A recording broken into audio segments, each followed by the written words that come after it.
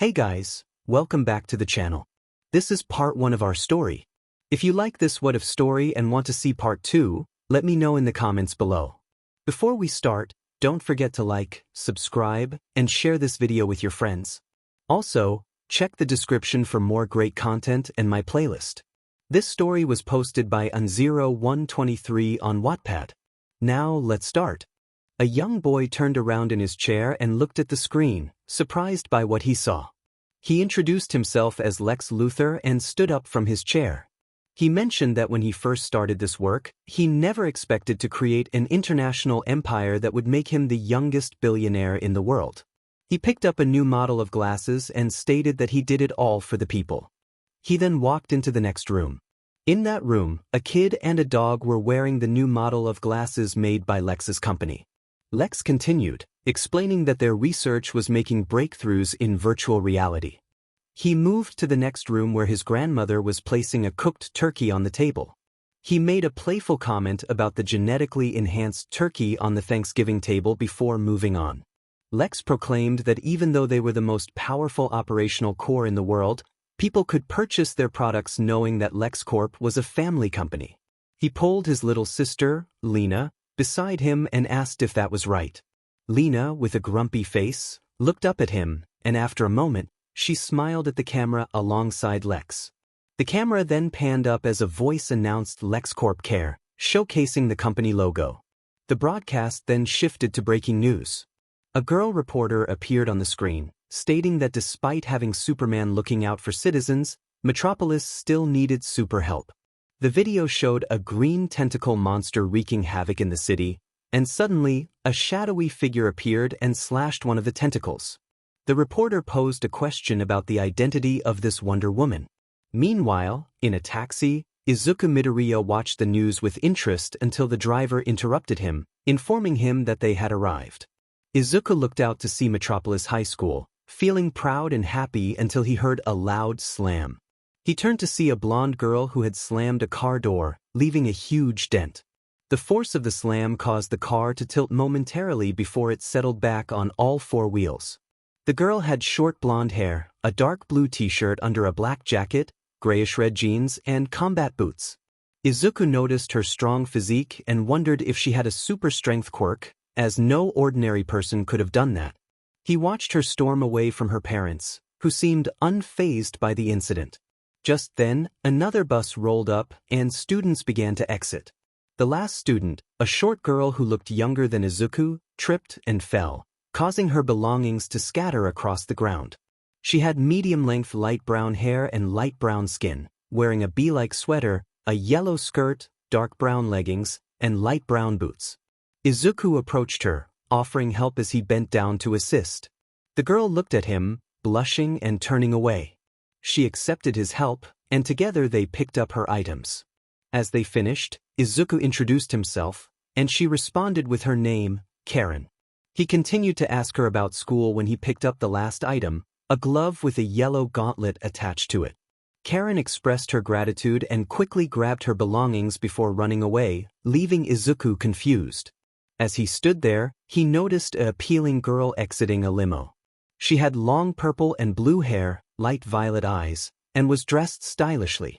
A man in a suit popped out of the sunroof, holding a purple backpack, which the girl thanked him for. Izuku rubbed his eyes in disbelief at the scene. Suddenly, a voice startled him from behind. He turned to see a girl slightly shorter than him with orange hair and green eyes. She wore a purple hoodie with bat ears, yellow striped sleeves, and dark purple shorts. She introduced herself as Barbara Gordon, or Babs for short, and mentioned that it was her first day at school. Izuku introduced himself as well, mentioning he was from Japan.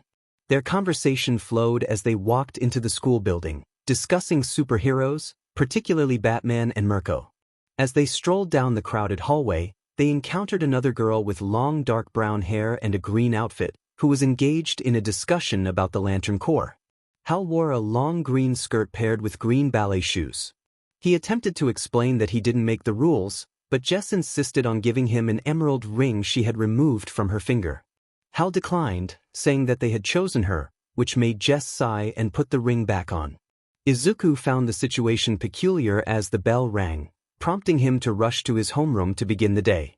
3 hours later, during lunch break, he scanned the cafeteria for a place to sit and noticed Babs sitting alone, seemingly analyzing the room.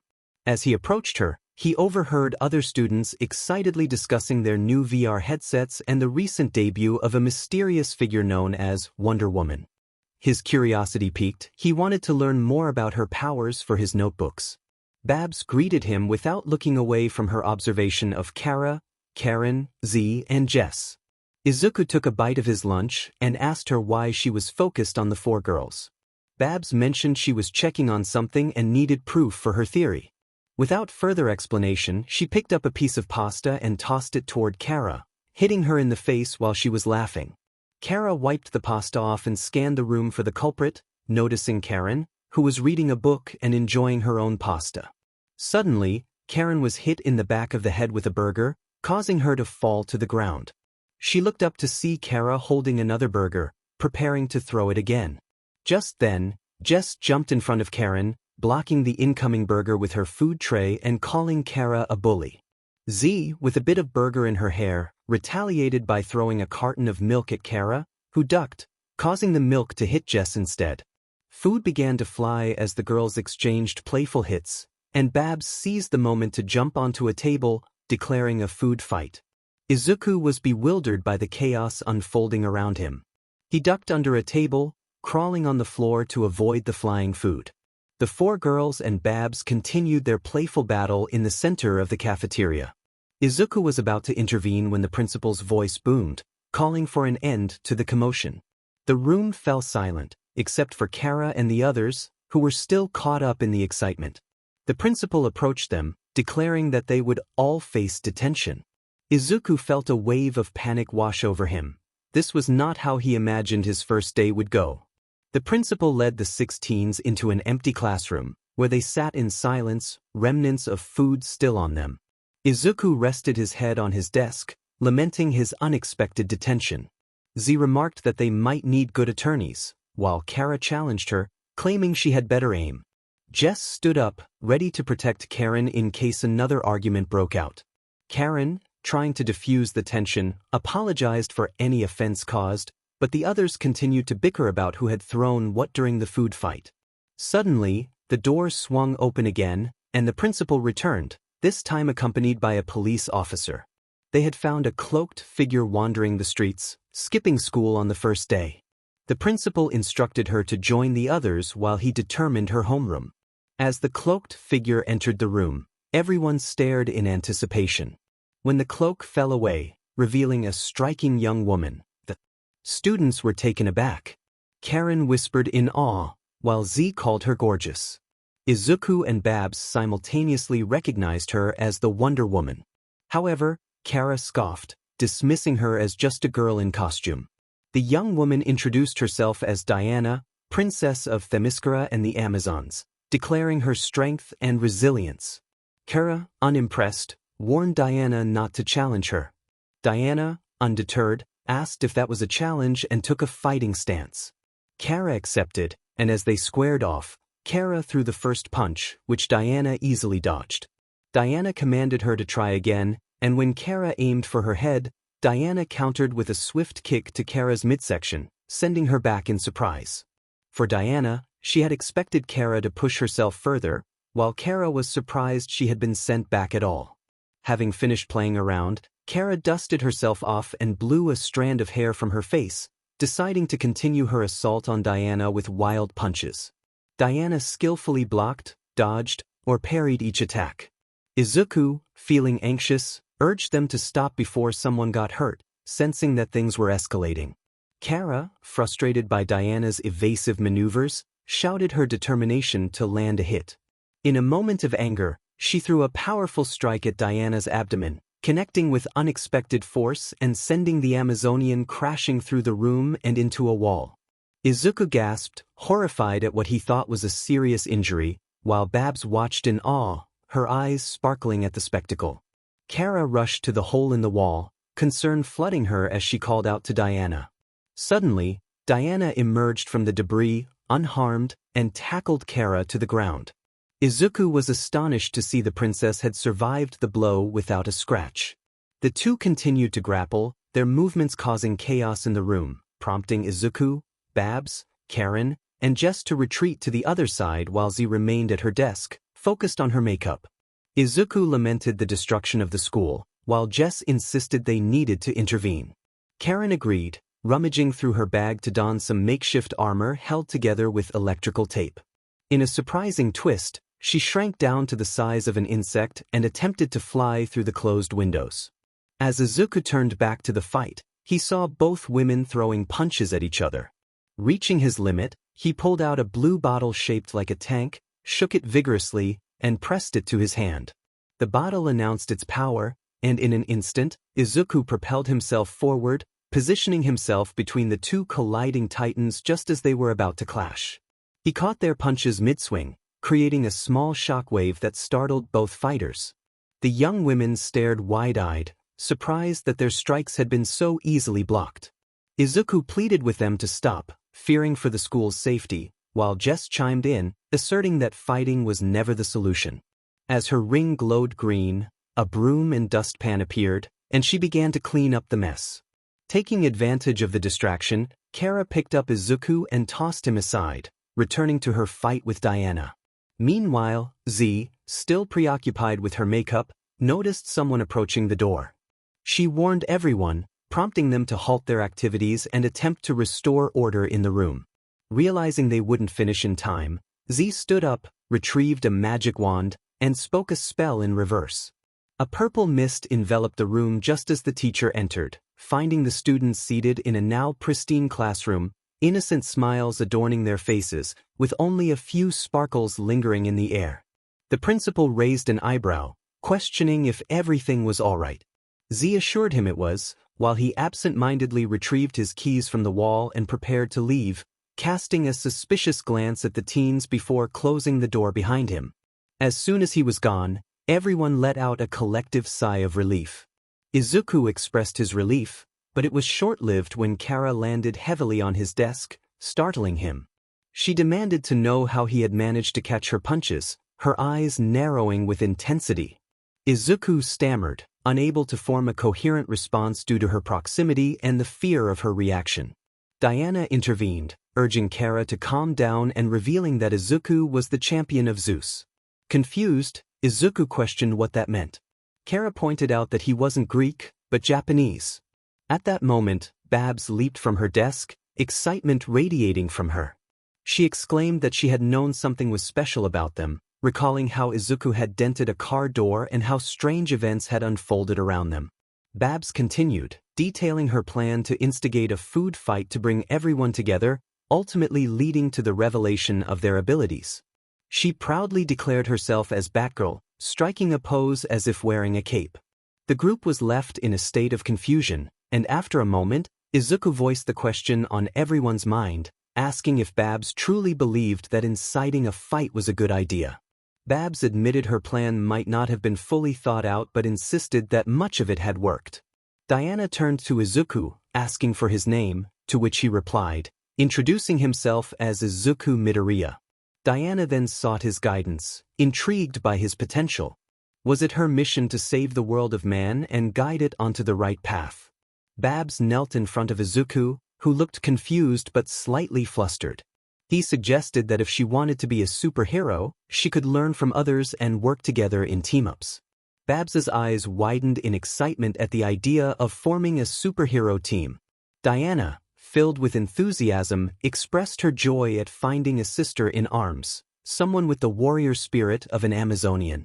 She felt it was her destiny to bring peace to man's world and rid it of all evil. The honor bestowed upon her by the gods had felt like a heavy burden, but now she rejoiced in having a companion in this quest. As Diana embraced Babs tightly, she also pulled Izuku into the hug, leaving him embarrassed and flustered. He could feel his face heating up as he became aware of Diana's strength and presence. Babs, still starstruck, suddenly remembered something Diana had said. She pointed out that Diana had 5 sisters and a champion on her side, indicating the other girls in the room. Kara quickly dismissed the idea of joining, stating that every time she used her powers, trouble followed. Jess expressed her reluctance to engage in violence, while Z humorously remarked that she was an artist, not a police officer. Karen quietly admitted she wasn't good at fighting either. In a moment of frustration, Diana slammed her hands onto her desk, startling everyone. She called them cowards and reminded them of the greatness the gods had bestowed upon them all. Babs encouraged the others to consider the excitement of being heroes, facing villains, and having secret identities. Z pointed out that to have a secret identity, one needed to dress more like a human and less like a warrior. Despite their doubts, Izuku spoke up, urging them to think about the importance of justice and helping those in need. He shared his dream of becoming a hero who protected others, emphasizing that true heroes rush into danger to save others without hesitation. His words ignited a spark of passion within the girls, revealing to Kara and Diana that Izuku was more than he appeared. Z, appreciating the motivational speech, noted that to be a hero, they first needed to pass as normal humans. Babs then proposed a deal. They would try the superhero idea, and in exchange, Diana would receive a makeover. The girls began to consider this, and Izuku felt a sense of hope that they might embrace the opportunity. Z playfully agreed to the makeover, while Karen hesitantly joined in, and Jess decided to participate for Karen's sake. The only one left was Kara, who still seemed unconvinced. When Izuku asked her what she thought, she reluctantly agreed to join, and Babs celebrated by giving everyone a bear hug, marking the beginning of their new superhero team. Jess pointed out that they needed to address Diana's outfit, insisting she couldn't walk around in her current attire. Z assured them she had a solution for that. After school, the group took Diana to a fashion store in Metropolis Mall to find her a suitable everyday outfit. Diana was bewildered by the place and exclaimed her surprise.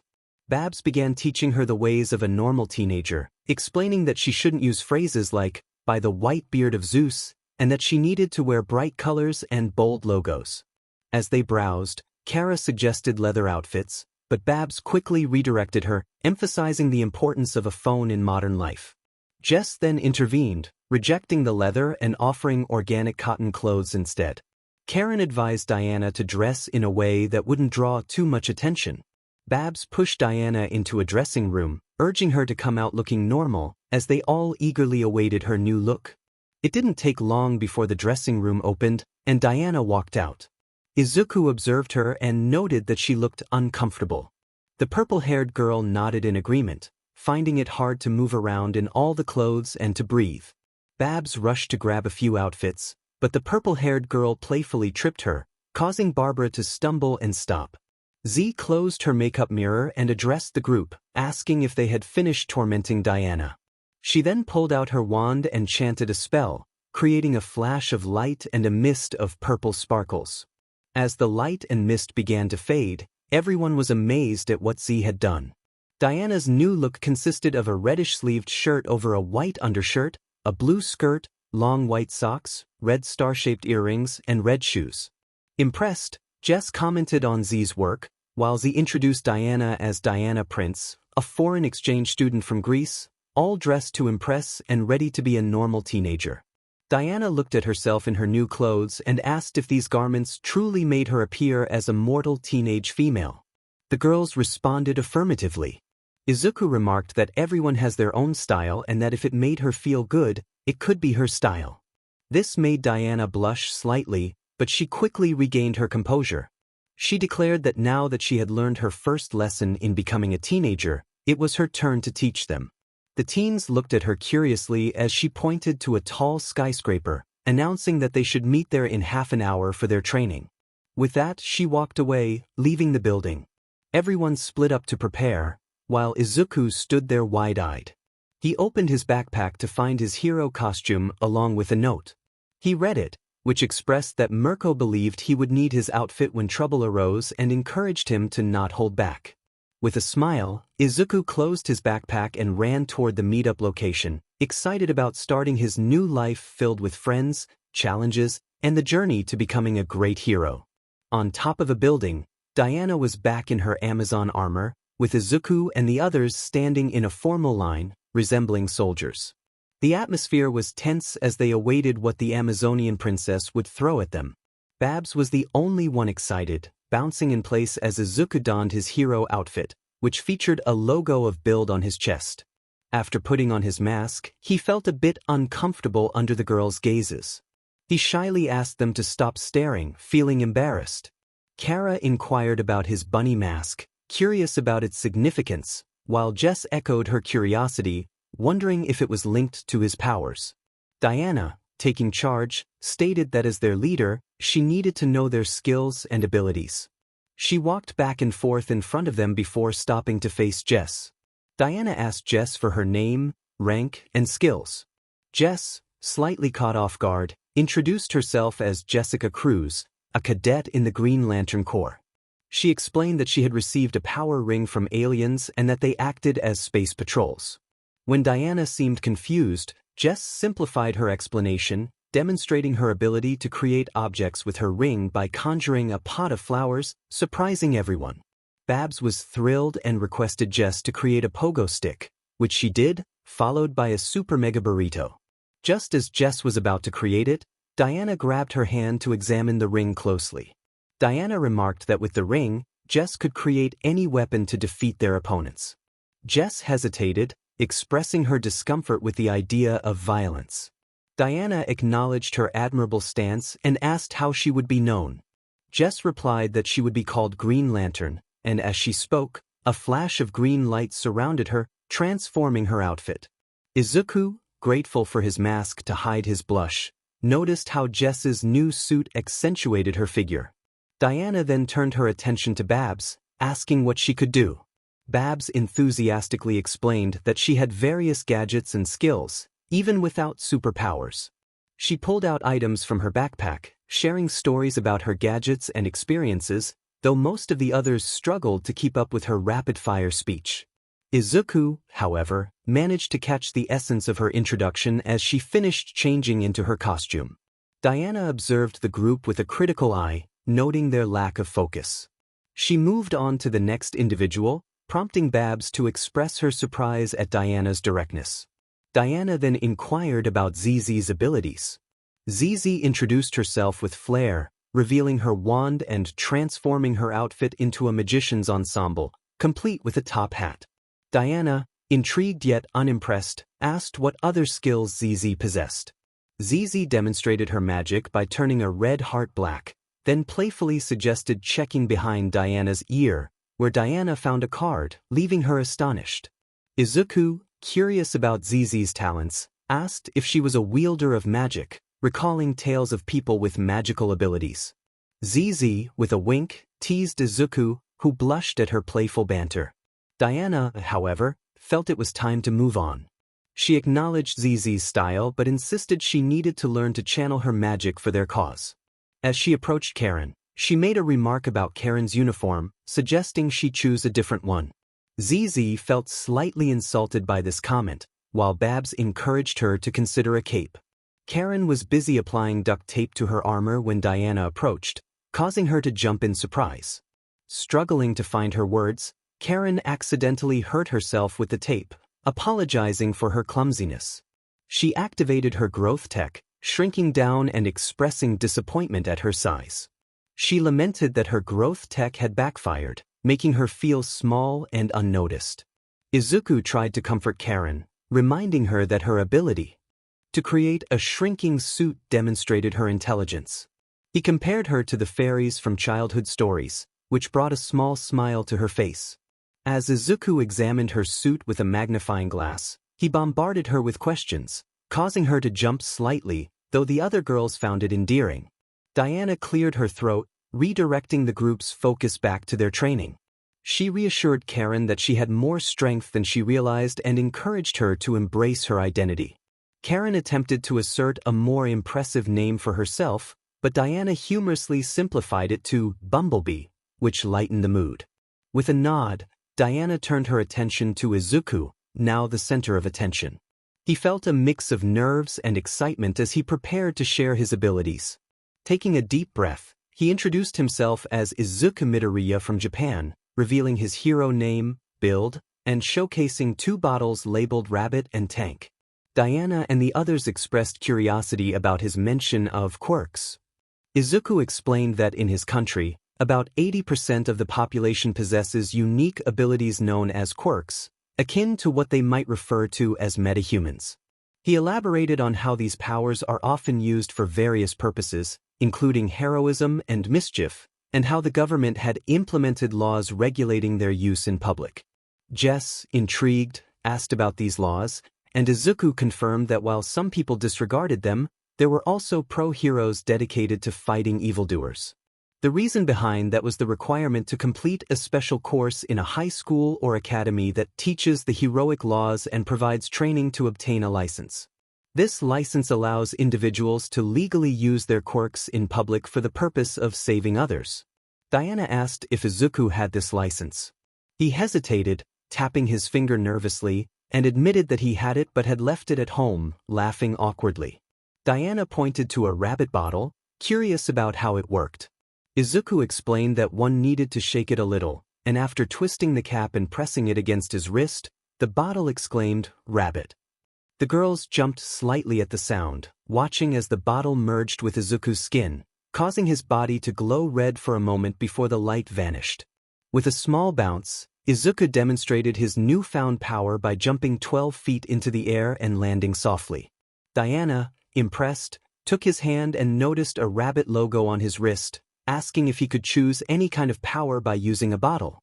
Izuku, feeling nervous and blushing at Diana's touch, replied that he guessed so. Babs excitedly asked if using a bottle of a super mega burrito chef would turn him into one. Izuku responded uncertainly, unsure if that would work. Diana then turned her attention to Kara, acknowledging her incredible strength and questioning if she had anything more to offer. Kara scoffed, stating she was no hero and that using her powers only led to trouble. Izuku, confused, asked what was wrong with being a hero.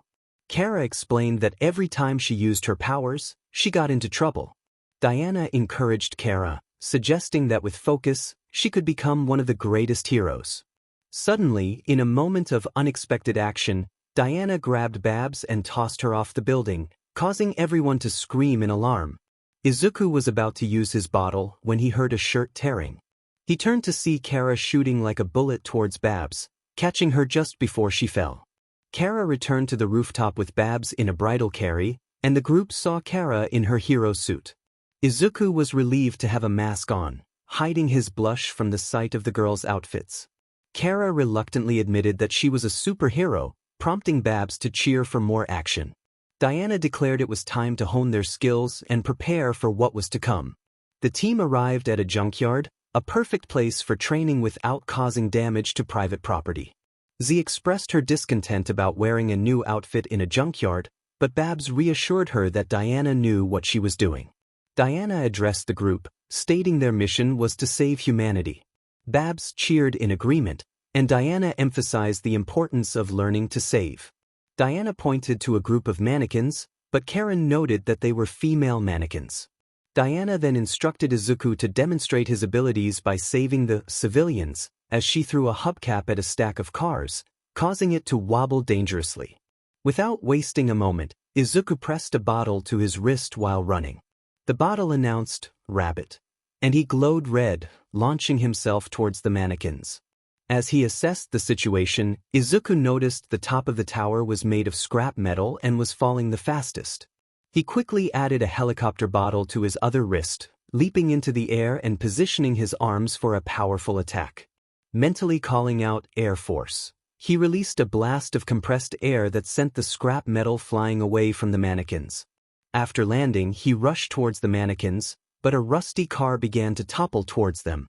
Thinking quickly, Izuku executed a spin kick to the car and jumped from one to another to avoid the falling debris.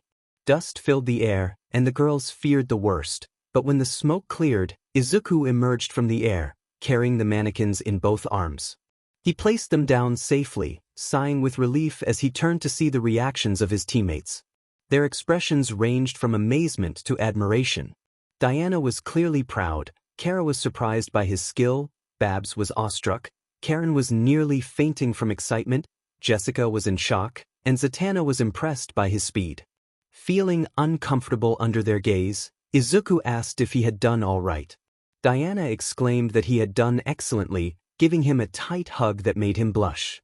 She praised his skills in power and strategy, declaring him worthy of being called a hero and a champion of Zeus. After releasing him, she turned to the rest of the girls and announced that it was their turn, prompting them to exchange determined glances.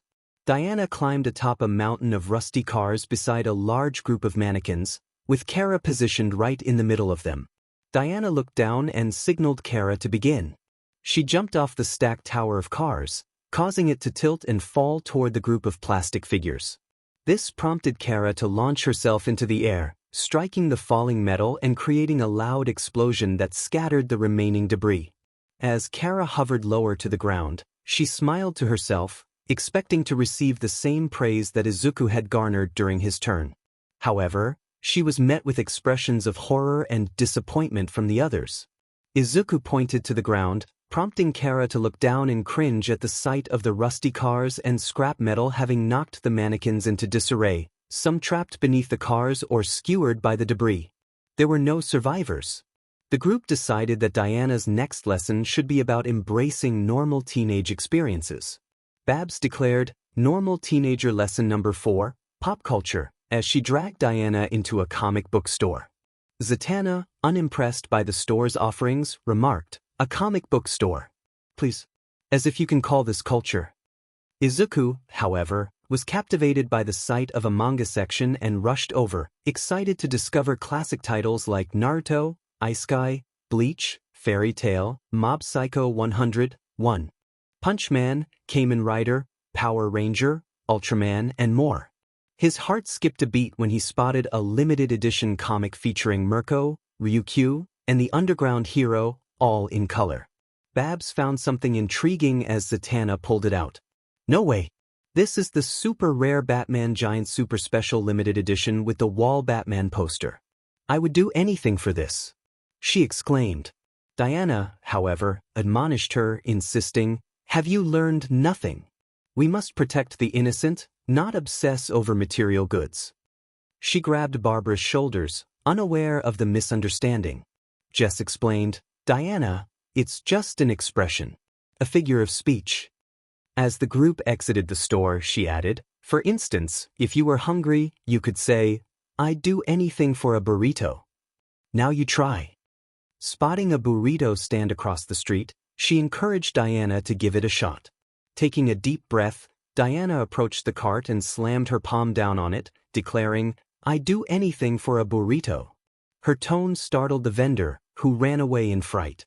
Diana shouted, "Accept my payment or face the consequences," waving her money as she chased after him.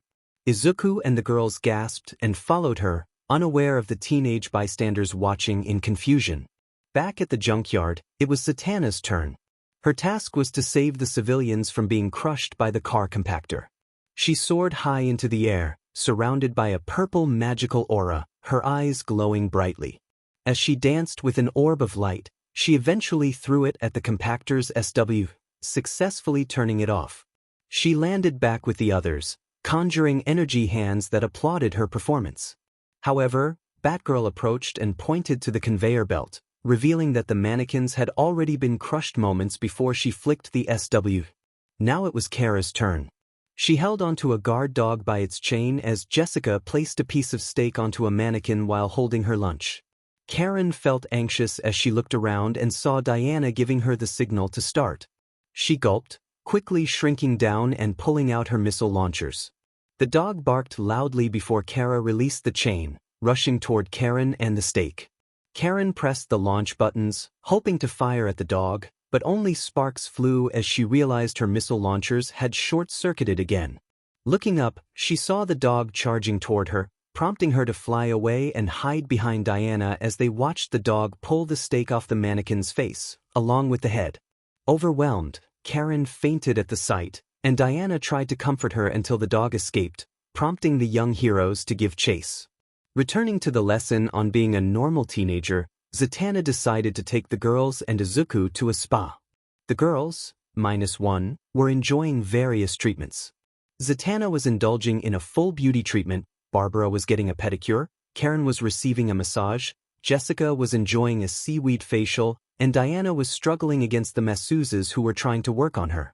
Izuku sat in a chair, while Kara was on her phone, uninterested in anything girly. Babs asked, "Normal teenager lesson number 26, what are we doing again?" Not fully grasping the purpose of their outing. Zatanna explained, "Pampering ourselves. Isn't this relaxing? Taking care of yourself is part of being a normal teenage girl." Meanwhile, Diana continued to resist the masseuses. "And in the world of man, the toenail is the point of focus?" she questioned, confused by the process. Zatanna replied, "Precisely. Isn't this fun?" One of the masseuses remarked, "Such enormous calluses. Time for the big guns," pulling out an electric nail filer.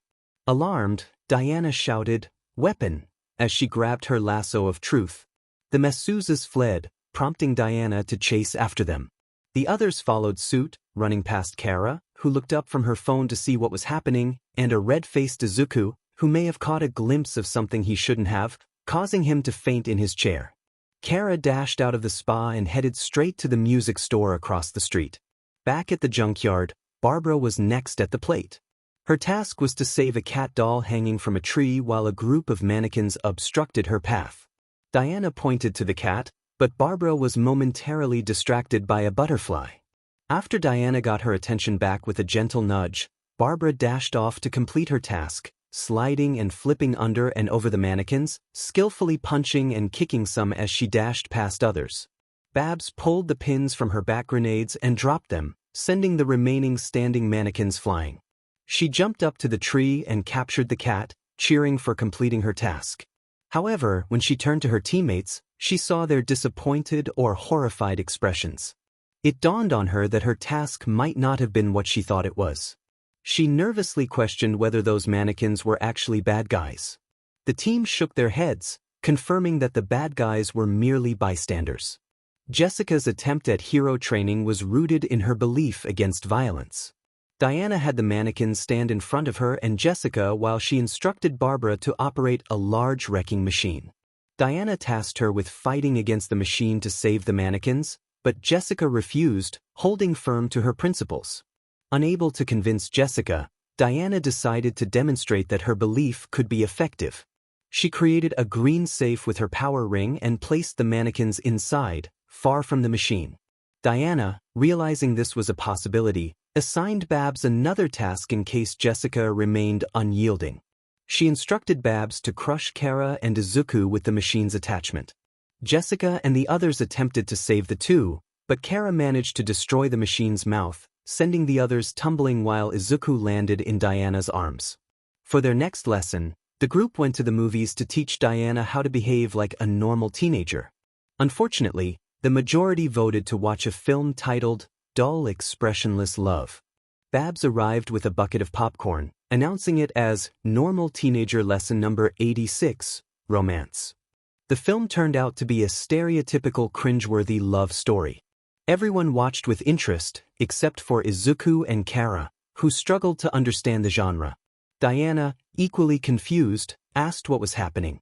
Karen explained the plot, detailing how Aiden realized he couldn't live without Catelyn, while Alexander told him that Catelyn wouldn't text him until tomorrow, leaving Diana more perplexed than before.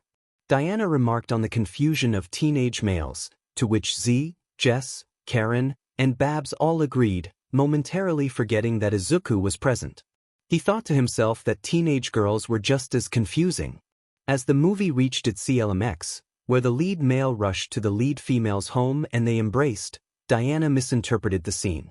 She shouted a warning to Catelyn, believing Aiden was about to attack, and rushed toward the screen with her sword drawn, while the others tried to explain that it was just a movie. After the movie fiasco, the team left the cinema. Kara commented that Diana was struggling to grasp what it meant to be a normal teenager. Babs insisted they couldn't give up, while Izuku added that it had only been one day, and perhaps in a week, Diana would be as normal as anyone else. Babs pondered how to help unwind a trained Amazon warrior princess just as the lights of the pier came to life. The 7 heroes turned to face the pier, filled with various teenage hangouts, including an arcade, a Ferris wheel, and a roller coaster. They spent the evening at the boardwalk, leaving with souvenir stuffed animals, a photo booth SRP, and plenty of laughter. To cap off their first night as a team, they decided to grab a meal. Walking along the street across from the boardwalk, they discovered a popular bakery and sweets shop called Sweet Justice. Meanwhile, in 𝗧𝗂𝐵𝗲's building, a shadowy figure typed on a large computer screen. A loading bar reached 100%, and the figure clicked accept, activating something ominous. Inside 𝗧𝗂𝐵𝗲's warehouse, a robot resembling a trash can with caterpillar treads glowed with green eyes and began moving toward the city streets, where signs indicated that stores were closed indefinitely.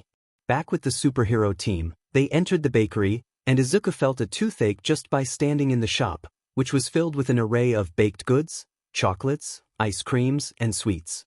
Babs pressed her face against the glass display, admiring the treats. A young boy with blonde hair and a friendly smile approached the counter, greeting the girls with enthusiasm. He introduced himself as Barry and asked what they would like, his words tumbling out quickly as if he had consumed too much sugar. The girls greeted him, while Diana, Izuku, and Babs watched. Barry then noticed the new faces among them and asked what he could get for them. Unsure of the extensive menu, Z decided to order for the group. She requested a candy cake triple ripple tower with rainbow sprinkles for Babs, death by chocolate for Diana, which made her instinctively reach for her mace until Z reassured her, and a strawberry sundae for Izuku. Barry took their orders and dashed to the back, returning shortly with their treats. The group thanked him and found a place to enjoy their sweets. Leaving Izuku, Barbara, and Diana, Barry greeted the trio, expressing his pleasure in meeting them. Izuku returned the sentiment, while Barbara simply said hello before taking her order and moving on. Diana, misreading the situation, mentioned she would await a text message in 3 days, leaving Barry confused. Izuku, sensing the awkwardness, assured Barry that Diana was still adjusting to her surroundings as he gently pulled her away from the counter. As they began to enjoy their sweet treats, Diana curiously poked at her chocolate dessert. Izuku reassured her that it was just chocolate and nothing to worry about. Diana took a scoop, tasted it, and was overwhelmed by the flavor. In her excitement, she dropped her spoon and dove into the bowl, devouring the dessert with enthusiasm. After finishing, she expressed her delight, proclaiming it was the best thing she had ever tasted and demanded more. Spotting Karen's strawberry milkshake, she eagerly snatched it away and drank it down without waiting for a response. Jessica, seeing Diana's insatiable appetite, pushed her key lime pie toward her, which Diana quickly consumed, followed by the others' desserts. After finishing Izuku's sundae, Diana stared blankly ahead before suddenly collapsing face-first into the bowl. Concerned, Karen tapped her on the head, causing Diana to spring back up, startling both her and Izuku. Diana joyfully declared that the delicacies were sweeter than ambrosia and suggested they celebrate future victories at the cafe. Babs enthusiastically raised her hands, cheering for Sweet Justice, while Diana, still blissfully unaware, mimicked her excitement. Suddenly, the door burst open, and a group of robots entered, catching the team off guard. The cafe's co-owner explained that they were not selling the establishment, as it was their livelihood. The lead robot announced that the cafe was slated for demolition by the city council and gave them 30 seconds to vacate. Barry rushed to call their lawyer, but the countdown had already begun, prompting everyone to flee. Kara voiced her concern about what to do, while Z pointed out that the robots were city property. As the countdown continued, the group positioned themselves in front of the owners to protect them. The woman urged them to leave, insisting nothing they said would stop the robots. Izuku argued that the city couldn't demolish the cafe without the owner's consent, but the robots continued their countdown. Diana rallied her friends, declaring they needed to defend the establishment from the metallic threats. Karen expressed her fear, but Izuku, revealing his hero suit, insisted they had to act against the injustice. Jess suggested finding a non-violent solution, but Kara proposed striking first. As the countdown reached 0, the robots prepared their demolition tools.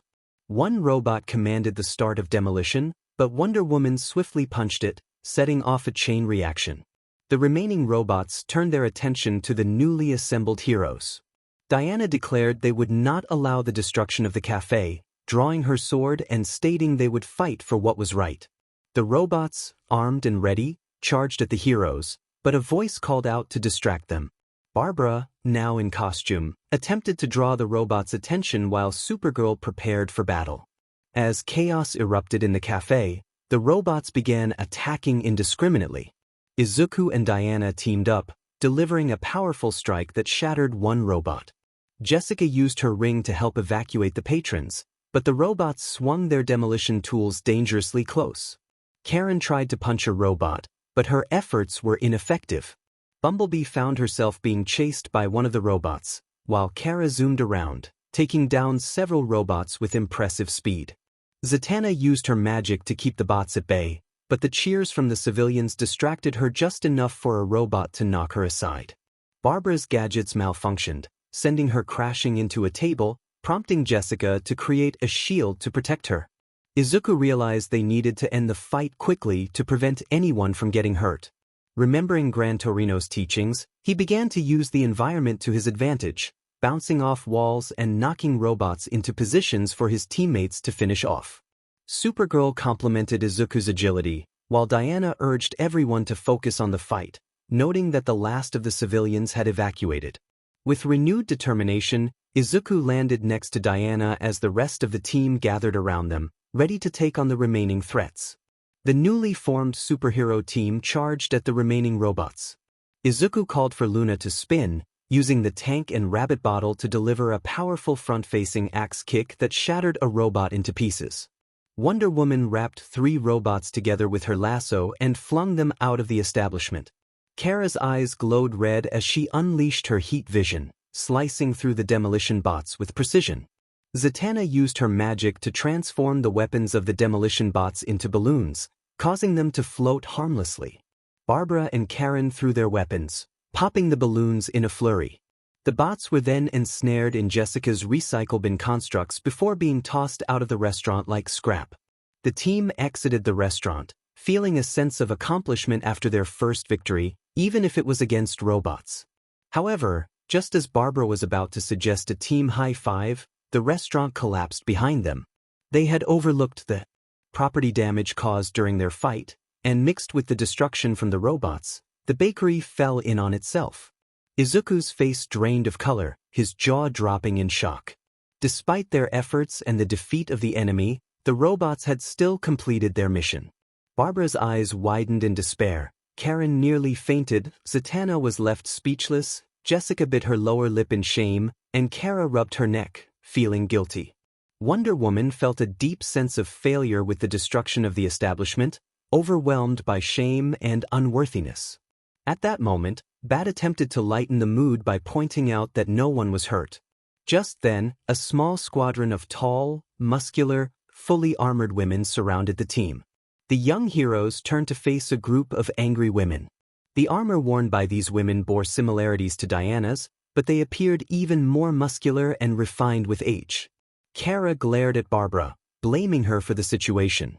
A voice emerged from behind the group of female warriors, calling out for Diana. Fear crept into Diana's voice as she recognized the tone. The warriors parted, revealing a muscular woman with long blonde hair and a regal presence, cloaked in animal fur and wearing a small crown atop her head. She addressed Diana in a firm and commanding tone, indicating that she was in serious trouble. Diana sighed, turning to her friends and teammates to reveal that this was her mother. Bat, feeling intimidated, remarked that Diana's mother looked like a final boss. Karen, hiding behind Kara, questioned why she was there and why she seemed so angry. Queen Hippolyta, the Amazonian queen, declared her intent to take her runaway daughter back home, surprising the group with her stern demeanor. Kara, confused, pointed out that Diana was destined to save the world of man. Hippolyta clarified that Diana had no such destiny. She had disguised herself as a warrior, participated in the tournament of Athena and Aphrodite without permission, and even stolen a boat to come here. Izuku was shocked to learn that Diana had snuck out. Hippolyta insisted that Diana would not be doing it again, stating that she would be grounded for the rest of her immortal life while pinching Diana's ear, prompting her to protest in discomfort. Izuku stepped forward, feeling that this was unjust, even as Barbara and Karen signaled for him to return. He called out to Hippolyta, causing her to stop and turn toward him. She questioned what he wanted, still holding Diana by the ear. Despite feeling intimidated by the towering woman and her armed entourage, Izuku found courage in Diana's presence. He was all too familiar with being told what he could never achieve. He introduced himself, clarifying that he was a man, and asserted that while Diana had disguised herself to enter the tournament, she had proven her worth by passing the tasks. The revelation of his true gender surprised the queen, but it piqued her curiosity. Hippolyta acknowledged that Diana had passed the challenges but maintained that she had entered the tournament against her wishes.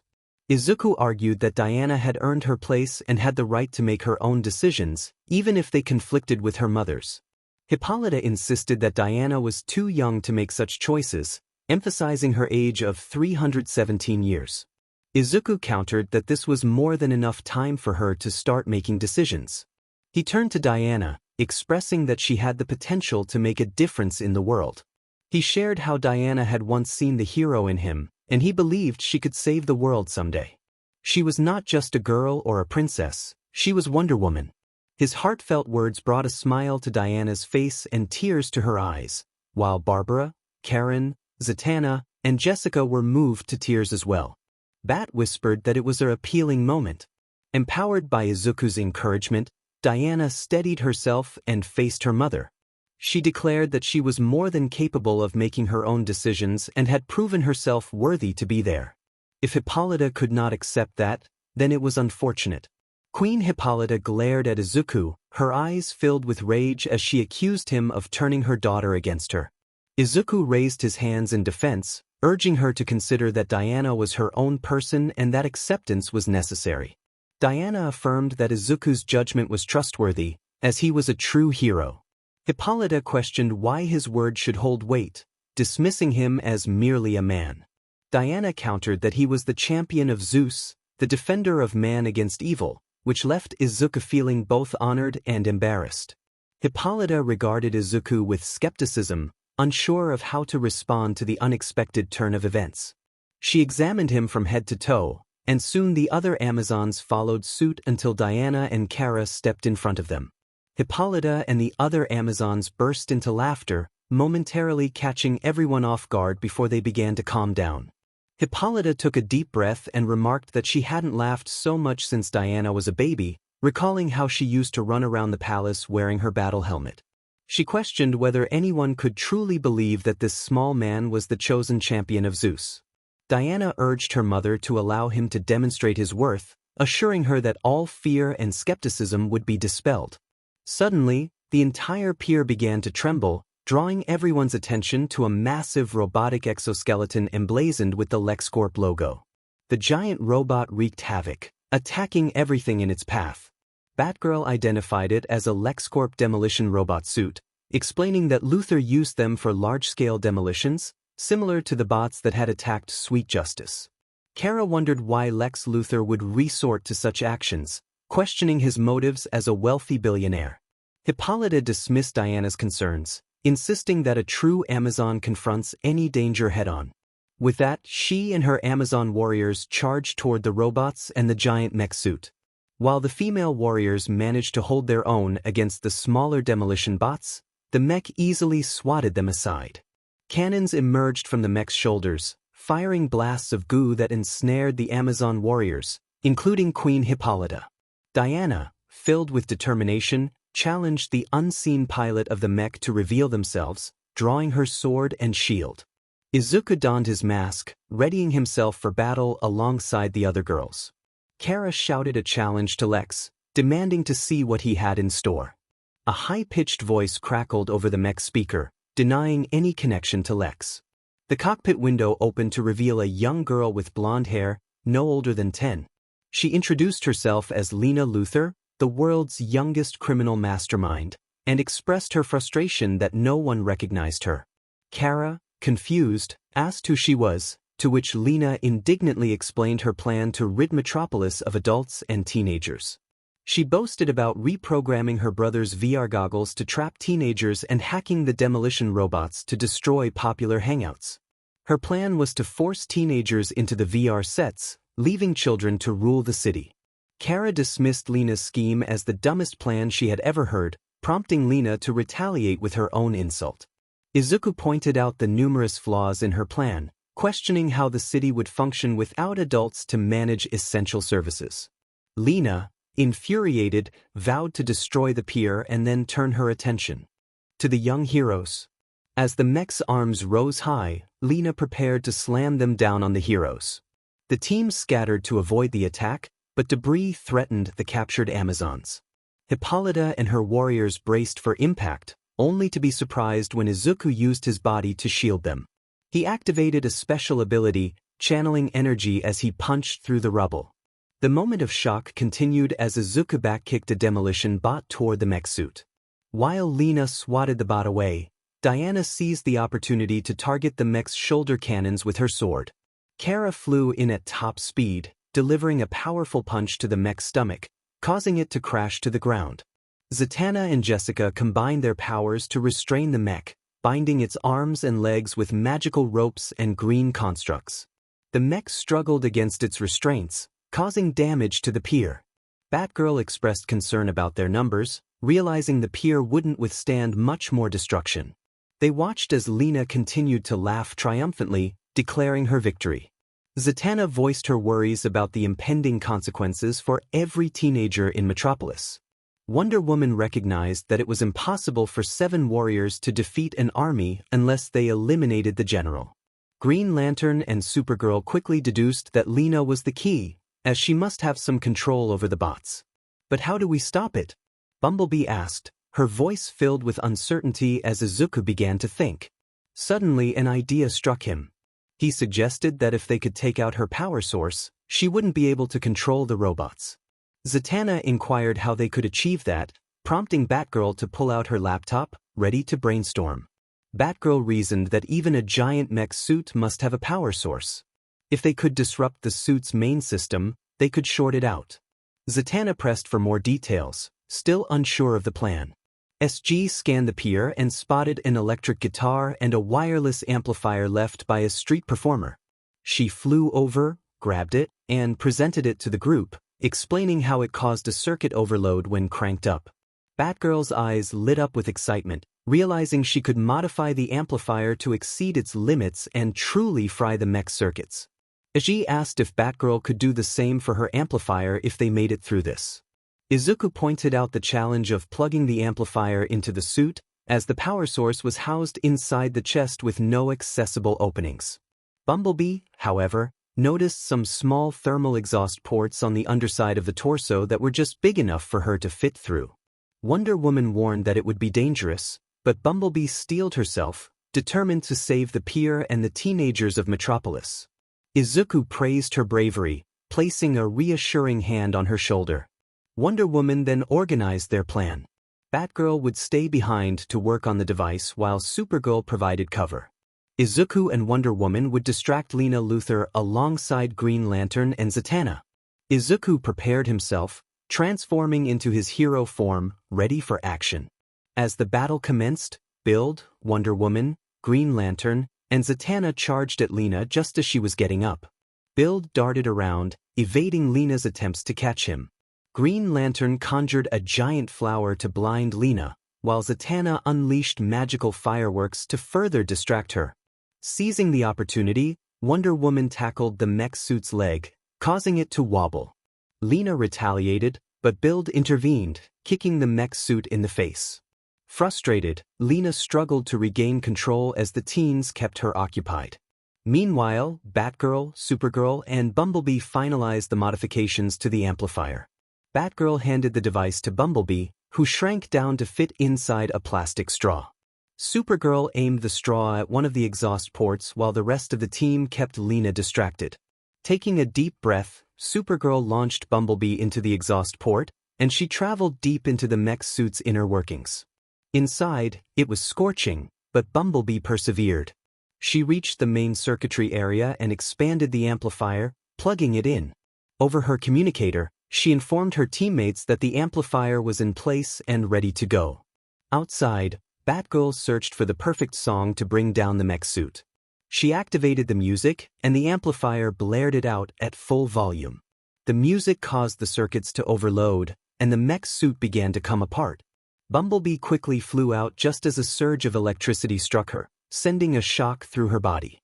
In the pilot's seat, Lena struggled to regain control, throwing a tantrum as she realized she was defeated. She screamed in frustration before the mech's suit fell backward, crashing to the ground and creating a small crater.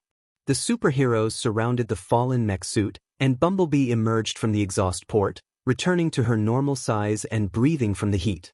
She asked if anyone had water, removing her helmet to reveal her disheveled hair. Zatanna materialized a water bottle for her, which Bumblebee eagerly drank. Meanwhile, Build, Wonder Woman, and Supergirl worked to free Diana's mother and her warriors.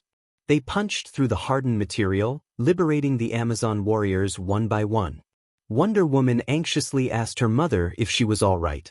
Her mother reassured her, expressing pride in Diana for facing the enemy and overcoming the mechanical threat. Taking a deep breath, she prepared to share her thoughts with her daughter, acknowledging her growth and strength.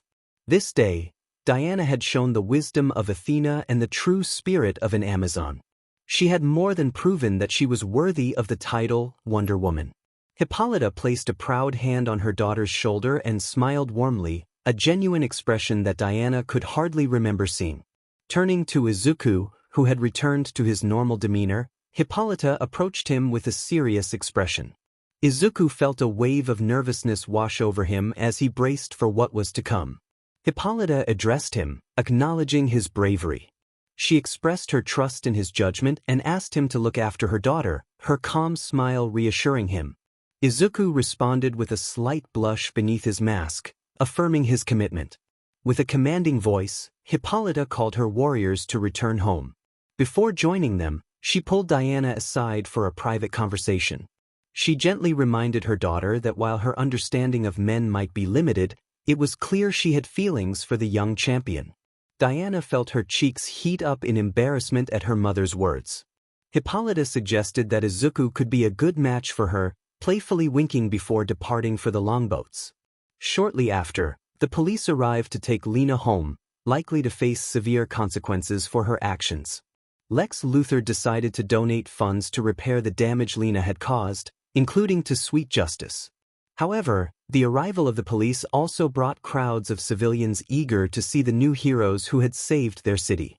The cheers and applause from their newfound fans filled the air, and the team felt a swell of pride in their achievements. As they celebrated, Kara remarked on how quickly they were gaining recognition. The others joined in, reveling in their newfound fame. The next day, the group gathered at Zatanna's penthouse apartment, watching the news report about their recent exploits. The anchorwoman highlighted their battle against Lena Luthor and posed the question of who these teenage heroes were. Kara switched the channel, seeking something more entertaining. Karen expressed her disbelief at their sudden fame, while Zatanna brushed her hair, sharing her excitement about being featured on the news. Kara noted how catchy their new name, Teen Titans, was, while Jess pointed out that it might not make sense in a few years when they were adults. Kara shrugged off the concern, suggesting they could simply drop teen and call themselves the Titans, which she found equally impressive. Thus, the new team, the Teen Titans, was born. In just a few days, they had experienced so much, and Izuku felt grateful to have a team he could rely on, not just as allies but as friends. He might have left his past behind, but he felt he had found where he truly belonged. Diana approached Izuku, asking to speak with him privately. He agreed, his face slightly flushed. They stepped into an adjacent room, where Diana apologized for initially portraying him as Zeus' champion, explaining that her mother would have dismissed him otherwise. She thanked him for standing by her side and expressed her happiness at having him with them. Izuku insisted that he had done what he believed was right, trying to hide his embarrassment. Diana smiled at him before leaning down to plant a gentle kiss on his cheek, causing his face to turn bright red. He felt as if steam might escape from his ears. Diana blushed as she returned to the other girls, while Izuku stood momentarily stunned, unaware that this was just the beginning of their journey together. In a distant tower in Tokyo, a man with blonde hair watched the news about Metropolis with a woman who had green hair.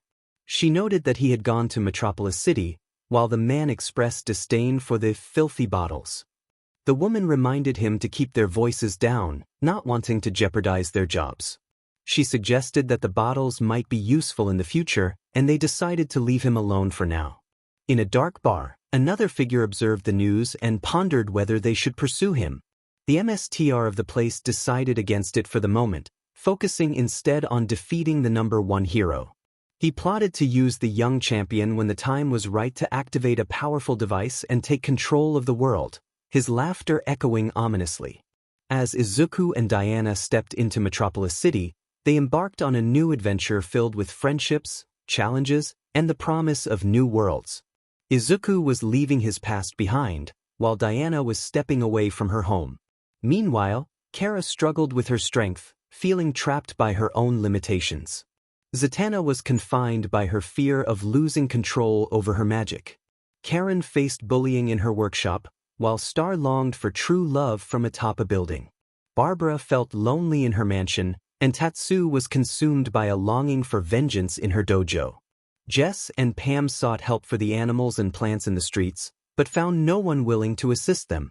Barbara and Harleen were separated, each grappling with their own struggles for freedom from their pasts. Yet, amidst the darkness, a light began to shine for 𝗂𝐻, Zatanna, Karen, Star, Barbara, Tatsu, Jess, Pam, and Harleen, guiding them toward their true selves as they transformed into the heroes they aspired to be. Izuku transformed into Full Metal 𝗵𝗲, leaping into the air alongside the DC Supergirls as they raced across rooftops. Images of various villains flashed across the screen, each one poised for the challenges that lay ahead. Scream zoomed to the Teen Titans as they leaped into the air, their excitement palpable. The scene shifted to 𝗵𝗃, whose eyes sparkled with determination. From the shadows, Tamura and Izumi reached out to 𝗵𝗃, flanked by two muscular figures who lent their strength to the duo. They were the ones helping, saving, and embracing, touching hearts so that they could reach out. Images flashed by, showcasing Izuku, Tatsu, and Diana in a training center, playfully sparring with smiles on their faces. Another image showed Izuku, Karen, and 𝗂𝐻 at an arcade, where Izuku was playfully losing while 𝗂𝐻 beamed with joy, and Karen offered him comfort. Yet another picture captured Izuku and 𝗧 performing a magic trick on stage, their camaraderie evident.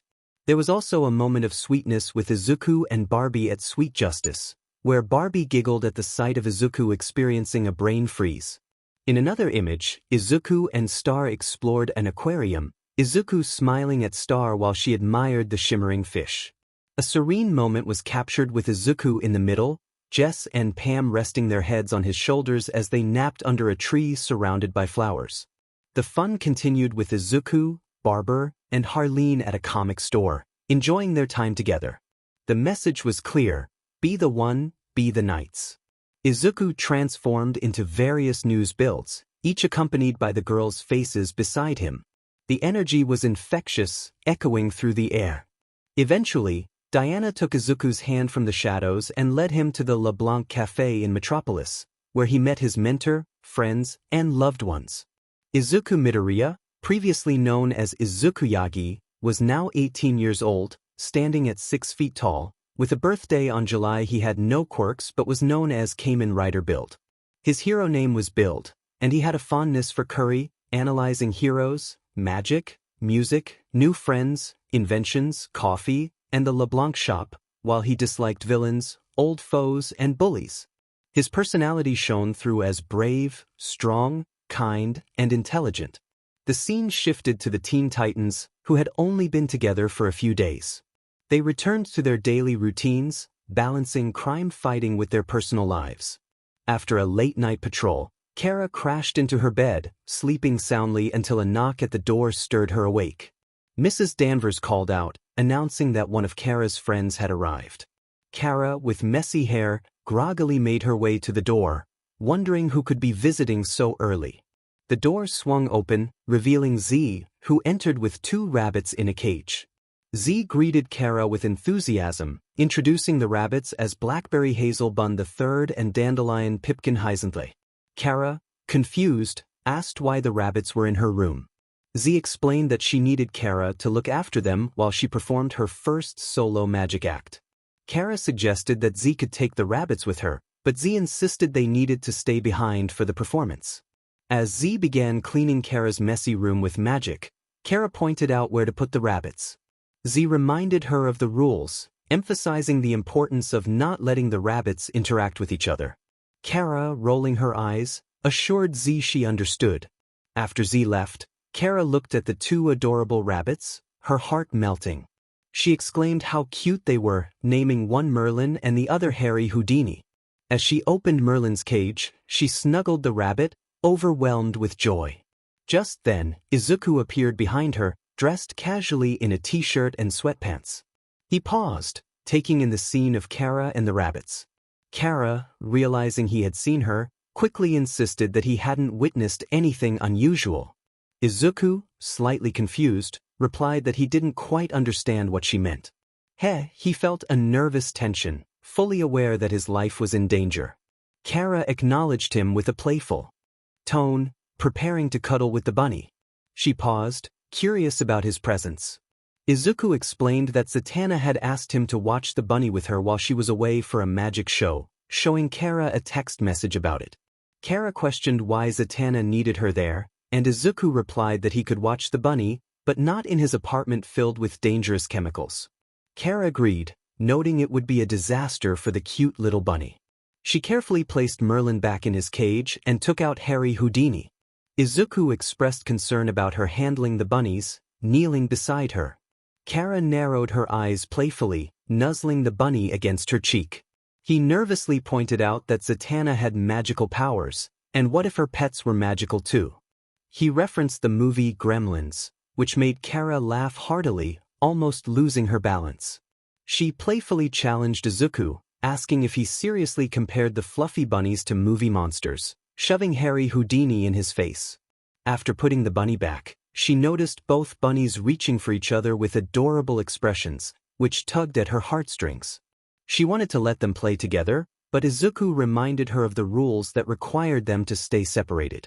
𝗓𝗏, frustrated, tried to unlock the cages, but Izuku stopped her again. She warned him that if he did that one more time, she would retaliate. He insisted they couldn't break Zatanna's rules. Ignoring him, 𝗓𝗏 lunged for the cages, and despite Izuku's attempts to pull her back, her strength overpowered him. She playfully challenged him to a physical contest, tackling him to the ground. They rolled on the hardwood floor, each struggling for 𝗵𝗄. Izuku found it difficult to gain an advantage due to her unique strength. In a moment of desperation, he reached out, but accidentally grabbed 𝗓𝗏 in an awkward manner. They both froze, realizing what had happened, and Izuku's face turned pale with panic. 𝗓𝗏's expression shifted, her eyes narrowing as she prepared to retaliate. Izuku quickly dodged her punches, narrowly avoiding her wrath. She declared that he would regret his actions, missing him by mere inches as she punched the wall, causing a tremor that loosened the locks on the bunny cages. In their distraction, neither noticed the bunnies escaping their cages and embracing each other. A strange pink aura surrounded them, and 𝗓𝗏 triumphantly pointed out that nothing bad had happened. All they wanted was a hug. Just as she was about to confront Izuku again, he pointed out that there were now more bunnies than before. 𝗓𝗏 gasped in surprise, overwhelmed with joy at the sight of baby bunnies. Just as they marveled at the adorable scene, the number of baby bunnies multiplied rapidly before their eyes. Izuku, regaining his composure, grabbed 𝗓𝗏's wrist, and they rushed out of the room just as the bunnies burst forth like a wave of fluffiness. They sprinted after the adorable stampede as it headed toward a vegetable stand in the city. The vendors screamed in panic, but before the bunnies could cause chaos, 𝗵𝗃 swooped in to save them from the oncoming tide. The bunnies devoured everything in their path, leaving a trail of destruction behind. 𝗵𝗃 urged them to stop the bunnies before they consumed everything in the city, leaping after the furry horde. 𝗕 landed in front of the stampede, raising her hand and commanding the bunnies to halt as if addressing a pack of dogs. The bunnies flowed past her like a rock in a stream. She sighed, blowing a loose strand of hair out of her face as she took to the air once more to catch up with her teammate. 𝗵𝗃 called out to her, indicating the stampede of bunnies heading toward the town. He warned that they would overrun the city if they didn't act quickly. As he pulled the driver and secured his belt, Supergirl assured him that she had it covered. She flew toward the bridge, pulling out a section of steel to block the bunny's path. With a smirk, she declared that the road was closed. 𝗵𝘃 pointed out that the bunnies were heading in a different direction, prompting Supergirl to express her disbelief as she was nearly overwhelmed by the adorable creatures. Without hesitation, 𝗵𝘃 dove into the bunnies to save her. The bunnies then made their way toward 𝗵𝘃 Park, where 𝗧𝗵𝗲 was performing a magic show for a children's party. 𝗧𝗵𝗲 captivated the children with her tricks, reaching behind the birthday boy Tommy's ear to reveal a little baby puffball. Just as Tommy expressed his confusion, a guest shouted about the bunnies.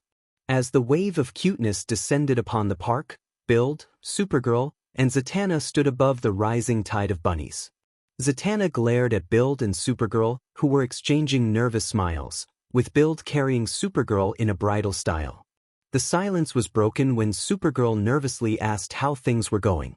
𝗧𝗵𝗲, frustrated, scolded them for letting the bunnies out of their cages and allowing them to interact. She had expected this from Supergirl but not from 𝗵𝘃. Supergirl defended herself, insisting that it was all an accident, and looked to 𝗵𝘃 for support. 𝗵𝘃 awkwardly agreed, unsure if he should mention that Supergirl had been the one to let the bunnies out. 𝗧𝗵𝗲, still angry, demanded to know how this could have happened, directing her frustration toward 𝗵𝘃, who was supposed to be responsible. He suggested they figure out how to deal with the bunnies, pointing at the growing river of rabbits. 𝗧𝗵𝗲 decided to take charge and pulled out her wand. Tommy, curious, asked who 𝗵𝘃 and Supergirl were. 𝗵𝘃 introduced them as the lovely assistants of the magnificent 𝗧𝗵𝗲, entertaining the children. The kids cheered as 𝗵𝘃 leaped from the river of bunnies, jumping from tree to tree, lifting the children and placing them safely on the roof. He then pulled out 2 bottles, shaking them before twisting the caps and inserting them into his driver. The driver announced the transformation, and the kids cheered as 𝗵𝘃 gathered energy and sent waves of rabbits away from them. 𝗧𝗵𝗲 then had an idea to resolve the situation. Floating high in the air alongside Supergirl, she announced her next trick to make all the bunnies disappear. As 𝗵𝘃 blasted the rabbits away, 𝗧𝗵𝗲 held out her hat, swallowing them whole. Supergirl joined in, gathering as many bunnies as she could and tossing them toward the hat. 𝗵𝘃 used a vacuum effect to SCK in the remaining bunnies, and within moments, the park was clear of rabbits. The 3 heroes struck a pose in the center, with 𝗧𝗵𝗲 spreading her arms wide as she proclaimed her success. The children cheered and clapped, with one boy shouting that Supergirl was the best. Supergirl shot him a glare, attempting to respond, but the ground shook beneath them. The trio turned to see a massive wave of bunnies approaching, with 2 mischievous bunnies riding atop the wave. 𝗧𝗵𝗲 panicked, realizing they were still together, while Supergirl noted their affection for each other. 𝗵𝘃 shouted for them to run, but the wave of rabbits swept them away. The 3 heroes struggled against the current of fluffy cuteness, fighting to keep their heads above water. They gasped for air, using the opportunity to argue. 𝗧𝗵𝗲 took the chance to scold 𝗵𝘃 for breaking the rules she had set. 𝗵𝘃, feeling guilty, apologized for not paying attention while being overwhelmed by the bunnies. Supergirl listened to the exchange, frustrated that 𝗵𝘃 was taking the blame for something that had been her idea. She stepped in, defending him and insisting that it was her fault for wanting to let the bunnies out. This only sparked another argument, as 𝗧𝗵𝗲 insisted that her magical rabbits were of the highest pedigree and should not be compared to the others. Supergirl retorted that her name was far better, leading 𝗧𝗵𝗲 to dismiss her with a scream. Meanwhile, 𝗵𝘃 hid his face from the escalating conflict between the two. The only way to stop the magical rabbit was to confront the magic itself. She held her breath and dove into the wave of bunnies, emerging in a superhero costume. 𝗧𝗵𝗲 announced that the source of the chaos was the love between Blackberry Hazel Bun III and Dandelion Pipkin Hyzenthle. Supergirl pointed out the incorrect names, and 𝗧𝗵𝗲 rolled her eyes, deciding she would have to cast a spell to drive them apart. As her eyes turned purple, a wave of powerful magic engulfed all the baby bunnies. 𝗧𝗵𝗲 and Supergirl believed everything would improve, and 𝗵𝘃 even let out a breath of relief. However, their calm was short-lived as the bunnies began to gather and assemble.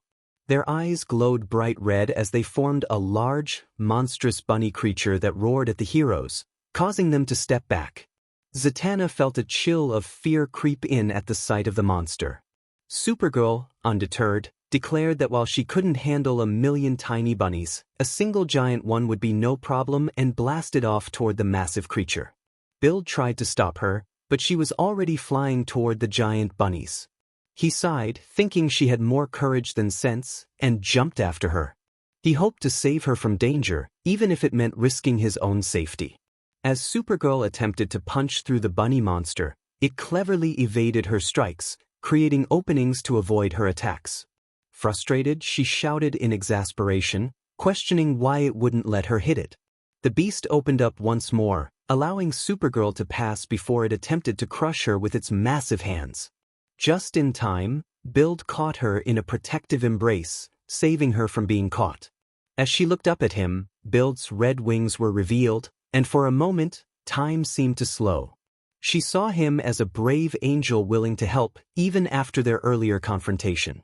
A blush crept across her face just as they landed on the rooftop of a nearby building. Bill asked if she was all right, and she responded that she was fine but requested to be put down, feeling embarrassed. He complied, his own cheeks slightly flushed. Zatanna soon arrived, concerned for her friends. Supergirl quickly shifted the conversation to how they could stop the monster rabbit. Zatanna explained that they needed to separate 𝗧𝗵𝗵𝗲 and Cottontail Cloudy to reverse the spell. Supergirl interrupted again with the incorrect names, and Zatanna clarified that if they could separate the two, the rest would disappear. Bill expressed concern about how to locate the two rabbits within the creature, likening it to finding needles in a haystack. Supergirl stepped forward, scanning the monster before pointing to its chest, where the rabbits were nestled together, looking adorable. Bill questioned how they could reach them without being able to hit the monster. Zatanna suggested a plan, asking Bill if he had the strongest armor available.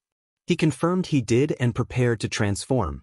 With a twist of the cap and a spin of the driver, Bill activated his transformation, becoming a powerful hero. Supergirl smirked, enjoying the familiar announcement.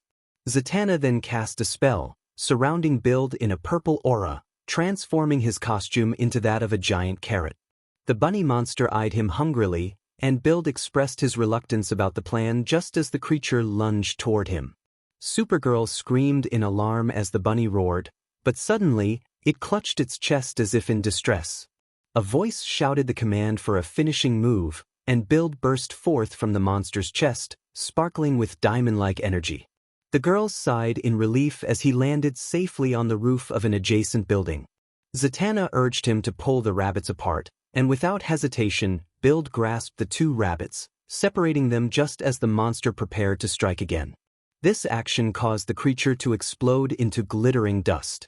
The people on the streets cheered for the defeat of the monstrous rabbit. The Teen Titans had saved the day once more, and Zatanna's performance had gone flawlessly. With the crisis averted, they could finally return home. Back at the Danvers residence, Izuku placed the two magical rabbits in their cages.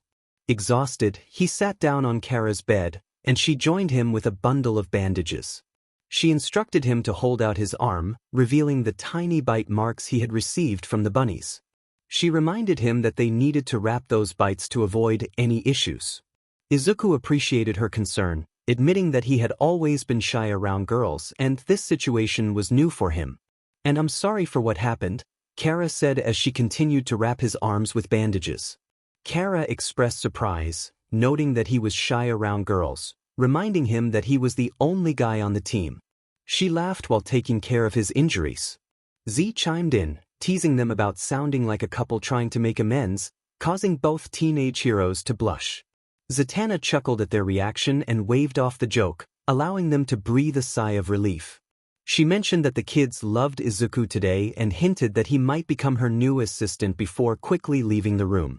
Once Zatanna was gone, Kara playfully punched Izuku on the shoulder, giving him a glare that conveyed her message clearly.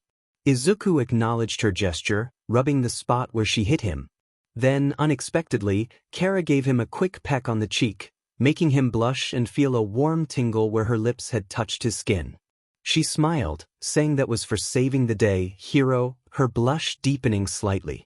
Izuku looked at her for a moment before smiling back, realizing she might not be as bad as he initially thought.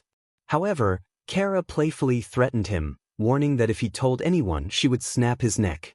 Izuku's face paled at the thought, and he nervously acknowledged her warning, feeling grateful for the adventure that had made his life better than before.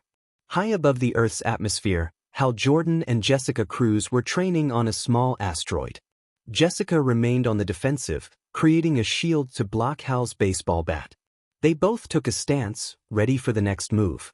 𝗓𝗏 declared he had her pinned, but 𝗧𝗂𝗃 was confused by his words. Instead of answering, 𝗓𝗏 leaped forward, aiming for her head. 𝗧𝗂𝗃 quickly created a stick to block his attack, and they found themselves in a tense stare-off until their trainer, 𝗘𝐁𝐻, interrupted them, arms crossed and shaking his head. He questioned 𝗧𝗂𝗃's strategy, implying she was hoping for a distraction. 𝗓𝗏 humorously agreed that it could be a good strategy. 𝗘𝐻𝐻 insisted that if they were fighting against real opponents, they would be in the infirmary by now. 𝗓𝗏 shrugged, explaining that 𝗧𝗂𝗃 didn't fight. 𝗘𝐻𝐻 responded by creating a massive green hammer, emphasizing that everyone in the Green Lantern Corps must fight. He charged at 𝗧𝗂𝗃, who managed to block his attacks with her shield. 𝗘𝐻𝐻 warned her that her ring's strength was tied to her willpower, and if she faltered, she would be useless. With a powerful swing, he broke through 𝗧𝗃𝗃's shield, forcing her to retreat toward a rock cliff. 𝗘𝐻𝐻 questioned her reluctance to fight back, suggesting she was afraid. 𝗧𝗂𝗃 shouted that she wasn't afraid and cleverly threw a green octopus at 𝗘𝐻𝐻's face, causing 𝗓𝗏 to laugh at the unexpected tactic. Once 𝗘𝐻𝐻 removed the octopus, he noticed 𝗧𝗂𝗃 had set a mattress beneath him. She pulled it out from under him, causing 𝗘𝐻𝐻 to tumble down with a thud. 𝗧𝗂𝗃 explained that she believed there was always another way to handle a situation rather than resorting to fighting. 𝗘𝐻𝐻, getting back up and dusting off his clothes, acknowledged her luck but warned that she wouldn't be able to rely on it forever. He insisted she would eventually need to learn to fight before taking off into space, while 𝗓𝗏 and 𝗧𝗂𝗃 headed back down to Earth and Metropolis. Back at school, 𝗧𝗂𝗃 and 𝗓𝗏 changed into their everyday outfits just in time. 𝗓𝗏 encouraged 𝗧𝗂𝗃 to lighten up, claiming 𝗘𝐻𝐻 was just tough on newcomers but not so bad once you got to know him. 𝗧𝗂𝗃 expressed her frustration, stating that it didn't make things any easier, but she was determined to prove him and 𝗓𝗏 wrong. Fighting wasn't always the answer. 𝗓𝗏 waved goodbye as he headed to the bathroom. After a quick visit, 𝗓𝗏 washed his hands while whistling a catchy tune. Once finished, he made finger guns at the mirror, feeling confident. He left the bathroom and spotted the football field, where the game between Metropolis High and Coast City Prep was about to take place. As the star player, he soaked in the cheers and excitement from the crowd. On the other side of the field, 𝗧𝗂𝗃 was venting her frustrations to Izuku in a non-violent manner. She expressed her annoyance at 𝗘𝐻𝐻's harshness, claiming he had severe anger issues. Izuku explained that 𝗘𝐻𝐻 was just into tough love, suggesting that sometimes one had to throw a few punches. He shared his own experiences of tough training, hinting that it was much more intense than 𝗧𝗂𝗃 could imagine. She found it hard to believe anyone could be worse than 𝗘𝐻𝗻. Izuku recounted his training, mentioning how his mentors were quite strict. 𝗧𝗂𝗃 laughed at the thought of him being beaten up by 2 adults and a hobo, covering her mouth as she chuckled. Izuku defended himself, insisting those 3 were his worst nightmare trainers. 𝗧𝗂𝗃 reassured him that she believed him, placing a supportive hand on his shoulder. She suggested that watching the team win the game might cheer him up, as the opposing team was just arriving. Izuku looked up to see the bus from Coast City Prep pull in, filled with football players and cheerleaders. "Is he good?" 𝗧 observed that 𝗓𝗏 seemed overly confident, describing him as someone who thought he was at the top of the hierarchy. She noted that it was unfortunate he was regarded as one of the best Green Lanterns. 𝗓𝗏 suddenly appeared, capturing the attention of Izuku and 𝗧. He introduced himself as the star player of both the school and the Corps, 𝗓𝗏, reporting for duty. 𝗧 pointed out that he should join the rest of the team warming up on the field. 𝗓𝗏 dismissed the idea, claiming the game was still half an hour away. Suddenly, he let out a startled cry and hid behind Izuku, exclaiming that someone was there.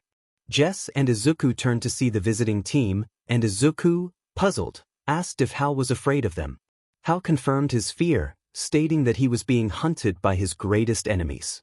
Jess chuckled, teasing Hal about being scared of the other team. Hal clarified that it wasn't the team he feared but rather a specific individual.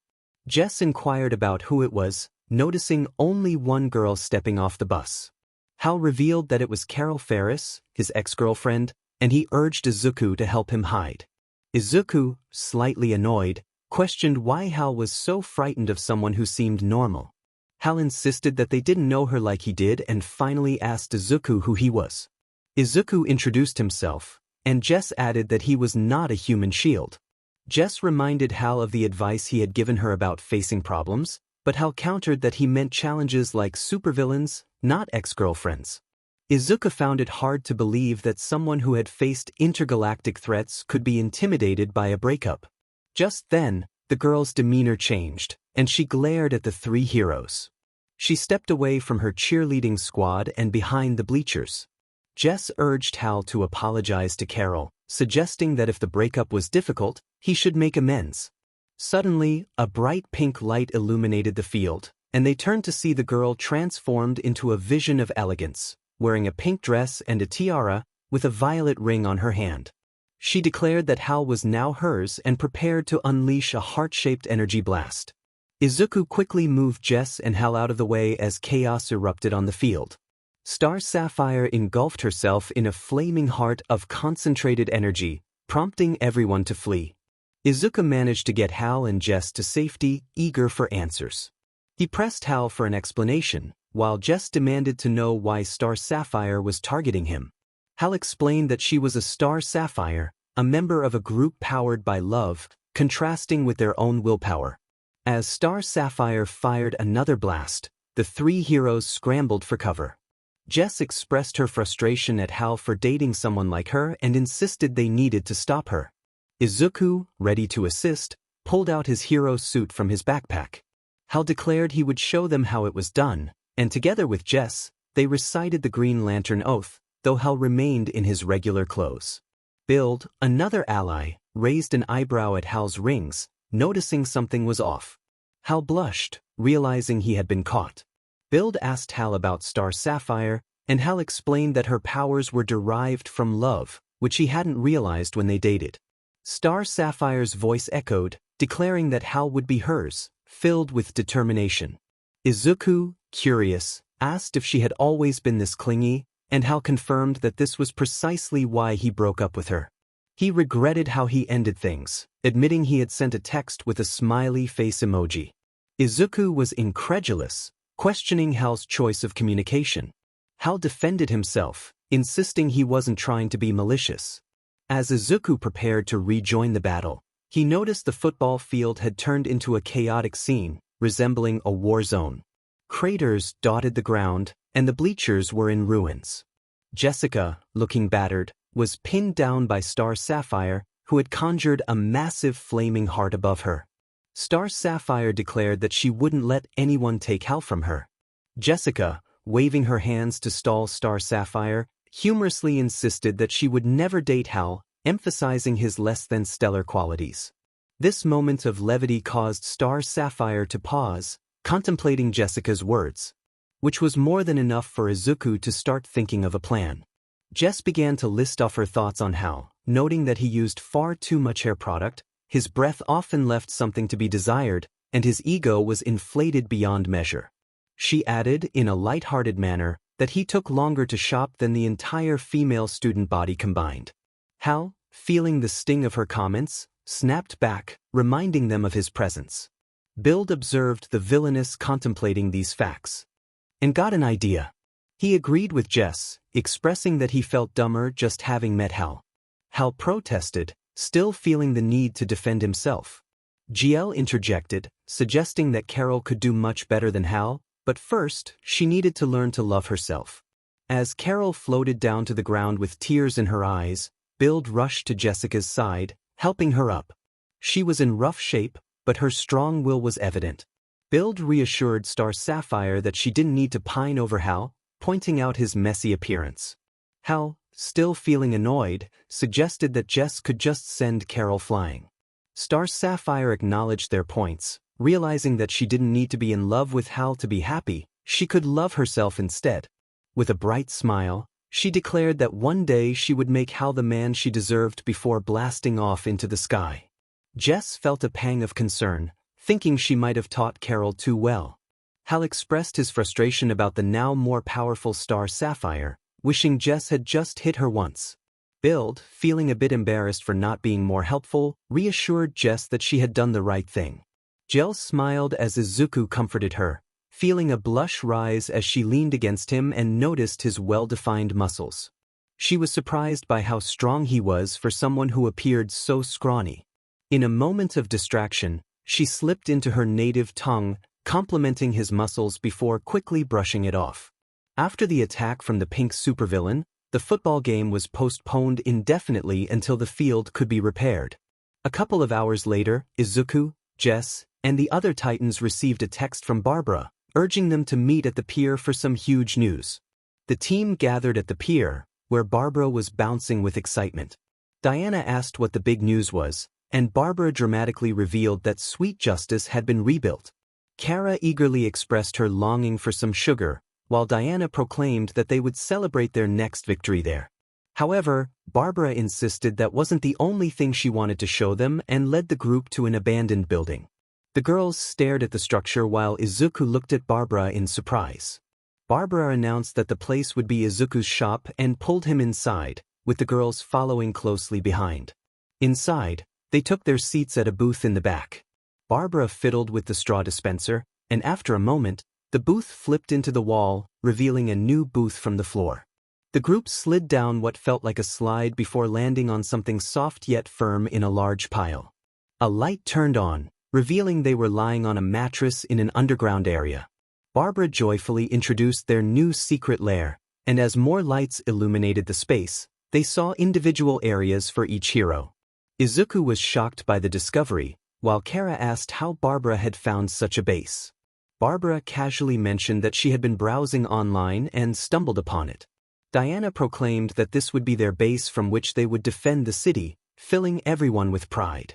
As the night went on, the group celebrated their new base of operations. Izuku looked around and found a pinboard filled with news clippings from the Daily Planet showcasing their past victories.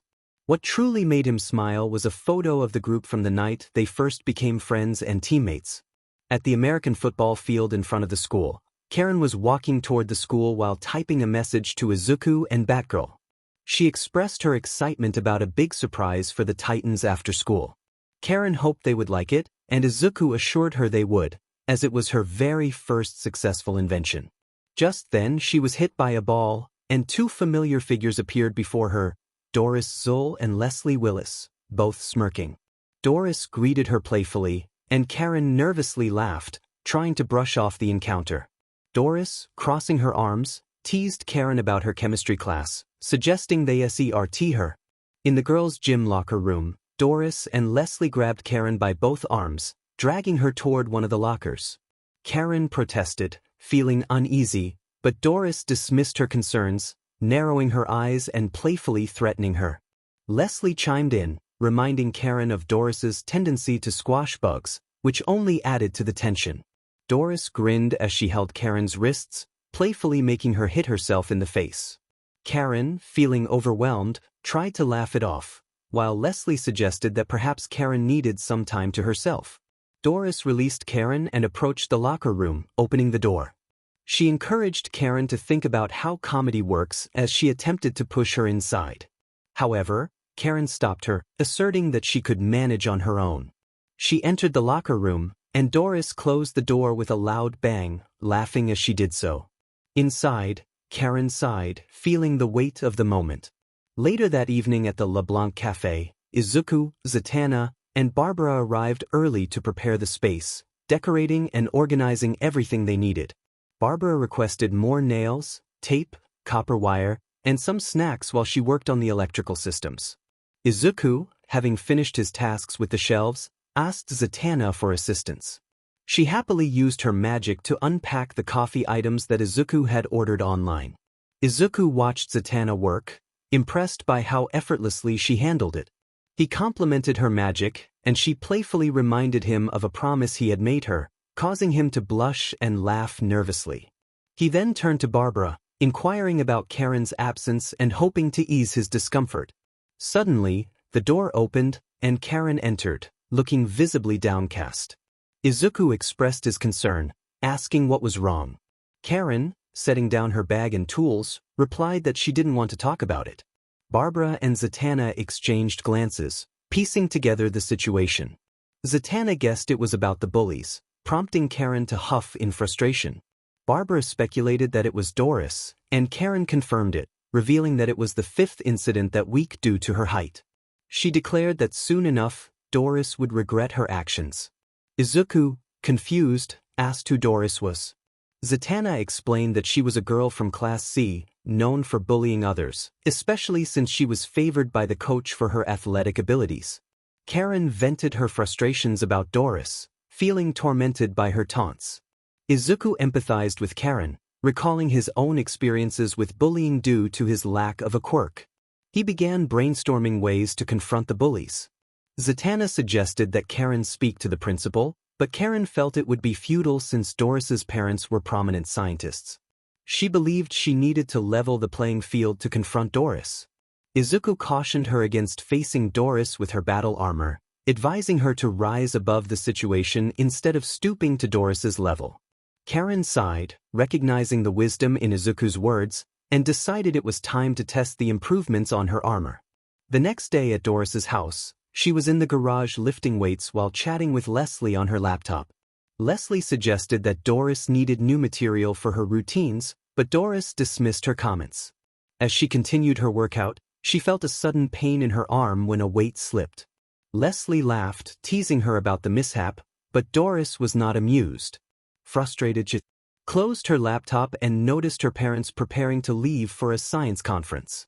They wished her well, but Doris felt grumpy and unsatisfied with her progress. Once they were gone, Doris looked at herself in the mirror, feeling weak.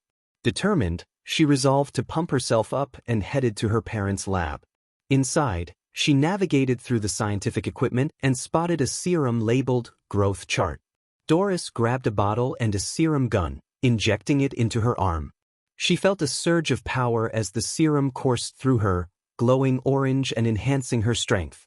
Back at the LeBlanc Cafe, Barbara emerged from the changing room, announcing the reveal of Karen's new armor design to the team, which included Diana, Jessica, 𝗧𝗏, Kara, and Izuku.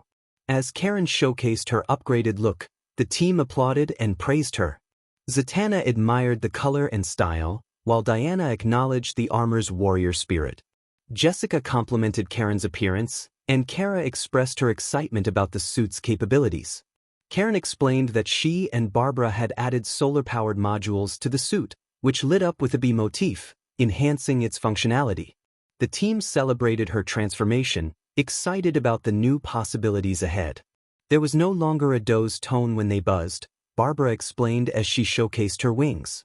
𝗵𝗃 pointed out that it was like a bee, while Izuku looked at her with a deadpan expression.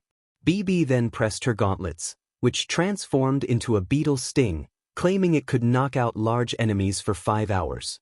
𝗧𝗏, Diana, Jessica, and Zara observed Izuku, who turned away, blushing and feeling nervous about having created such a powerful weapon.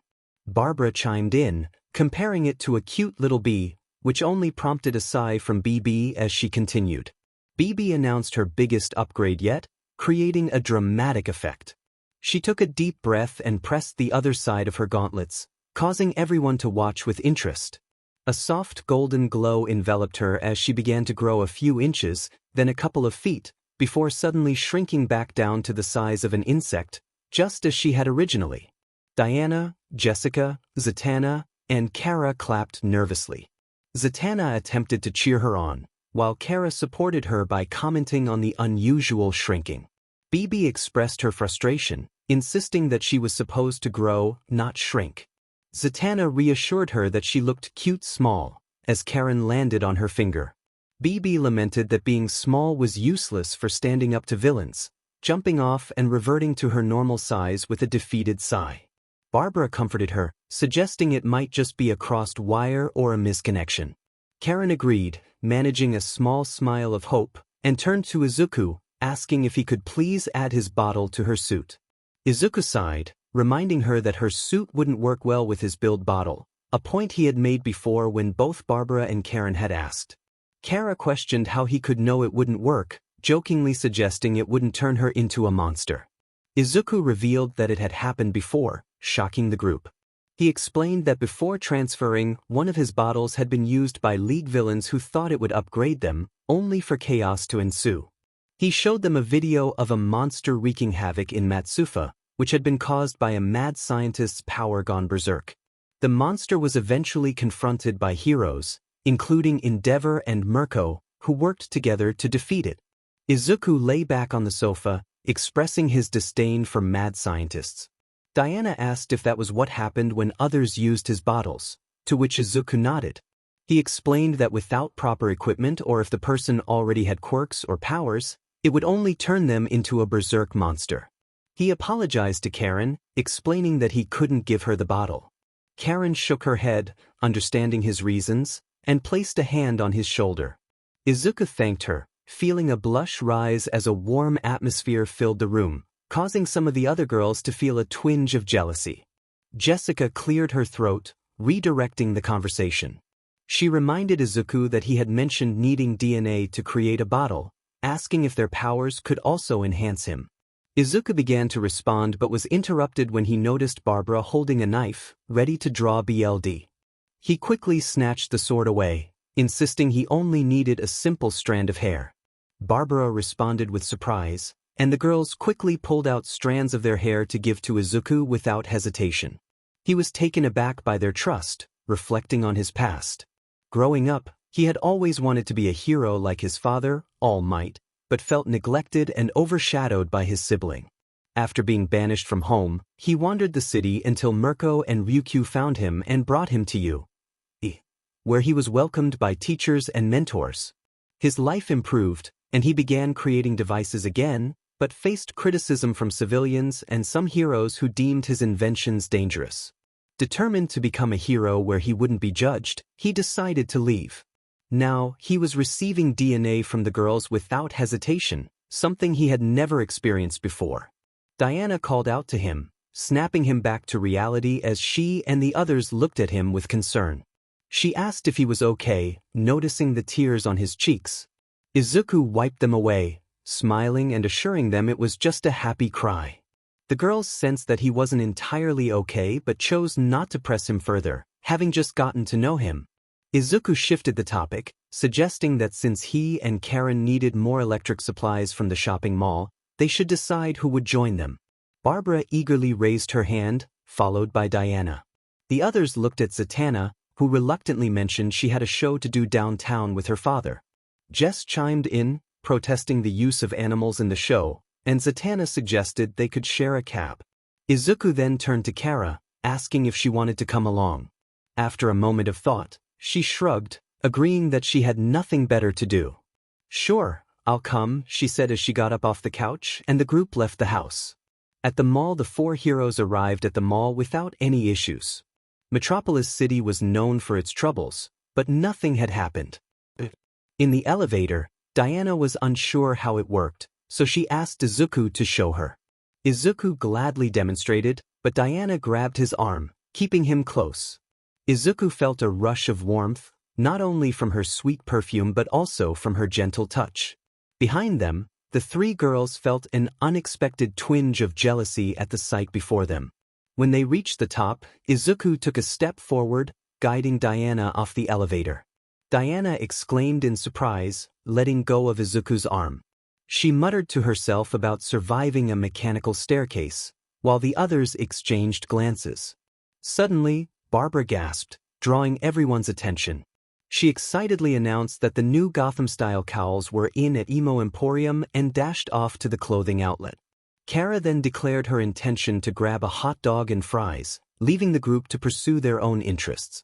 Izuku, Karen, and Diana walked toward the arcade store, filled with various machines, from vintage video game consoles to classic house phones. There was even a computer station at the back.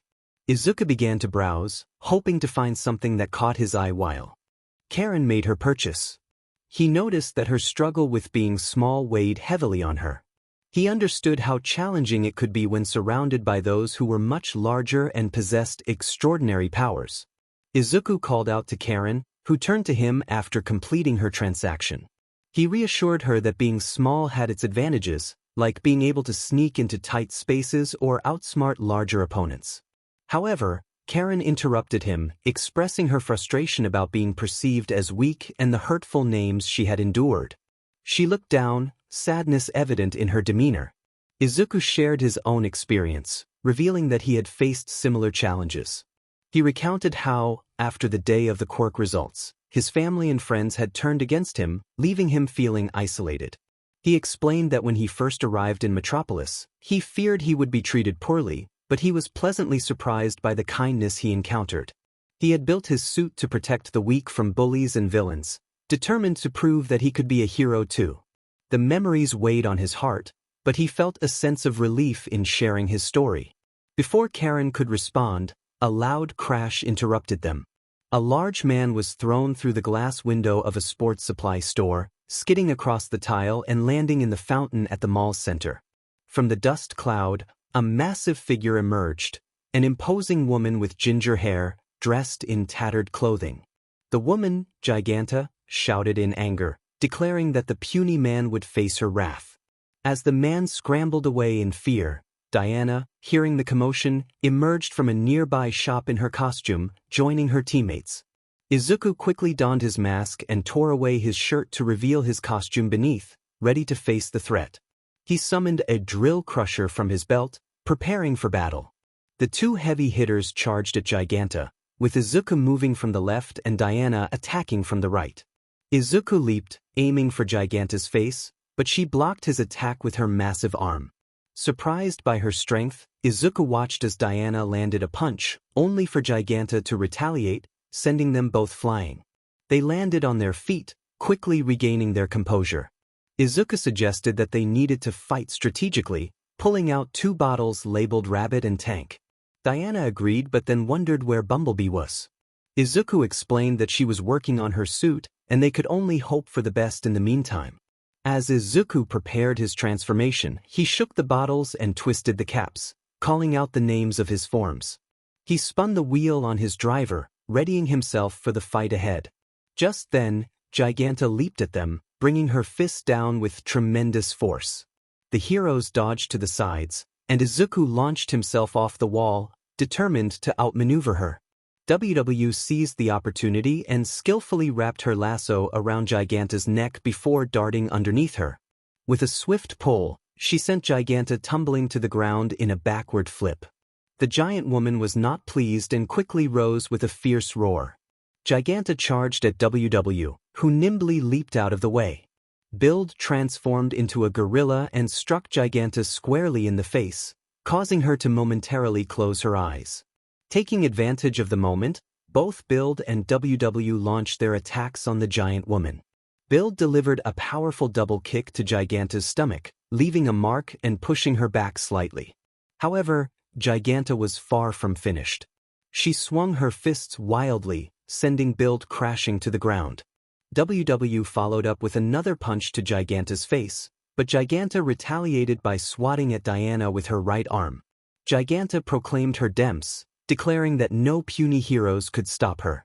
Just then, a voice called out from behind her, challenging the giant woman to pick on someone her own size. 𝗔𝗂𝗁𝗃 turned to see Karin in her bumblebee armor, and she laughed heartily at the sight of the bug-themed superhero. Karin, undeterred, activated her armor's size functions, announcing her transformation into 𝗵𝗶𝗃𝗵𝗃. As her armor began to glow, it seemed to be working, but instead of growing larger, she shrank down to her usual size. Disappointed, she muttered to herself, which only fueled 𝗔𝗂𝗁𝗃's laughter. The giant woman attempted to crush Karin between her hands, but Karin managed to evade her grasp, flying up to 𝗔𝗂𝗁𝗃's face and surprising her. With determination, Karin declared it was time to take action. She zipped around 𝗔𝗂𝗁𝗃 like an agile fly, making it difficult for the giant to land a hit. 𝗔𝗂𝗁𝗃 grew increasingly frustrated, demanding that Karin stand still. Karin playfully taunted her, asking if that tactic ever worked. 𝗔𝗂𝗁𝗃, irritated, attempted to punch Karen but ended up hitting herself squarely in the face, momentarily dazing herself. With a smirk, Karen flicked 𝗔𝗫𝗁𝗃 on the forehead, and the small gesture sent the giant woman crashing down from the first floor, breaking through the tiles and landing in the parking garage below. Karen celebrated her victory, exclaiming her success to her teammates, 𝗬𝗬 and 𝗵𝗃𝗲, who rushed to her side. Karen, returning to her normal size, hugged Izuku in excitement but quickly pulled back, blushing in embarrassment. 𝗬𝗬, however, scooped her up in a proud bear hug, praising her for embodying the true spirit of an Amazon. Karen's heart swelled with pride at the recognition. Just then, Kara and Barbara arrived, with Barbara weighed down by shopping bags and Kara enjoying a snack while listening to music. They were surprised by the destruction left in the wake of the battle. After the heroes waited for the police to arrive and take 𝗔𝗫𝗁𝗃 away, they changed back into their civilian clothes and left the shop like any ordinary teenagers. The next day, Karen was walking by the football field, texting her teammates about after-school plans and news of 𝗔𝗫𝗁𝗃's escape, unaware that Doris and Leslie were waiting for her. Doris threw a football at Karen, who instinctively caught it, her eyes widening in surprise at her own skill. Doris and Leslie stood nearby, astonished that their usual target had caught the ball. Doris, recovering from her shock, demanded her ball back. Remembering Izuku's encouraging words and her recent victory over 𝗔𝗫𝗁𝗃, Karen found her confidence and taunted Doris, challenging her to come and get the ball. Doris took the bait and chased after Karen, who realized this was a significant step in her journey toward bravery. Meanwhile, a robotic figure observed the scene from a distance, then flew back to its owner, who was reading on a bench. Izuku inquired about the robot's observations, and it displayed a video of Karen standing up to Doris, which brought a smile to his face. In the afternoon, Izuku met up with the girls' families in front of the 𝗵𝗃𝗃 cafe, ready to enjoy the rest of the day together. As Izuku opened the door and announced the grand opening, everyone turned to look at him. He continued, stating that from that day forward, the 𝗵𝗃𝗃 cafe was officially open. With a wide gesture, he welcomed everyone inside to enjoy the coffee and curry he had prepared. Inside, many assumed the curry and coffee would be just like what they usually had. They eagerly grabbed their spoons and took bites of the curry, while others sipped their coffee. Suddenly, a chorus of surprised exclamations filled the air, as everyone exclaimed how delicious it was. Eliza remarked on the perfect softness of the meat, savoring each bite. Jeremiah enjoyed the sauce, declaring it just right, while Zetara added that the atmosphere enhanced the experience. Together, they exclaimed that it was the best. Lois instructed Jimmy to feature the cafe in the newspaper the next day, and he nodded enthusiastically while digging into the curry. Hal couldn't stop eating, devouring the curry with Garth, while Barry chimed in, expressing how good it was. The trio eagerly requested more curry. Oliver Queen praised the balance of spices, sauce, and vegetables, enjoying his meal with proper table manners. Clark commented on the delightful taste and aroma, taking a sip of his drink, while Wayne described it as magical. Gordon decided to add the cafe to his list of favorite coffee spots, and other officers nodded in agreement. Alfred approached Izuku, asking if he could order the same coffee. Izuku happily agreed, requesting a location for 𝗬𝗏𝗚. Alfred thanked him and returned to enjoy his drink. Izuku looked around at his neighbors, teachers, family, and friends, all smiling and laughing, filling him with pride and joy for living in such a wonderful community. He noticed his teammates, who were peacefully sipping their coffee, having already enjoyed their share on previous days. Izuku chuckled as he glanced at the photos hanging on the wall, one of him with the girls in the park, another of them repairing the shop, and a final group picture taken outside the 𝗵𝗃𝗃 cafe. In the secret lair of the 𝗵𝗃𝗃 cafe, Izuku sat in the lab, wearing his lab coat as he mixed DNA with various chemicals. He added the last ingredient to the glowing mixture, which then returned to its original color. He sighed in relief as he examined the colors of the girls' DNA. Diana and Zatanna were red, Kara and Barbara were purple, Karen was yellow, and Jessica was pink. Confused, he noted that Jessica's color should have been green instead of pink. After setting Jessica's cup down, he stood up to retrieve an empty bottle for the girl's DNA. He placed Zatanna's sample into the bottle and set it in the machine, which would transform it into a full bottle with a unique symbol. After 5 hours, the machine made a sound, prompting Izuku to quickly check the bottle. He chuckled, pleased that the symbol matched 𝗧𝗏. After shaking the bottle, he tucked it into his pocket and repeated the process for the other girls' samples. As he looked at the clock, he realized it was 3:30 p.m. Pulling out a ticket for a magic show given by 𝗧𝗏, he noted that the show started at 4 p.m. In a rush, he added a dragon bottle to his familiar and changed his clothes. He instructed Blue, the dragon, to keep an eye on the other bottles until he returned.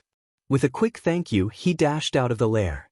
Later that night in Metropolis, a large building hosted a magic show performed by Giovanni Zetara, 𝗧's father. The tickets sold out quickly, as magic enthusiasts flocked to see the performance. Inside the venue, purple smoke filled the stage as Giovanni Zetara made his entrance, thanking the audience and introducing his charming daughter, 𝗧, who bowed and winked at Izuku in the crowd. The show began, filled with impressive magic tricks that left the audience in awe. As the finale approached, Giovanni announced that he would perform a daring trick that might make some wish to look away. He summoned winds to create a magic box, which he placed between himself and 𝗧𝗏. 𝗧 waved her hands as she entered the box, which then closed and lifted into the air. Giovanni commanded the magic, and the box spun rapidly before opening to reveal it was empty. The audience erupted in applause, cheering for Giovanni as he bowed. Meanwhile, 𝗧𝗏 emerged from a magic portal backstage, looking at her father with a hint of sadness. After the show, Izuku found himself in 𝗧's dressing room, praising her father's performance. He expressed his amazement at her life as a performer, calling her a star. 𝗧 shrugged it off, rolling her eyes, but Izuku continued to admire the idea of traveling and entertaining people alongside her father. Noticing 𝗧's demeanor, Izuku asked if she was all right. She responded playfully, teasing him about being mesmerized by her charm. Izuku blushed and insisted he was not a pervert, focusing instead on her face. 𝗧 giggled, assuring him she was only teasing. She then revealed that her sighs were due to her father, prompting Izuku to inquire further. Concerned, he asked if Giovanni was bullying her, but 𝗧 quickly reassured him that it was nothing like that. Izuku expressed his longing to be on stage as a magic performer, not just a bystander. From behind the dressing room, he watched as 𝗧𝗏 discarded her old outfit and donned a new, dazzling costume. She twirled her wand, creating a sparkly display, and declared that one day everyone would know her name.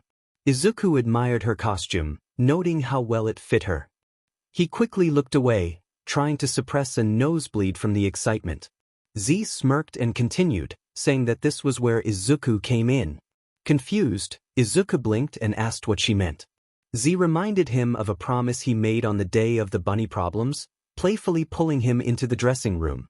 She insisted they find the perfect outfit for him, using her magic to change his clothes rapidly, leaving him dizzy and recalling the exhausting experience of shopping with girls. After what felt like hours, they arrived at the bustling pier fairgrounds, where people mingled and enjoyed the attractions.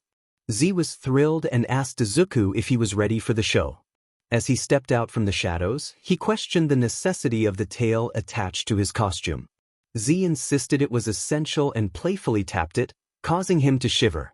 She handed him a megaphone and struck a pose, encouraging him to announce their performance. Izuku cleared his throat and used the megaphone to introduce 𝗧 as the great and powerful 𝗧𝗏, Princess of Prestidigitation.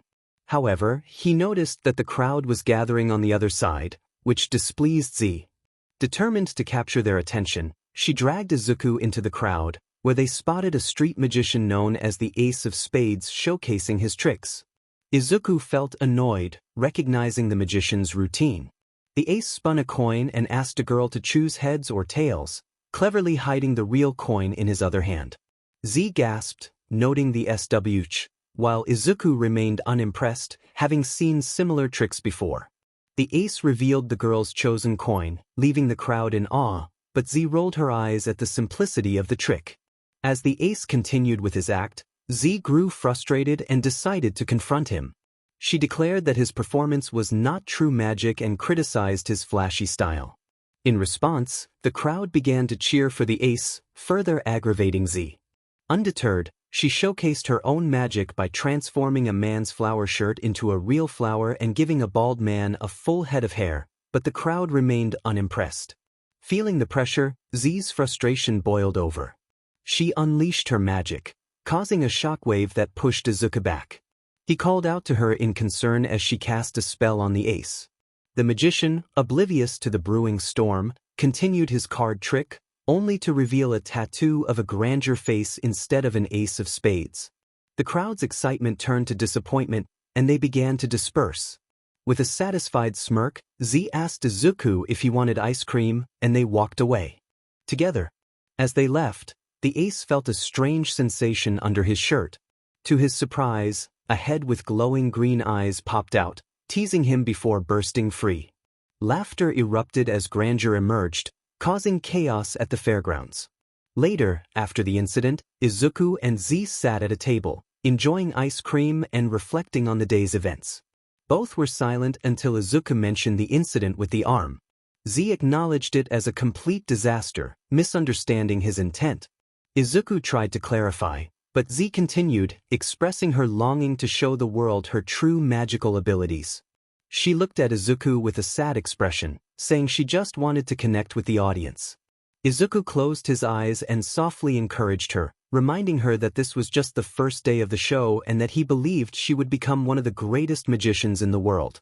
𝗧, touched by his words, asked if he truly believed that. Izuku stood up and bowed, affirming his belief in her potential. 𝗧 blushed and looked away, asking him to promise that he would be her assistant forever. Izuku laughed nervously, but their moment was interrupted when a grandeur landed in the middle of the ice cream stand, causing a splash. 𝗧 screamed while Izuku kicked the grandeur away from them, checking if she was okay. 𝗧 confirmed she was fine but was confused about what was happening as she saw people screaming and running from the grandeur. Izuku pointed out the faces of the creatures and reminded 𝗧 of her spell. 𝗧 panicked, realizing her anger had caused this chaos and felt it was her fault. Izuku held her face, urging her to breathe slowly. She followed his instructions, calming down. Afterward, Izuku asked if she was okay, to which she responded with gratitude. He then acknowledged the situation they faced, pulling out a driver and fastening it to his waist. 𝗧 chuckled, noting that they always found themselves in such predicaments. They prepared to confront the chaos, ready to save the citizens. 𝗧 spun around, using her magic, while Izuku shook a rabbit and tank bottle before placing it in the driver. The driver announced the transformation, and they struck a cool pose, ready for action. Izuku suggested they split up to help the people first before dealing with the monsters. 𝗧 agreed and took her stance, calling out for the Teen Titans. As 𝗧 rushed to help, she saw a mother with a baby stroller fleeing from a grandeur that was pursuing them with a bumper car. Zatanna quickly intervened, using magic to blast the grandeur, causing it to crash into a store. She then created a roller coaster track, sending another grandeur into the sea, allowing the mother and baby to escape safely. Meanwhile, Izuku heard a child screaming for help as a grandeur spun the carousel faster, causing kids to lose their grip and fly off. Parents cried out in fear, but Izuku swooped in, catching the children and returning them to safety. He noticed one little girl still holding on, and with quick thinking, he transformed his equipment to fly to her rescue just in time. He sighed in relief as he returned her to her grateful parents. After saving everyone in the park, the two heroes regrouped in the sky, surveying the mess created by the grandeurs. 𝗧 expressed concern about the overwhelming number of creatures, but Izuku noticed that some grandeurs were amusing themselves by fighting over a teddy bear. They realized that the grandeurs were simply looking for entertainment. 𝗧 decided they would provide that entertainment, transforming her outfit to perform magic. She handed Izuku a megaphone mic and encouraged him to join her in entertaining the creatures. Izuku appeared in the center of the fairground, spinning the mic cane and announcing their performance.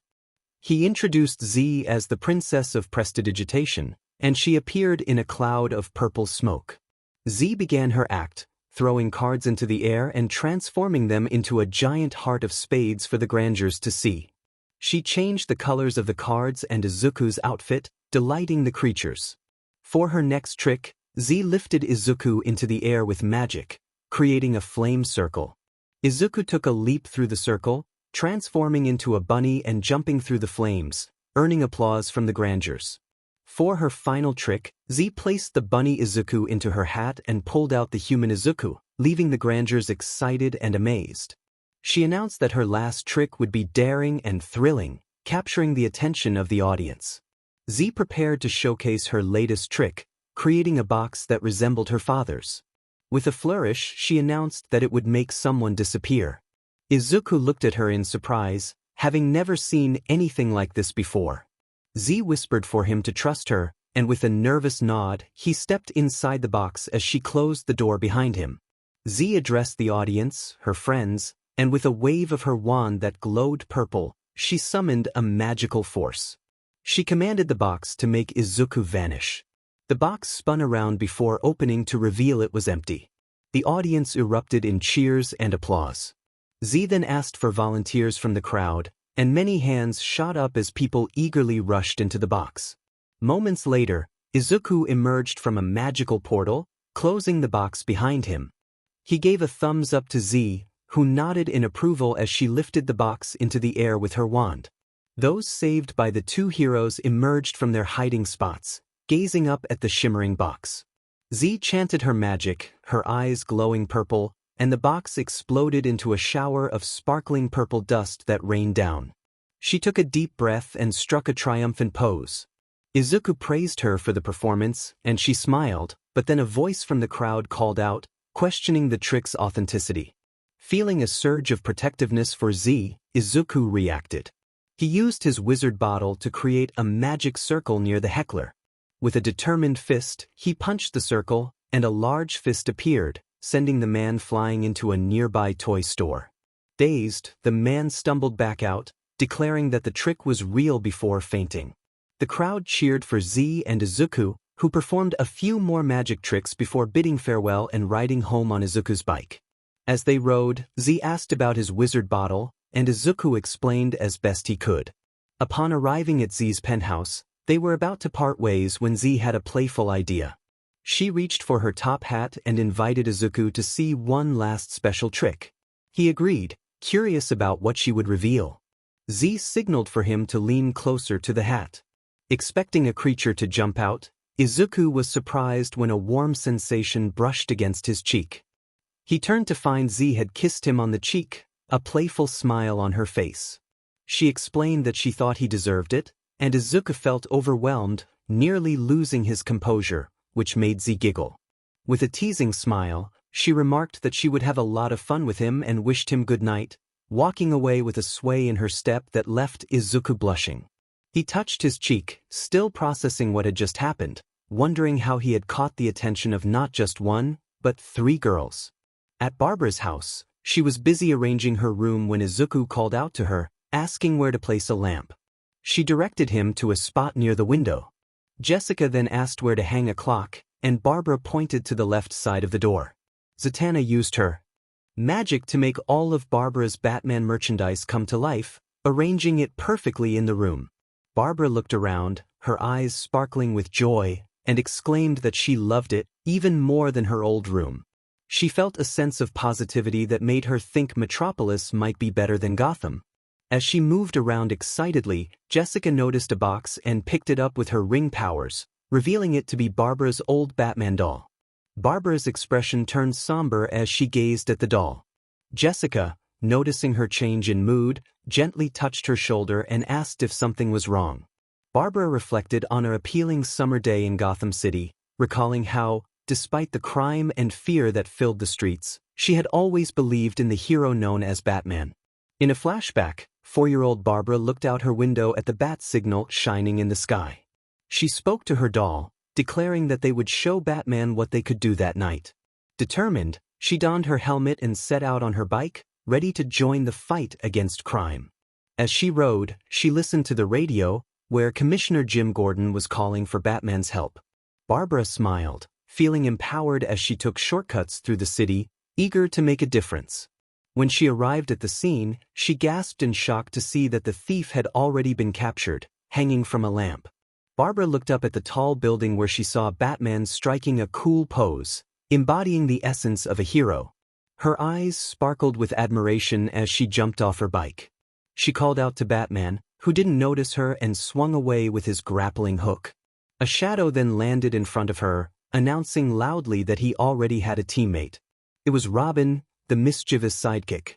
Robin teased Barbara, pointing at her Batman doll and mocking her enthusiasm. Barbara defended Batman, insisting he was her sidekick and backup, and that he was incredible. Robin laughed dismissively, telling her that Batman wouldn't want a little girl cramping his style. He swung away, leaving Barbara feeling dejected. As she removed her helmet, a police car arrived and her father, Commissioner Gordon, stepped out with concern. He rushed to her side, expressing his regret for working in such a dangerous city. Barbara, with tears in her eyes, tried to reassure him, but he interrupted, promising to get her out of Gotham one day, as it was no place for children. Barbara reflected on how Robin had become Batman's sidekick despite not fitting the theme. She placed her doll among her Batman collection and resolved to practice and hone her skills to get Batman's attention. Just then, her friends arrived to cheer her up. Jessica reminded her that they were there for her, Zatanna mentioned their exciting adventures, and Izuku boasted about their impressive gadgets. Barbara sighed, realizing she had to stay home because her mother was working late. After her friends left, she settled in the living room with her father to watch a cartoon movie. They sang along to the theme song, but Barbara felt embarrassed when her father donned a pink apron to make popcorn. Suddenly, the bat phone rang from Gordon's office. Barbara's eyes lit up with excitement as she realized it was the bat phone. She sneaked into her father's office, picked up the phone, and pretended to be him. Robin's voice came through, informing her that a major villain was headed to Gotham. Barbara's excitement grew, but her father interrupted, asking if she wanted butter on the popcorn. She quickly dismissed him, trying to maintain her cover. After hanging up, she rushed to her room, grabbed her Batman doll, and opened the window. She was determined to show Batman what she could do. Just as she was about to leave, her father called out that it was popcorn time. Barbara feigned exhaustion, claiming she might turn in early, and quickly ran back to her room. Once she changed into her Batgirl outfit, she jumped out of the window and activated her secret Batbike, which emerged from the bushes. She placed her Batman doll in the basket and rode off. Meanwhile, the bat phone rang again in Gordon's office, but he was too busy to answer.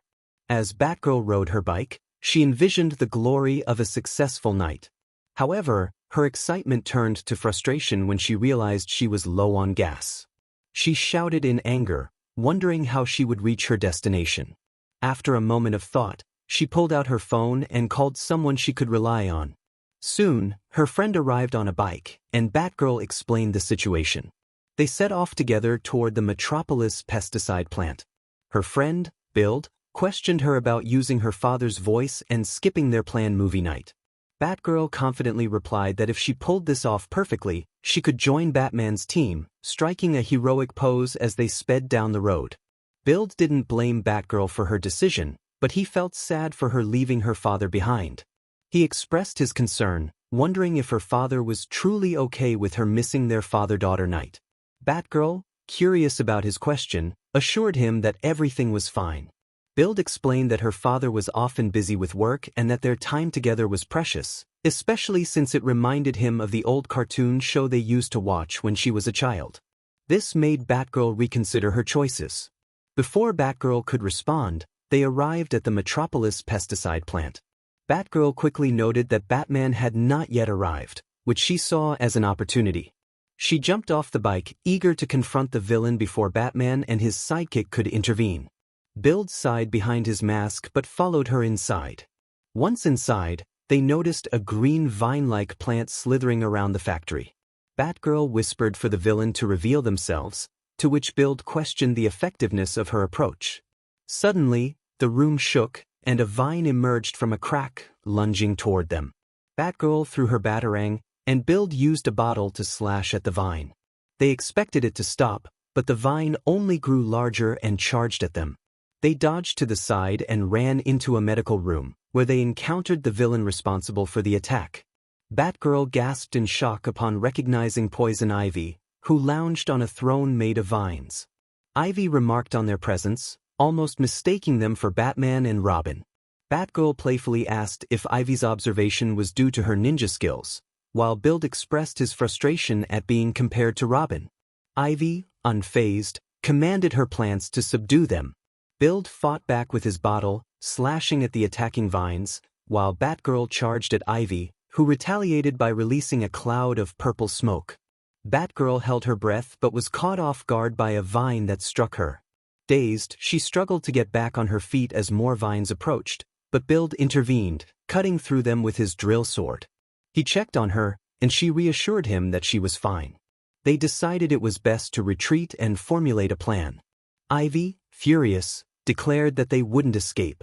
As she sent more vines their way, Bild defended against them while Batgirl threw a smoke bomb, obscuring Ivy's vision. When the smoke cleared, Ivy realized they had vanished. Enraged, she commanded her plants to search for them. Meanwhile, Bild and Batgirl hid in a nursery room, brainstorming their next move. Bild urged Batgirl to accept that Batman might not come for them, but she remained hopeful, believing he would arrive. Frustrated, Bild turned off her flashlight, surprising her.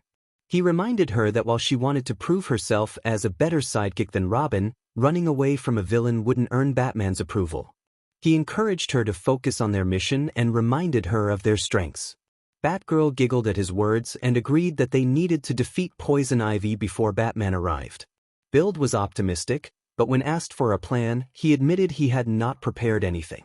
Batgirl was surprised to see him holding a collection of unusual bottles, including one with a bat design. Excited, she grabbed it, marveling at its potential. Bild explained that while the bat bottle was interesting, it didn't grant him any special abilities. Batgirl, however, saw potential in it and asked to borrow his driver. He handed it over, and she combined the bat bottle with others, creating a new combination. She excitedly announced that she had found a best match for him, which left Bild in disbelief. Suddenly, Ivy burst through the door with a wicked grin, announcing her presence. Batgirl accidentally responded to her joke, prompting Ivy to threaten them. As Ivy unleashed a barrage of vines, both heroes dodged and Batgirl threw a smoke bomb, causing Ivy to cough and lose sight of them. Ivy shouted that they couldn't hide forever and taunted them about her plans to turn the city into a green paradise. Just then, Bild's voice echoed through the room, questioning Ivy's motives. In this city, there is enough balance for you not to interfere. Batgirl acknowledged that if Ivy wanted to turn a city into a green paradise, she could have chosen Gotham.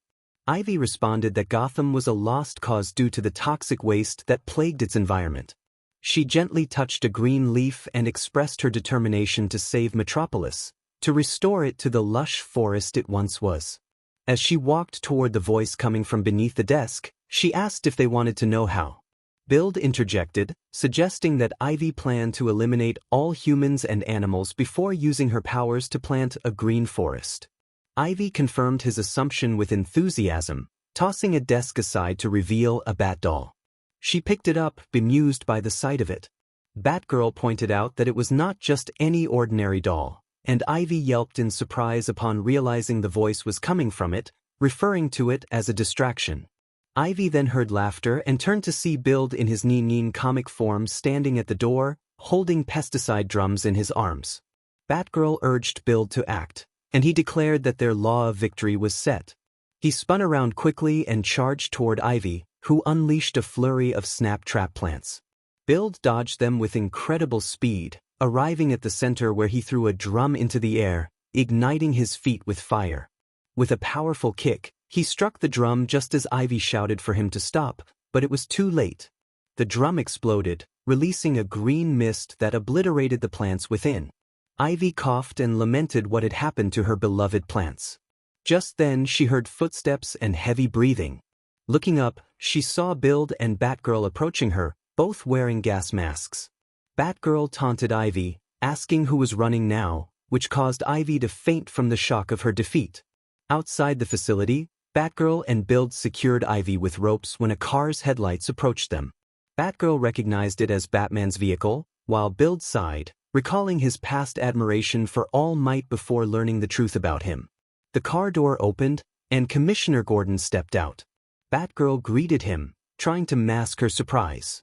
Gordon asked Batgirl what she was doing there, to which she replied that she was just investigating some crime. She showcased Ivy, prompting Gordon to inquire about Build's identity. Batgirl introduced him as her teammate, proudly declaring him the best hero in Metropolis, which made Build blush behind his mask. After securing Ivy in the car, Gordon received a call from Batman. He assured Batman that everything was under control, while Batgirl whispered to Build that it was thanks to the Teen Titans. Gordon confirmed Ivy's capture and informed Batman that he didn't need to come since the city had new superhero kids. After the call ended, he thanked Batgirl and Build for their help.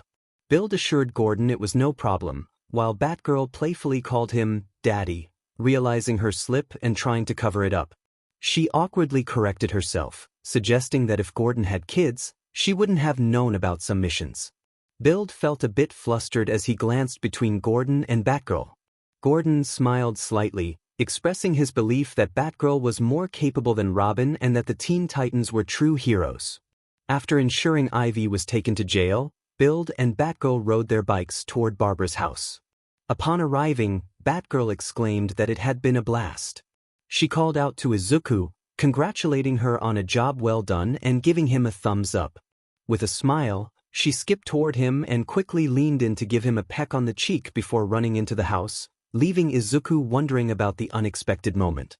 The story then shifted to Kara's room, where she was asleep until her digital clock struck 6:45 a.m., announcing news about Superman. Frustrated, she smashed her fist down, annoyed by the constant reminders of him. As she walked to school with her headphones on, she noticed Superman's face plastered everywhere on billboards and posters. Arriving at school, she sighed in relief, thinking she was finally free from seeing his face. Just as she was about to step inside, a skateboarder zoomed past her, slamming a newspaper against her face. Kara pulled the paper away and frowned at the headline about Superman, which was written by Lois Lane, the school editor-in-chief. In the journalism club, Lois was busy typing on her computer while directing her assistant, Jimmy Olsen. She asked for her layout to be ready and inquired about an environmental piece from Cruz. Jimmy showed Lois a news picture that she liked, and she praised him for it. When Kara approached, Lois blinked in surprise and asked what was bothering her. Kara confronted Lois about why she was publishing stories about Superman in the school paper. Lois defended her work, stating that she only wrote legitimate stories as a reporter. "Now, who has a pencil?" Kara asked, noticing the many pencils tangled in her hairband. She closed her laptop and pointed out to Lois that there were far more important stories than Superman. Just then, Jessica entered with information about a chemical dumping incident. She stated that Kara was right and had some leads on the matter. Kara and Lois exchanged deadpan looks, knowing that only a few citizens cared about such news. Kara then suggested to Lois that there were other heroes out there, prompting Lois to listen closely while Jessica rolled her eyes and walked away, hoping someone would take these issues seriously. Kara continued, mentioning a hero with powers similar to Superman's, but perhaps even more impressive. This piqued Lois's curiosity, but she remained skeptical, questioning what other hero could secure her an internship at the Daily Planet. Kara smiled and asked if Lois had ever heard of Supergirl, playing with her hair as she spoke. Lois stared at Kara for a moment before opening her laptop and typing away. Kara closed the laptop with a bang, expressing her frustration at Lois's lack of interest. Lois simply remarked that if Supergirl had done anything worthy of the front page, she would be featured there, then asked for a pencil. In a fit of anger, Kara took the pencils from Lois's hair and broke them before storming out of the room. Lois blinked at the broken pencils, realizing where they had come from. In the school chemistry lab, everyone was paired up to create the perfect chemical mixture, except for Izuku and Kara. Kara whined to Izuku about her frustrations, dumping an excessive amount of salt into the main bottle. Izuku explained that a retread meant doing something that had already been done without adding new ideas, and he warned her to stop adding so much salt. Kara ignored him, continuing to complain about how she had babysat Izuku when he was younger on Krypton. Barbara, from across the table, feigned surprise and commented on Kara's struggles. Izuku warned Kara again about the chemicals, but he was hesitant to intervene after a previous incident. 𝗧𝗏 lamented that she could have been the first to shine but was stuck in space while Izuku was down on Earth growing up. As the mixture turned a dangerous shade of green, Izuku tried to intervene, but it was too late. The mixture exploded, and everyone turned to see 𝗧𝗏 pinned down by Izuku, who shielded her from the blast. They both stood up, and 𝗧𝗏 apologized, confused about what had just happened. Izuku expressed his frustration, reminding her that if he had measured everything correctly, she wouldn't have needed protection. 𝗧𝗏 then complained about why everyone loved Superman but overlooked her. Barbara suggested that 𝗧𝗏 should make herself noticed, encouraging her to go out and show what Supergirl could do. Izuku was hesitant to agree but found himself considering her words, recalling his own inventions that had failed to gain attention. Before he could voice his thoughts, Diana entered and cautioned 𝗧𝗏 about seeking glory, warning that it could blind her to the greater good. Izuku smiled at Diana's wisdom, but 𝗧𝗏 was determined to prove herself. She declared her intention to confront Superman, and Diana looked at her with a deadpan expression while Izuku resigned himself to following her in secret. The next day, on the street, a purse thief attempted to snatch a grandmother's purse. As they struggled, Supergirl intervened, delivering a swift punch to the thief and returning the purse to the grateful grandmother. Nearby, Jimmy and Lois witnessed the scene, but Jimmy rushed past Supergirl to capture photos of the thief robbing a bank, where Superman effortlessly stopped the getaway car with one hand. In the newspaper, the headline read, "Bank Bandits No Match for Superman," causing 𝗧𝗏 to crush the paper in frustration. Hidden behind a tree, Izuku hoped the next incident wouldn't be as bad. Later, a train was heading toward a broken track, and 𝗧𝗏 positioned herself to stop it. She smiled at first, but her expression changed when she realized there was no track on the other side. Supergirl shouted in panic as the train fell from the bridge, but Superman swooped in, lifting the train back into the sky. He quickly laid down a track and winked at Lois, who blushed while Supergirl glared at him from above. Izuku, perched atop a tower with binoculars, face-bombed at Supergirl's oversight. Next, a large building caught fire. Supergirl rushed in to save a family while Superman used a water tower to extinguish the flames. The citizens cheered for Superman, overshadowing Supergirl's efforts. After a series of heroic deeds that went unnoticed, 𝗧𝗏 decided she had enough and confronted Superman about it. She called out to him, and when he finally noticed her, she expressed her frustration about feeling overlooked despite her hard work. Superman, confused, asked her to clarify. 𝗧𝗏 insisted that she had been saving people in Metropolis, but every time she proved herself, there he was, overshadowing her efforts. Superman tried to reassure her, but 𝗧𝗏's determination to be recognized only grew stronger. Being a true hero requires time and experience, something the adult Superman had. Supergirl pointed out that he had only been Superboy the previous summer, to which Superman retorted that it had actually been 2 summers ago and that it was beside the point. He pretended to cough and added that Supergirl simply wasn't ready yet.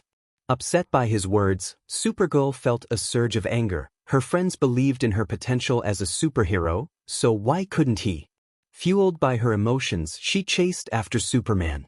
Meanwhile, a chemical monster began rampaging through the city. Lois and Jimmy arrived on the scene, confronting the creature. Lois nudged Jimmy, telling him that an opportunity had just knocked and asked if he was ready to earn his Daily Planet internship. Jimmy looked confused as Lois picked up a rock and called out to the monster, challenging it to turn around and smile for the camera. She threw the rock, and the monster roared in response, causing its acidic splash to dissolve anything it touched. Lois and Jimmy ran away, pursued by the creature. Izuku emerged from the courthouse, noticing the monster chasing Lois and Jimmy. He quickly ran to a nearby location to change into his hero outfit. As he was changing, Superman and Supergirl were engaged in a playful argument until Lois called out to Superman, alerting him to the monster that was about to pounce. She shouted for help, and Superman told Supergirl that it was time to get serious. He grabbed her and threw her away from the scene before flying down closer to the monster, where the crowd cheered for him. Supergirl returned at super speed, only to see Superman more focused on the crowd than the threat before them. Sighing, Supergirl considered going home but was stopped by the appearance of 𝗵𝗃𝗫. He expressed his relief at seeing her and urged her to join him.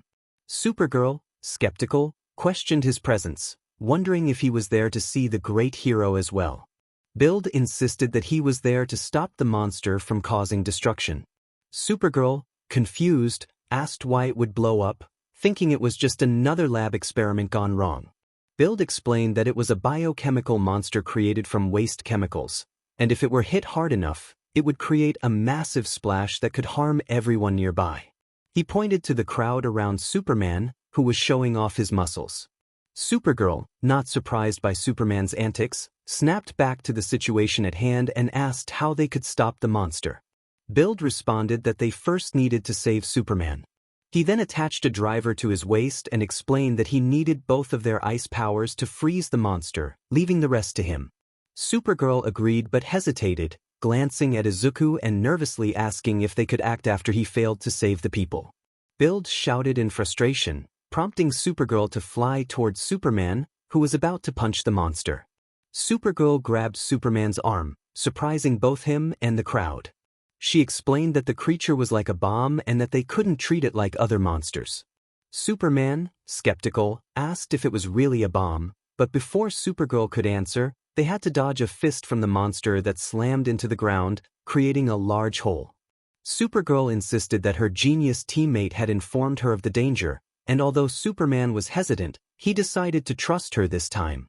They both looked at the approaching monster, and Supergirl instructed Superman to use his super breath to freeze it. Taking a deep breath, they both exhaled forcefully, creating a layer of ice around the chemical monster. Once it was frozen, Supergirl called out to 𝗵𝘃. He smirked, ready for his experiment, and announced that it was time to begin.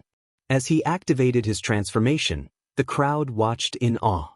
𝗵𝘃 spun the wheel and mixed 2 bottles, creating pipes from the front and back of his suit.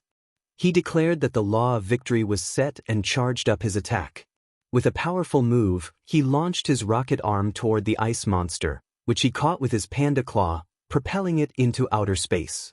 Supergirl followed closely behind, worried as she watched the monster dissolve from the inside. Panic set in for 𝗵𝘃 as he noticed the creature beginning to break free. Just as a hand emerged, ready to strike, it was stopped by the ice that still clung to it. Supergirl flew beside 𝗵𝘃, offering her assistance. Together, they pulled the ice monster further into space, preparing for a combined attack. As they charged their powers, Supergirl's eyes glowed red, and they unleashed their combined attack, creating a massive explosion that shattered the monster into pieces. Back on Earth, the explosion lit up the sky, and Superman muttered to himself, reconsidering his earlier doubts about Supergirl's readiness. Lois approached him, asking if the girl who fought alongside him and the boy in the cool armor were heroes or sidekicks.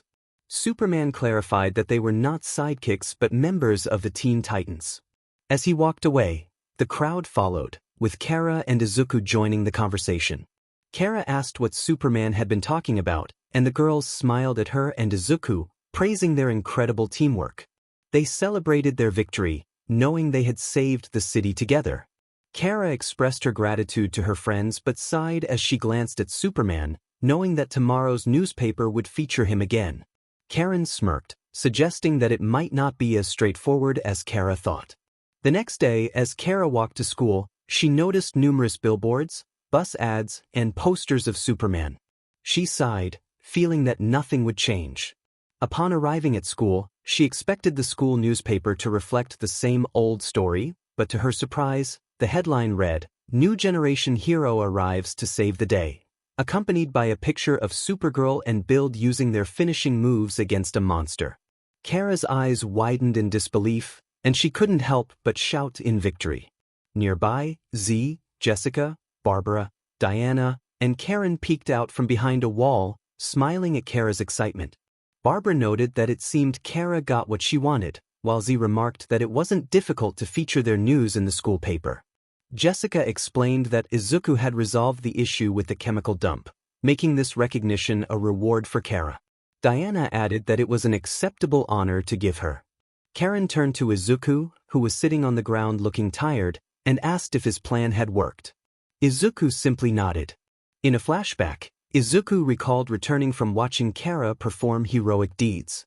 He had asked Jessica to include Supergirl in the school paper, and she agreed but requested a photo and details about the chemical dump issue.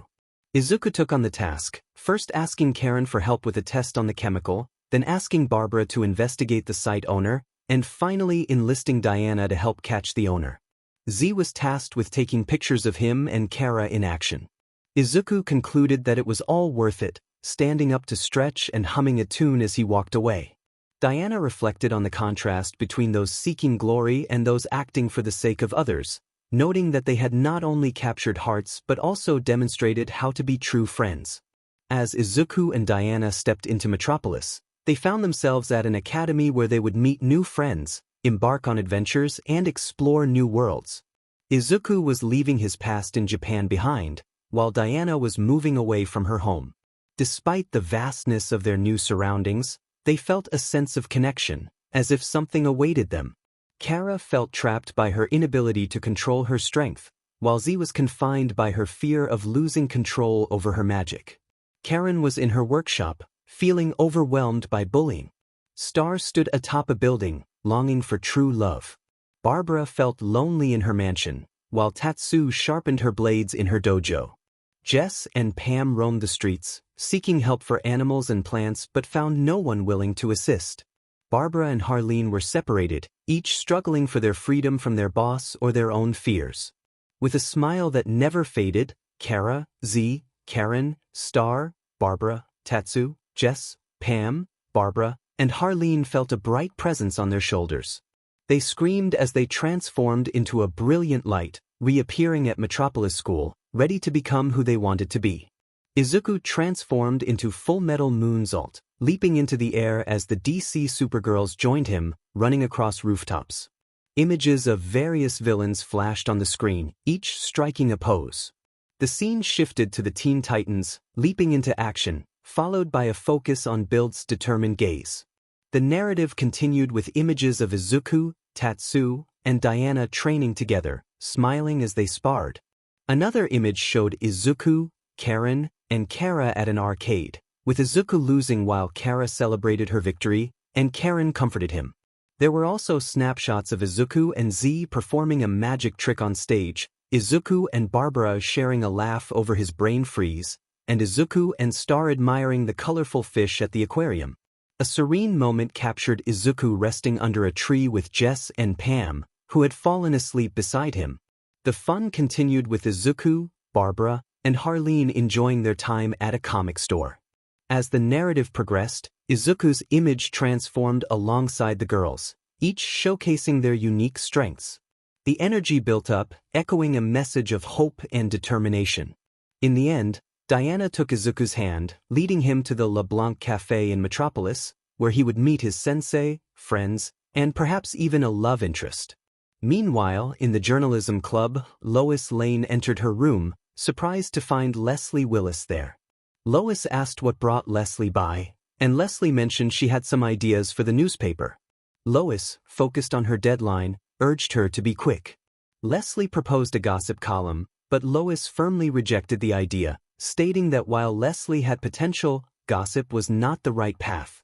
Frustrated, Leslie left but not before smirking and pulling out her phone. She created a small electric charge and directed it toward Lois's laptop, causing a surge that captured a photo.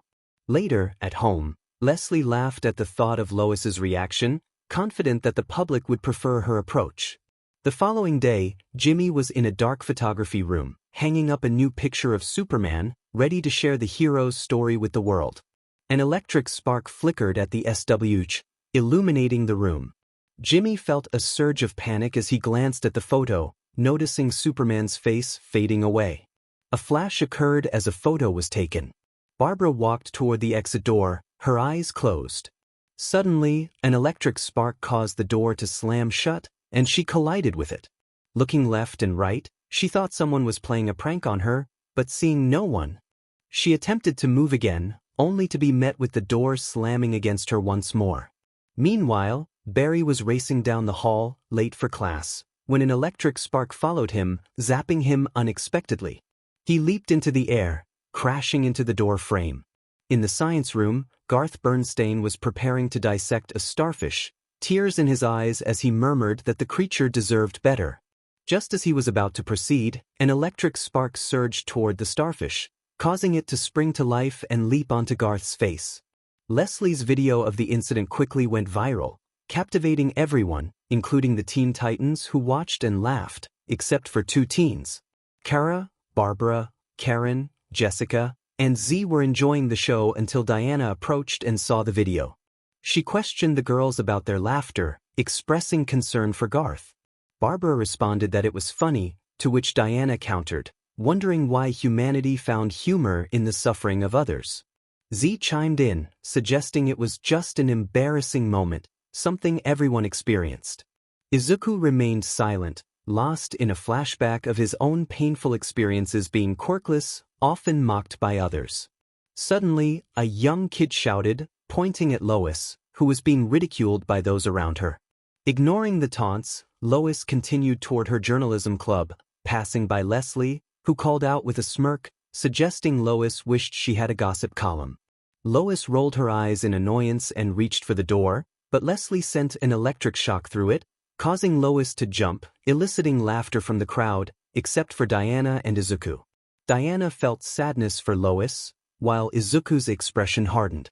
Then, a loud bang echoed through the hallway, silencing the laughter. Izuku stood near a dented locker, his fist clenched. He glared at the laughing students, sending chills down their spines. He warned them to leave the hall within 3 seconds before he took action. A punk kid stepped forward, attempting to act tough, but Izuku swiftly kicked at him, who dodged by sitting down. The students gasped as they noticed the hole in the locker left by Izuku's kick, and they quickly fled the scene. Only Diana, Z, Kara, Barbara, Karen, Jessica, Lois, and Leslie remained, shocked by Izuku's sudden display of strength. Izuku approached Lois, who snapped out of her daze as he picked up scattered papers from the floor. After gathering them all, he offered her a hand, helping her up. She thanked him for his assistance, and he replied with a soft smile.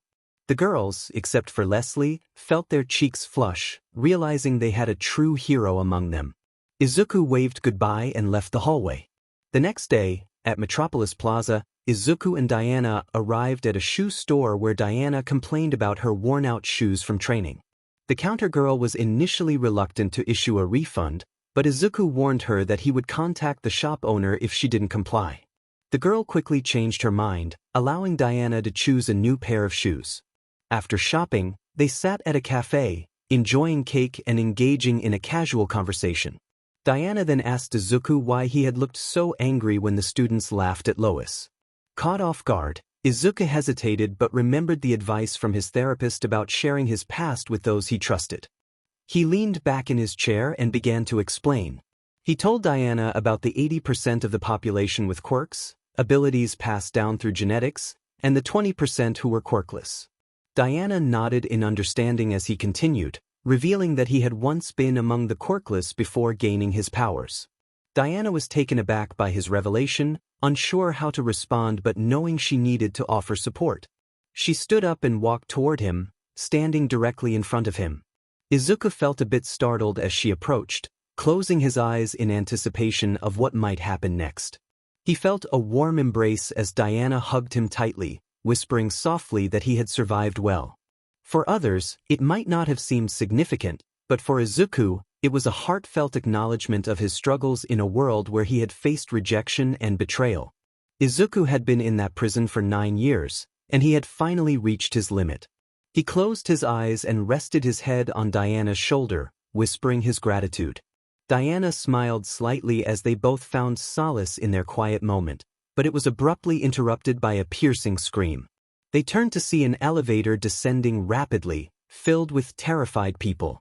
Quickly changing into their heroic personas, Build and Wonder Woman emerged from the dressing room. Wonder Woman threw a lasso at Build, who caught it and stabbed a metal rod into his palm before leaping toward the elevator. He secured the lasso around the elevator, and with Wonder Woman's immense strength, they managed to halt its descent just before it hit the ground. The crowd erupted in cheers and applause for their heroes, but Leslie stepped forward, confronting them. She accused them of ruining her shot, to which Wonder Woman responded, pointing out that Leslie was the one behind the mean-spirited content on her website. Leslie sarcastically dismissed Wonder Woman's concerns, but Wonder Woman stood firm, expressing her disappointment in Leslie's actions. Leslie then invited them to watch her upcoming live comedy show, hinting at a special announcement.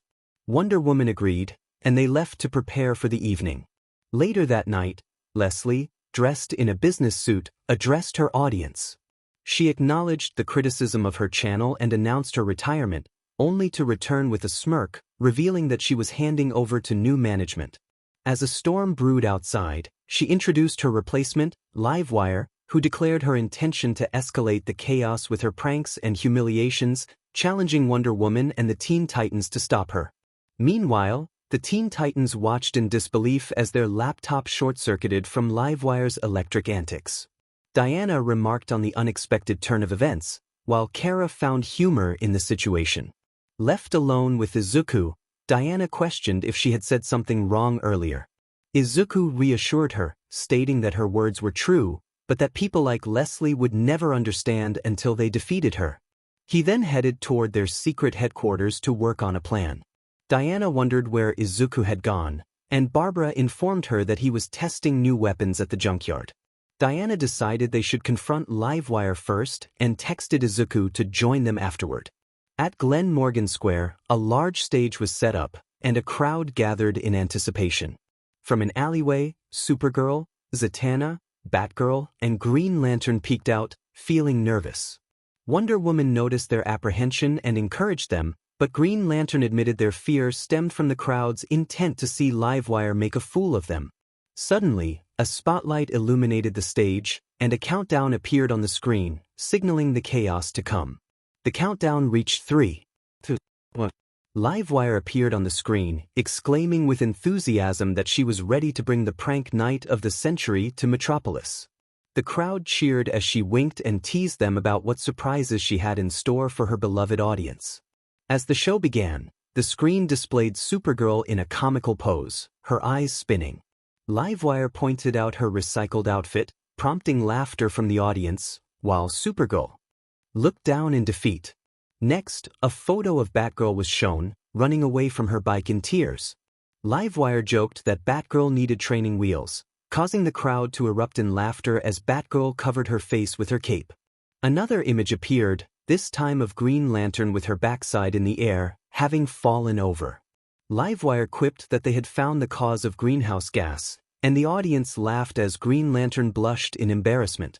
A photo of Zatanna alongside a porcupine sparked more laughter, with Livewire asking who looked better, Zatanna or the porcupine, leaving Zatanna gasping in shock.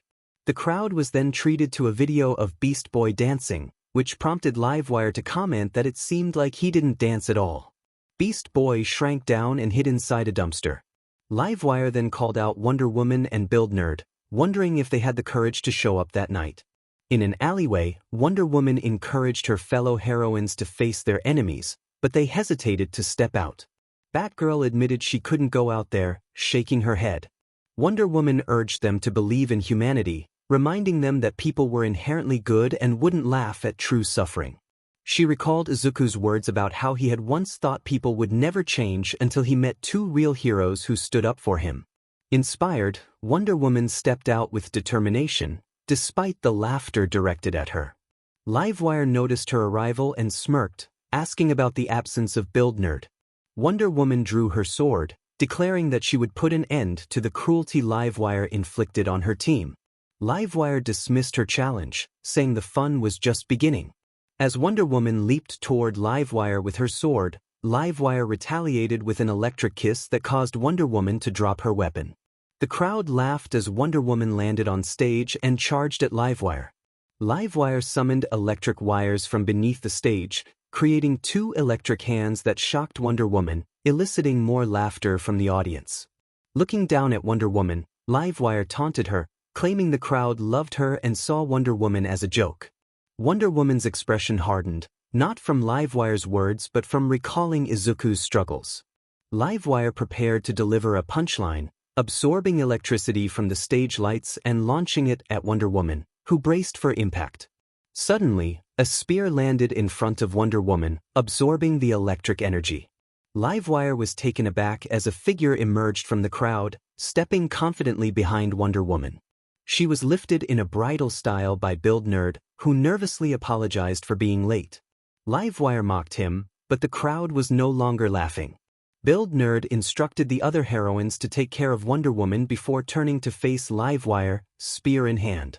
He declared that they would see who would have the last laugh. Livewire scoffed at his weapon, but 𝗵𝗲𝗫 spun his spear and took a stance, announcing that his menu for the day was electric eel.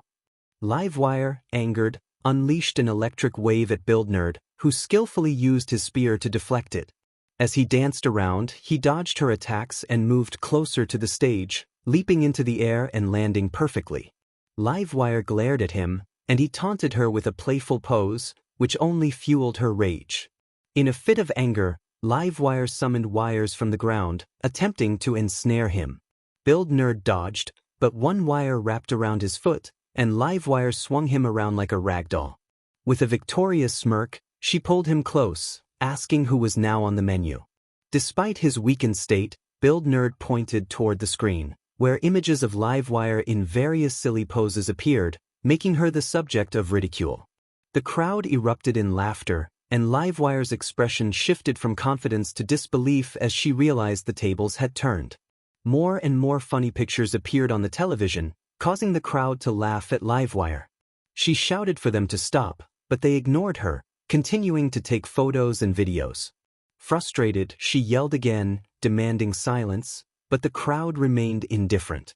Suddenly, she heard a bottle shake and turned to see 𝗵𝗲𝗫 standing with 2 bottles in hand, ready to begin his experiment.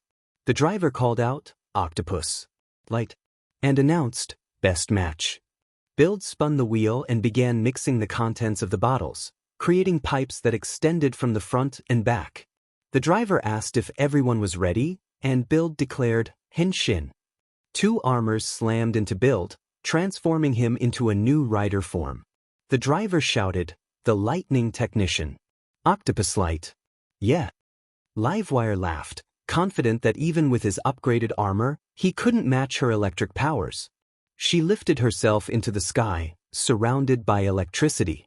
𝗵𝗲𝗫 acknowledged that he couldn't defeat her alone, but Wonder Woman appeared beside him, stating that he wasn't alone. All the Supergirls stood ready to fight against Livewire. Livewire scoffed, insisting that she could still defeat them all, and unleashed a bolt of electricity.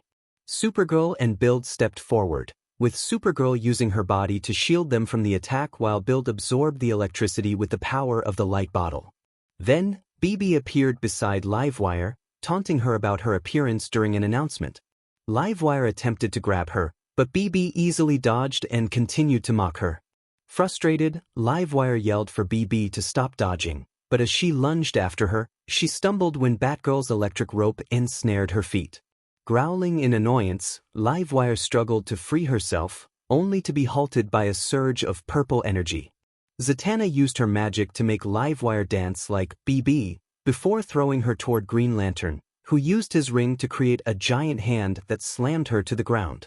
Livewire groaned in pain as she stood weakly, facing 𝗵𝗲𝗫 and Wonder Woman, who were preparing for their final attack. 𝗵𝗲𝗫 encouraged Wonder Woman, and she readied her arm for a powerful punch. The driver counted down, and 𝗵𝗲𝗫 threw a smoke bomb at Livewire, trapping her in a dark sphere. Using an octopus tentacle, he pulled the sphere toward them and retracted his light arm. With a united shout, 𝗵𝗲𝗫 and Wonder Woman launched their punches at Livewire, sending her flying into the crowd, where she crashed against a wall with a loud thud. The team waited for her to emerge, but to their surprise, she was nowhere to be seen. Instead, Lois picked up a phone displaying Livewire's message, which read, "Later losers. You haven't seen the last of Livewire." She noticed the numerous emojis accompanying the message, shrugged, and tossed the phone into a trash bin. The heroes gathered on stage, illuminated by a spotlight, as the crowd cheered for their bravery. They struck a pose, and the news headline appeared in the newspaper. At home, Leslie read the Teen Titans news, exclaiming about the bullies getting what they deserved. Angered, she crumpled the paper and tossed it aside, vowing to show them who was truly powerful. She typed on her computer with one hand, declaring that they should wait for her 𝗕𝗏𝗏𝗏. However, she noticed her follower count plummeting. Shocked, she questioned where they had all gone. Suddenly, a new comment appeared on her site, promoting a better site. Curious, Leslie clicked the link and found videos and pictures of the Teen Titans with their kittens, exclaiming in disbelief.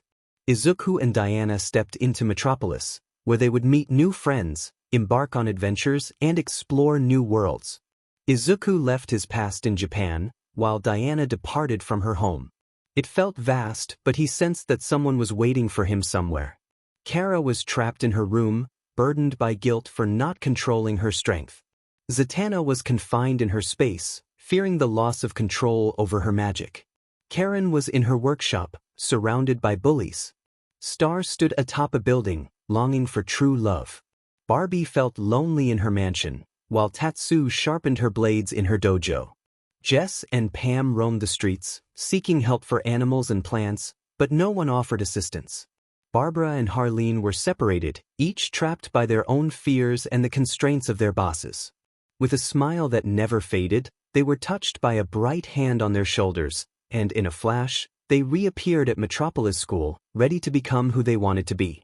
Izuku transformed into Full Metal Moonsault, leaping into the air alongside the DC Supergirls as they ran across rooftops. Images of every villain flashed across the screen, each striking a pose.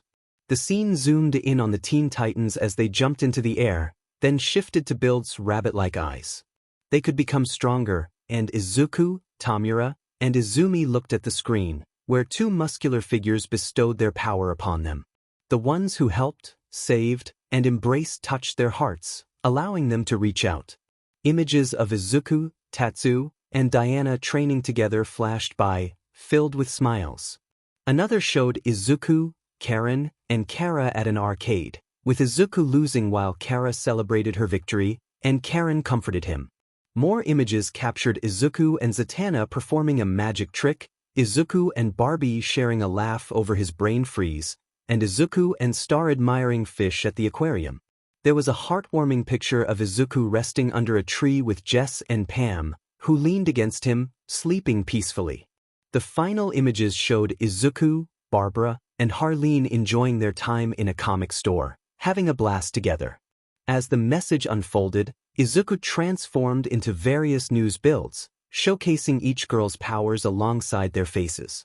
At the end, Diana took Izuku's hand and led him to the LeBlanc Café in Metropolis, where he would meet his sensei, lover, and new friends as the title appeared. Chapter end.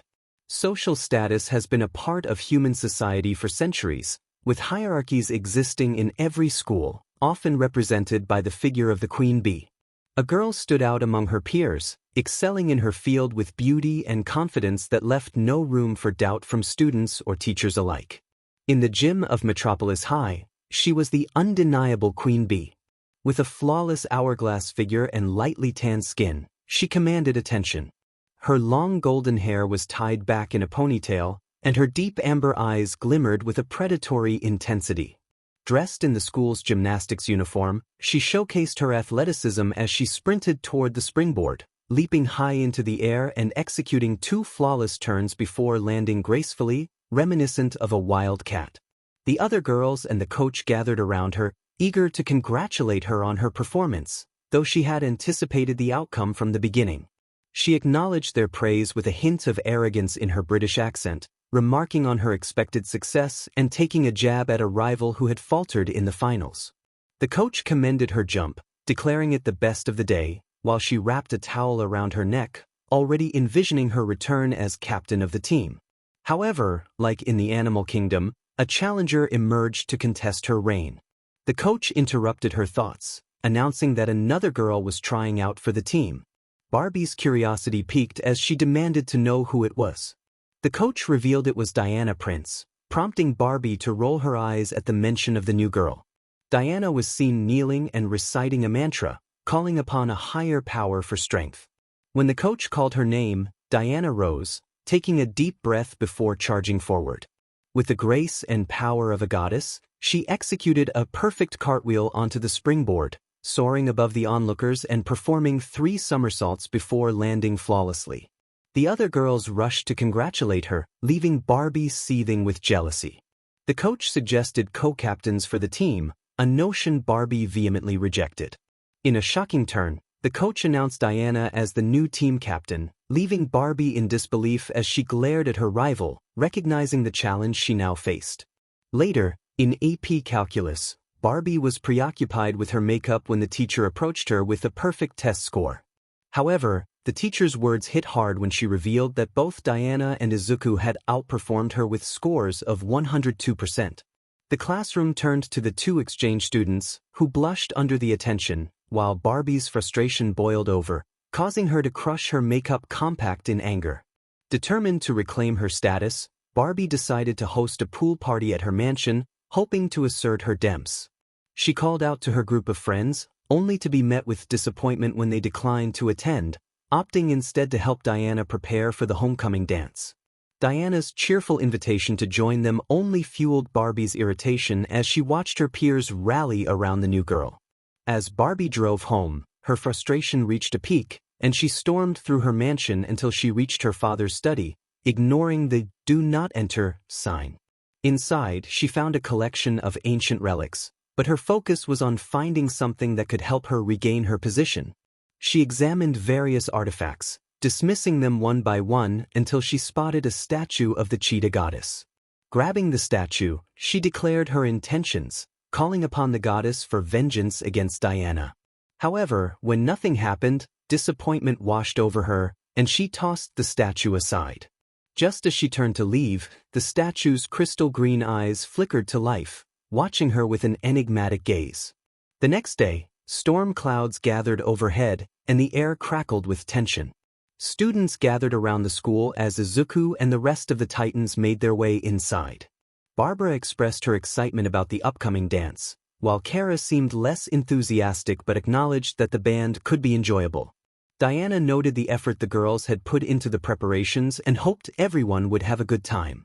As the heroes reached the school, they noticed several students examining posters that had been set up the previous day. Upon closer inspection, they saw that the posters had been damaged. Izuku picked up the remnants of one and wondered what had happened. 𝗂𝐻 made a pun about the dance floor being shredded, which Jessica found inappropriate. The banter continued, but the atmosphere shifted as Diana and Izuku examined the scratched posters, realizing that some sort of creature had caused the damage. Moments later, a storm began to brew over Metropolis City. The bell rang, and students headed to their classes, unaware of the lurking danger. In the women's changing room, Diana was about to open her locker when she heard a noise behind her. Turning to investigate, she felt a sense of being watched. Suddenly, something struck her face, and she quickly dodged as lockers came crashing down with a loud thud. The rest of the female Teen Titans entered the changing room, concerned for Diana. She reassured them but expressed her worry about Izuku's whereabouts. 𝗂𝐻 clarified that he was in the girls' changing room and would face consequences if he entered. Z added that he was outside and they could call him if needed.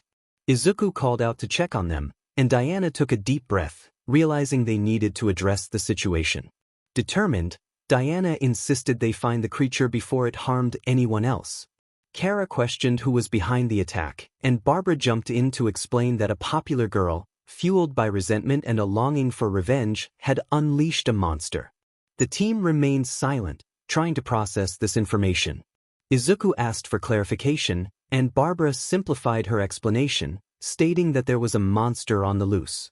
Diana emphasized the need to locate the creature before it struck again, and the team exited the changing room. Izuku expressed concern about acting heroically in front of so many witnesses, but Diana suggested they find a way to evacuate the students quietly. Just then, the sound of shattering glass and the fire alarm interrupted them. 𝗂𝐻 remarked on their delay as students rushed outside into the stormy weather. Within a minute, the building was empty except for the Titans.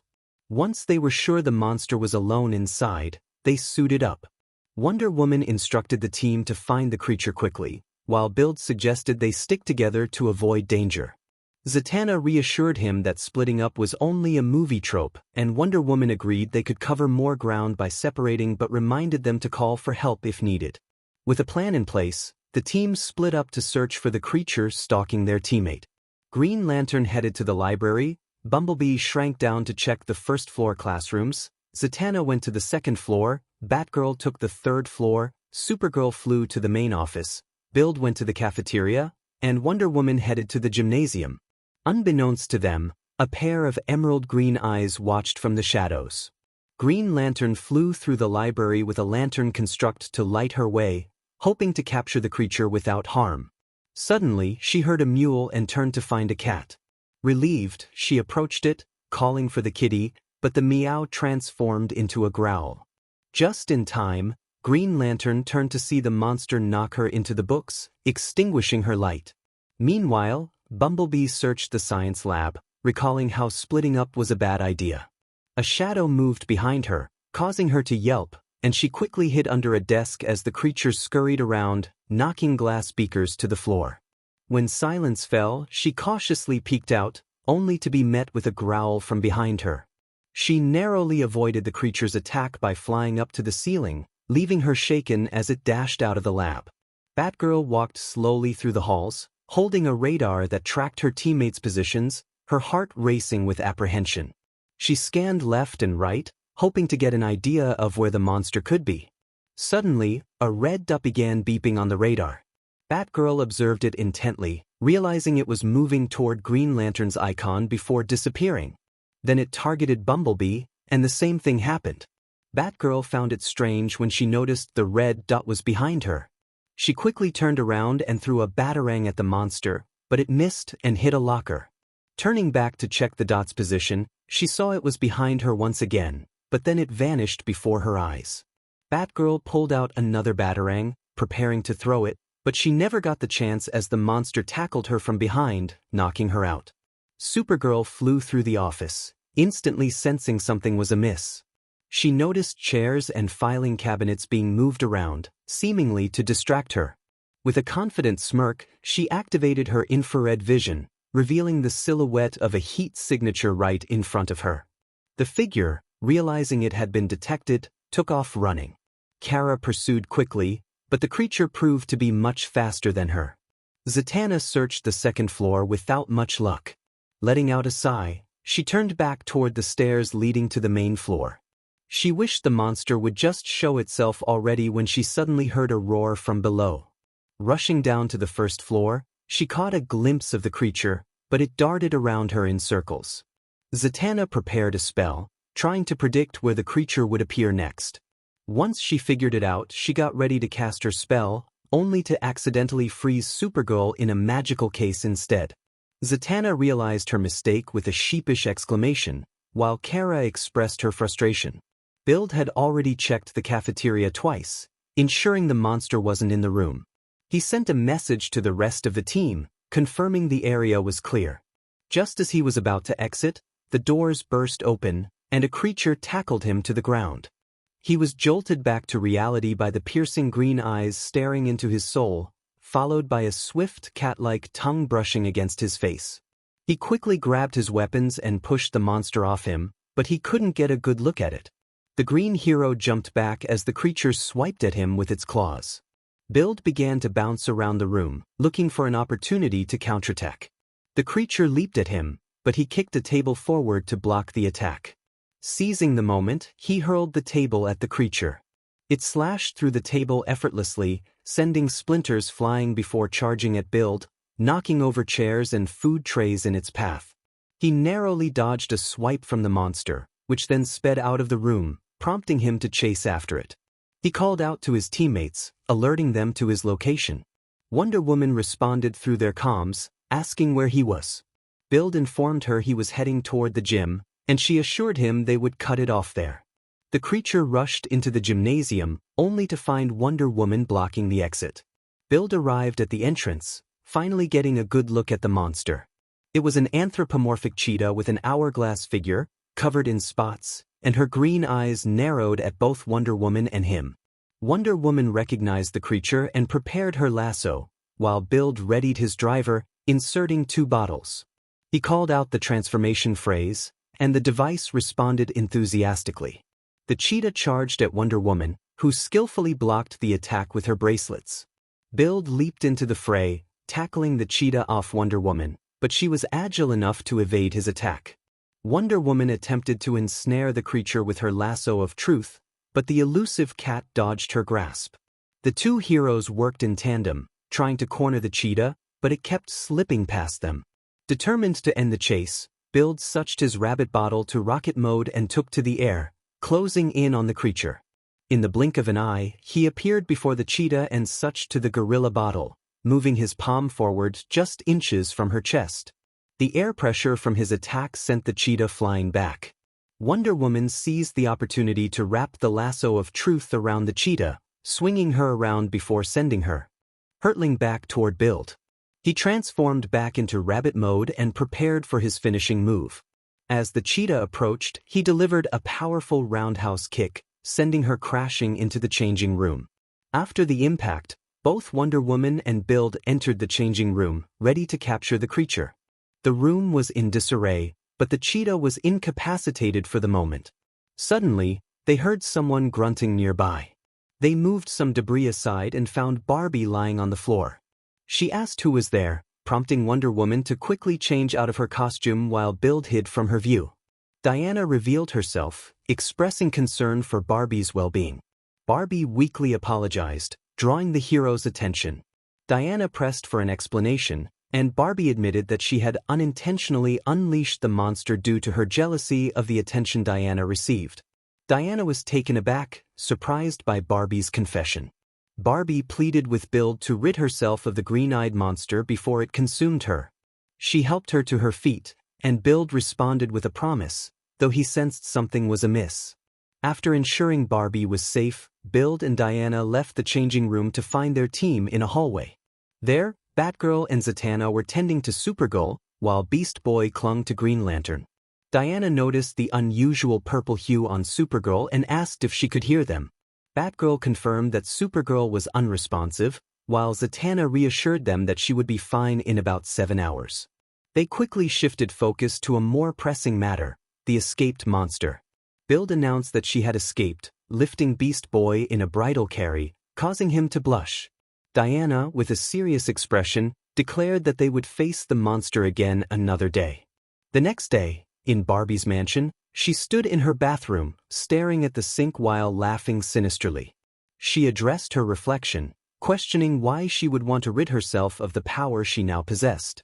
Her eyes glowed green, reminiscent of a cheetah's, as she proclaimed that Diana could enjoy her position for now, but Cheetah would eventually come for her and her boyfriend. At school, in the newspaper room, Jessica was busy writing and printing an article on environmental safety.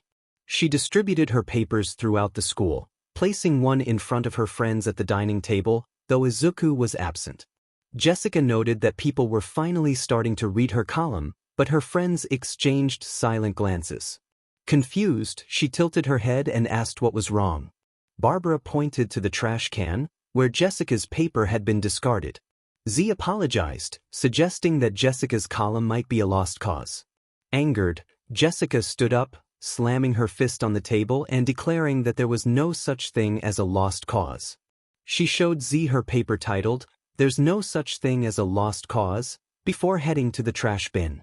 As she retrieved her discarded papers, she glared at a group of bullies who were about to throw another paper ball.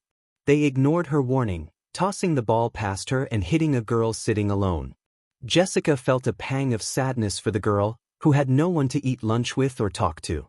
Barbara empathized, pointing out the girl's withdrawn demeanor and oversized clothing. Jessica insisted that everyone wanted friends and that the girl simply hadn't met the right ones. Z and Barbara tried to dissuade her, but Jessica remained determined to help. Just then, Izuku entered the dining room, looking tired. Diana expressed concern for him, and he admitted to being a bit worn out from his work. Jessica seized the moment to ask Izuku if he thought Pam was a lost cause. Izuku, still groggy, inquired about Pam's situation. Jessica was convinced that everyone needed a friend, and she was determined to reach out to Pam. As Izuku observed Pam, he recalled his own experiences of being labeled a geek and feeling isolated. He had always longed for companionship, but reality had shown him that without power or a quirk, he often felt invisible. When he saw another paper ball thrown at Pam, his frustration boiled over. He stood up abruptly, startling Jessica, and approached the bullies who were laughing. With a fierce glare, he warned them to pick up the trash and stop bullying Pam. One of the bullies nervously asked what would happen if they didn't. Izuku squeezed a soda can until it exploded, spilling liquid everywhere, and warned them that the same fate awaited them if they continued. The bullies quickly complied, cleaning up their mess. Returning to his friends, Izuku called out to Jessica, suggesting they go befriend Pam. Jessica, realizing her mission, hurried to follow him. Meanwhile, Pam picked up a piece of bread, sniffed it, and discarded it. She noticed a piece of lettuce and set it aside with a napkin, her expression darkening as she glared at the meat before consuming it in frustration. Jessica and Izuku approached her, greeting her warmly. Pam smiled and replied affirmatively, though her voice held a hint of suspicion. Izuku asked if they could join her for a meal, pulling out a juice box to show her. Pam regarded them both with narrowed eyes before letting out a sigh and granting permission. Jess quickly took a seat, while Izuku settled down more calmly. The three shared a moment of silence until Jess inquired about Pam's plant. Pam introduced Phyllis, explaining how the plant complained about being left alone without attention. Jess shared that she had a peace lily at home that whirled when it needed watering. Curious, Pam asked Izuku if he had a favorite plant, to which he thoughtfully responded that he liked white carnations. Pam looked at him with interest and surprise as Jess continued the conversation, noting that she had heard white carnations symbolized purity, innocence, and good luck. Pam confirmed this but added that they also represented remembrance, loyalty, and Mother's Day. Jess found this fascinating and suggested that Izuku incorporate white carnations into his coffee shop, prompting Pam to ask about the coffee shop. Jess explained that since Izuku had recently transferred to the city, he might not know about his own place. She proposed hanging out at Izuku's coffee shop after school, which surprised Pam. Izuku asked if Pam wanted to join, and she contemplated the invitation. Although she was used to being alone, the prospect intrigued her due to Izuku's interest in flowers. Finally, she agreed in her usual monotone voice. Jess hugged Pam in excitement, while Izuku chuckled at their interaction. Later that evening, the trio arrived at the coffee shop, where Pam was impressed by the design. The atmosphere was peaceful, and she admired the old jukebox and framed pictures of Izuku's first shop opening. As she took in the surroundings, she noticed Izuku behind the counter while Jess sat at a seat in front of it, beckoning Pam to join her. Pam rolled her eyes but complied. Izuku began preparing coffee, meticulously following each step, gathering equipment, selecting coffee beans, grinding them, and brewing the coffee. After serving the drinks, Jess thanked him with a smile, and Pam offered her thanks in her usual manner. Izuku reminded them to be careful while drinking, and they nodded in understanding. Jess, familiar with the taste of coffee, enjoyed it, while Pam, trying it for the first time, found it far superior to any junk food she had eaten before. When Jess asked Pam for her thoughts, Pam exclaimed in delight that it was the best. Jess agreed, praising Izuku's coffee. Izuku, feeling a bit shy, thanked them. Just then, the oven timer chimed, signaling that the curry was ready. As Izuku prepared the dish, Jess attempted to ask for a vegetarian option but was cut off when Izuku pointed out Pam, who was enjoying the curry with a satisfied smile. He reminded Jess that Pam didn't like vegetables, and Jess acknowledged that they should try to convince her to eat them later, once they were closer as friends. After finishing their meal, the girls returned to their respective homes. Once in her room, Pam placed her plant down and went through her evening routine. After a bath and brushing her teeth, she settled on the sofa, looking at pictures of her new friends. A small smile crept onto her face until a voice interrupted her thoughts, warning her not to trust them, claiming they were evil. Pam sighed, defending Izuku, especially against her inner voice, Ivy, who was known as Poison Ivy.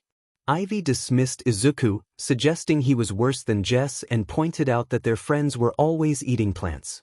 Pam tried to argue but was cut off by Ivy, who doubted Izuku's fondness for flowers. Frustrated, Pam threw a cup at the mirror, shattering it and causing Ivy to vanish. With a deep breath, Pam lay down on her bed, letting sleep take her away. The next day, Pam walked to school and noticed Jess handing out flyers to students who ignored them. One flyer landed at her feet and she picked it up, reading, "Save the tree." She looked back at Jess in surprise, questioning if she truly meant it. Just then, Izuku appeared behind her, smiling and carrying a wooden stick and a blank sign. He asked if she wanted to join, and Pam nodded eagerly. As they approached Jess, Pam asked about their plan. Izuku admitted he wasn't sure but believed Jess would come up with a great idea. At the old tree, Jess, Izuku, and Pam chained themselves to it while Jess shouted, "Save the tree." Pam glanced at Izuku, who was trying to hide his embarrassment from passers-by. Suddenly, a sign was planted in front of them, announcing, "Tree removal tomorrow at 5 a.m. Pam felt a wave of worry wash over her, and Izuku was equally surprised. He noticed Pam looking at him with pleading eyes, both of them realizing the urgency of their mission. If Izuku had known this would happen, he would have sought legal help or gathered people to save the tree, but now it seemed impossible. He looked down and shook his head, signaling that it was beyond his ability to intervene. Pam frowned as she moved behind the tree, feeling a mix of betrayal and anger. Then Jess began to sing, surprising both Pam and Izuku.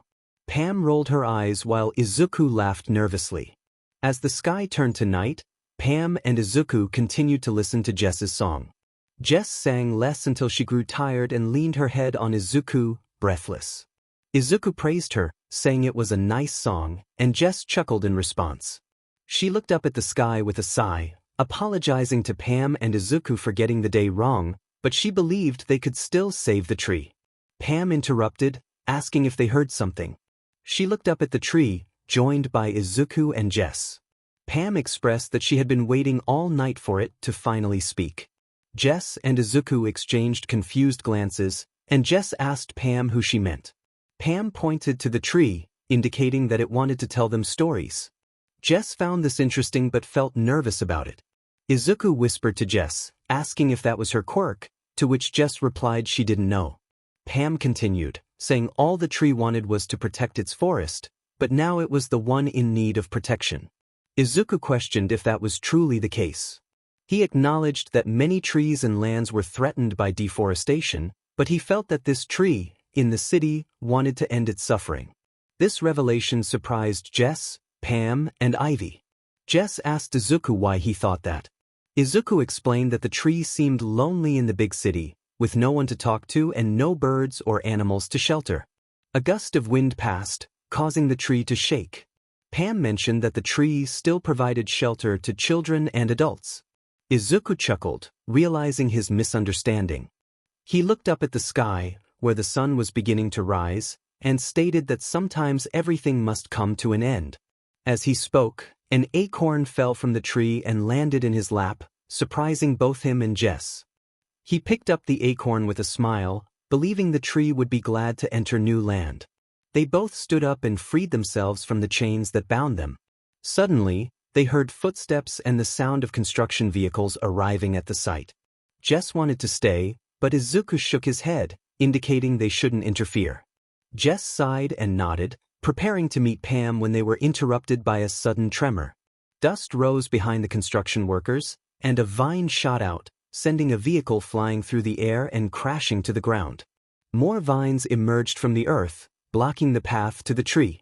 Jess urged Pam to get out of there as she and Izuku moved behind the tree, realizing Pam was nowhere to be seen. They sighed in relief and exchanged determined nods. Jess showed her ring, declaring she was ready, and Izuku put on a driver belt, signaling his readiness as well. Jess recited her oath, transforming into her Green Lantern attire, while Izuku prepared for action. He shook a bottle, and words appeared before him. He turned the cap and placed it into the driver.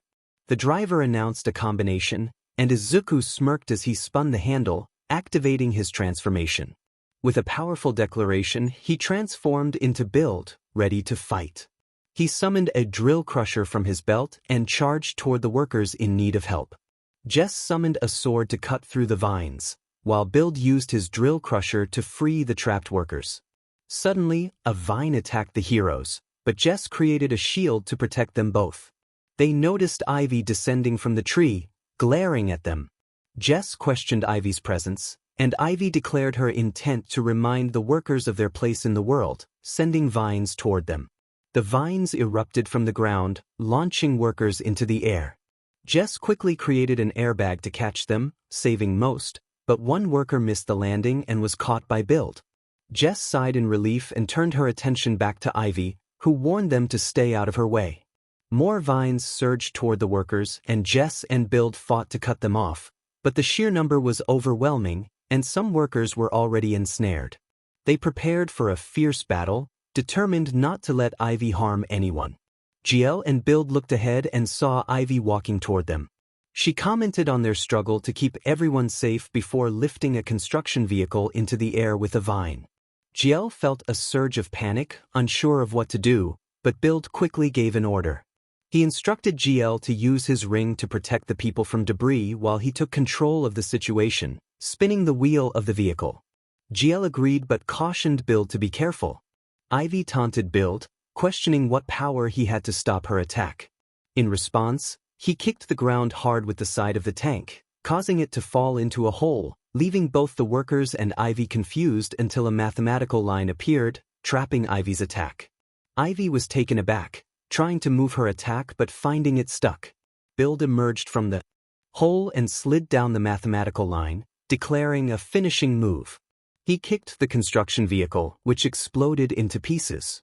𝗬𝐿 created a shield to protect Ivy and the workers, while Ivy was shielded by a vine she summoned.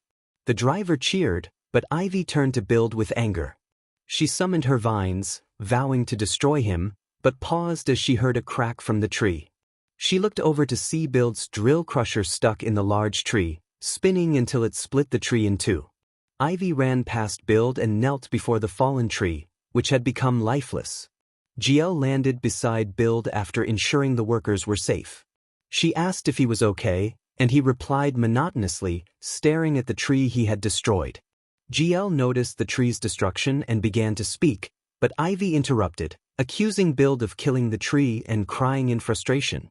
𝗬𝐿 tried to defend 𝗵𝘃𝗀, but he shook his head, indicating he didn't want to argue. Ivy declared that 𝗵𝘃𝗀 was unworthy of the color green and that he would pay one day. 𝗵𝘃𝗀 quietly muttered that he had never been worthy of the light, which 𝗬𝐿 overheard.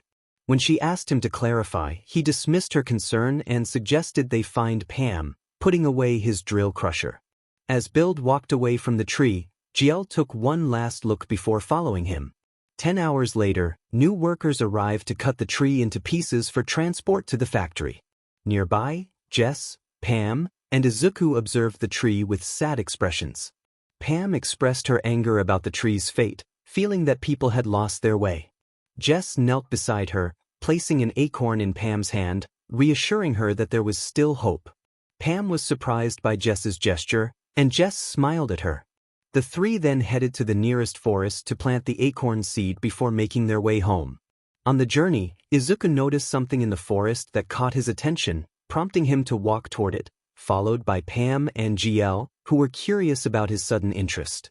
After a few minutes of walking, they arrived at a flower field filled with red spider lilies. 𝗵𝘃𝗀 admired the beauty of the field, while Jess agreed with her. They noticed Izuku walking into the field as the wind blew, causing petals to dance around him. Jess, curious about the flowers, asked 𝗵𝘃𝗀 if she knew what they were saying, recalling that 𝗵𝘃𝗀 had a quirk related to flowers. 𝗵𝘃𝗀, shocked and surprised, revealed that the flowers welcomed Izuku like a brother. Both girls were taken aback by this revelation, but Jess noticed something unusual. A child stood in the rain, holding a burned notebook. Initially thinking she was imagining things, Jess rubbed her eyes and saw the child clearly, crying in the field. Jess looked at 𝗵𝘃𝗀, who was also in tears, and then back at the child, who looked up at them. They noticed the child's lips moving, repeating the words, "Forgive me." Suddenly, a strong wind swept past them, causing both girls to shield their eyes. When they opened them again, Izuku stood in the field, catching flower petals in his hand. They exchanged confused glances, sensing that something significant was connected to Izuku's past life. At a bridge, a bus from Metropolis arrived in Gotham City, known for its high crime rate. At the bus depot, Barbara stepped off the bus, searching for her friend. Suddenly, someone pushed through the crowd and approached her, excitedly calling her name. It was Harleen Quinn, who greeted Barbara with joy and a hug, expressing how much she missed her since she moved to Metropolis. They performed their best friend's handshake, and Harleen asked if Barbara was ready for the best villain convention in the world. Barbara corrected her, saying it was the annual hero convention, and confirmed her excitement. She then introduced her friend from Metropolis, Izuku Midoirya, who had come from Japan. Harleen was surprised to meet Izuku, mistaking him for Junior Joker, but Barbara clarified. Izuku extended his hand to Harleen, who shook it, giving him a playful shock. Barbara laughed at the classic hand buzzer prank, while Izuku thought to himself that it wasn't very pleasant. Harleen then informed them that the party was on the other side of town. Barbara gasped, realizing they would have to walk through Gotham City, and both girls cheered as they grabbed Izuku by the wrist, leading him toward the convention center. The three teenagers ran together, hand in hand, smiling as they made their way through Gotham. Izuku followed behind, taking in the sights of Gotham City. The group arrived at Arkham Asylum, where Barbara and Harleen took a selfie while Izuku distanced himself from a crowd of eccentric individuals. They then made their way to 𝐕𝑧𝐭𝐫𝐿, where Izuku attempted to save Barbara and Harleen from a precarious situation near the chemicals. Next, they reached the docks of Blackgate Penitentiary, where Barbara and Harleen snapped another selfie while Izuku caught an electric eel that gave him quite the shock. In an alleyway, Barbara and Harleen played a hop, step, and jump game, while Izuku sat on the ground, catching his breath after dealing with a thug. Nearby, citizens watched as the police apprehended the criminal. Barbara and Harleen danced near the police, prompting Izuku to facepalm and pull them away, apologizing to the officers. In another alley, Barbara and Harleen danced around, and Izuku observed them with a deadpan expression while holding a coffee cup. Suddenly, he spotted something unsettling, a cockroach forming letters that read, "Gotham Rock" and "Besties Forever." He tossed the cup aside and hurried after the girls. They found themselves in a cart, with Harleen pushing from behind.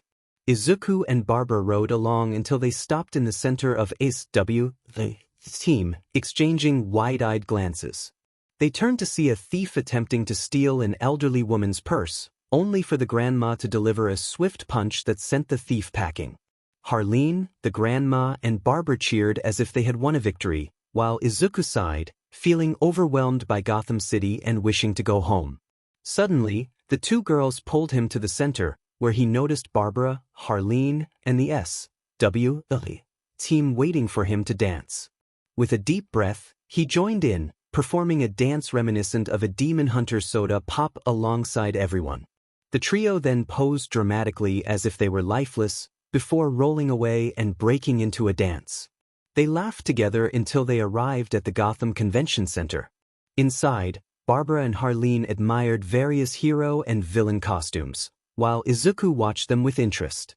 Suddenly, Harleen squealed in excitement and dashed toward the Joker Road Roller. Harleen exclaimed that it was the actual steam roller invented by the Joker, calling it her favorite villain's creation.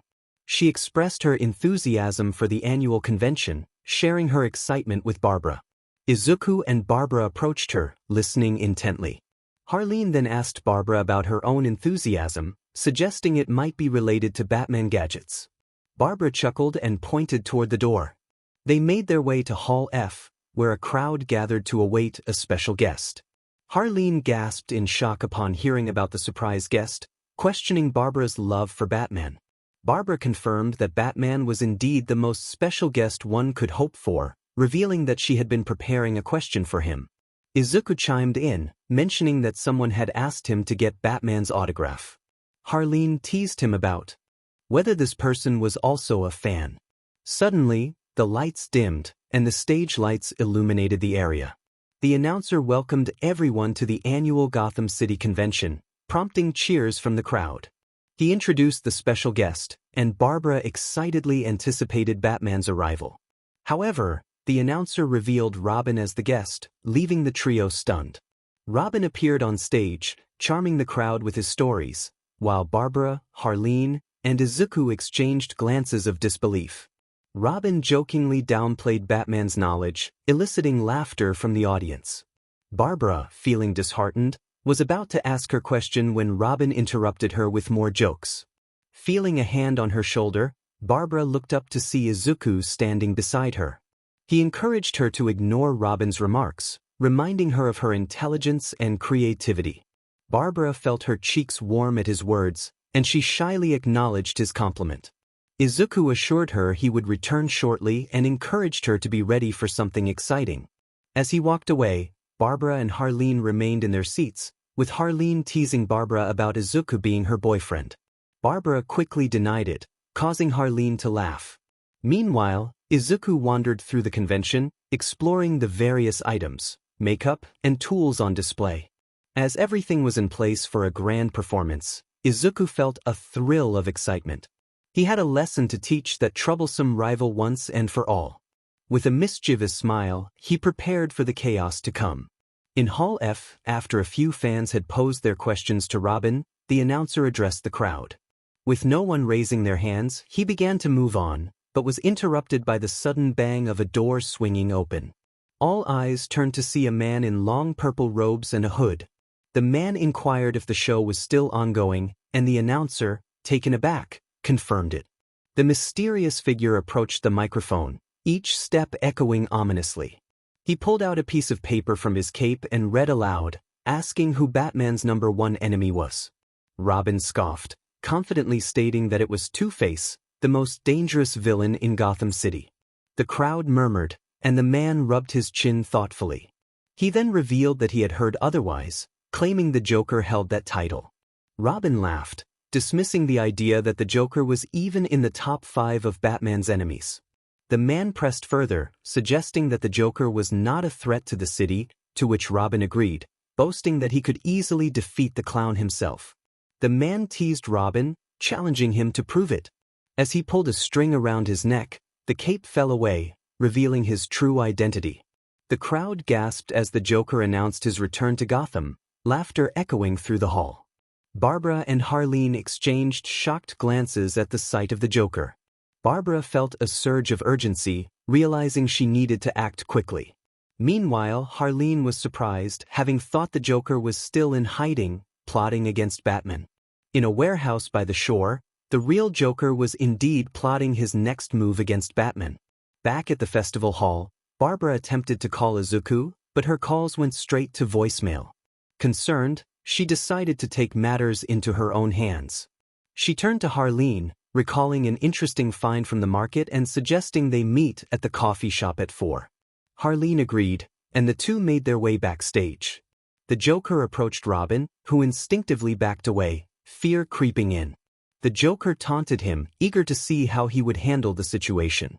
Just then, Batgirl burst onto the scene, launching a kick at the Joker, who narrowly dodged.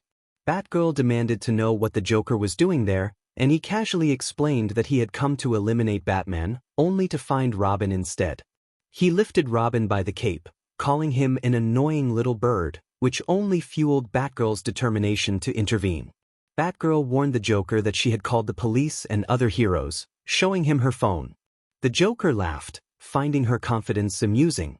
Just then, Harley Quinn jumped into the fray, declaring that Batgirl had made a big mistake. As chaos unfolded, Izuku, disguised as the Joker, felt a wave of panic wash over him.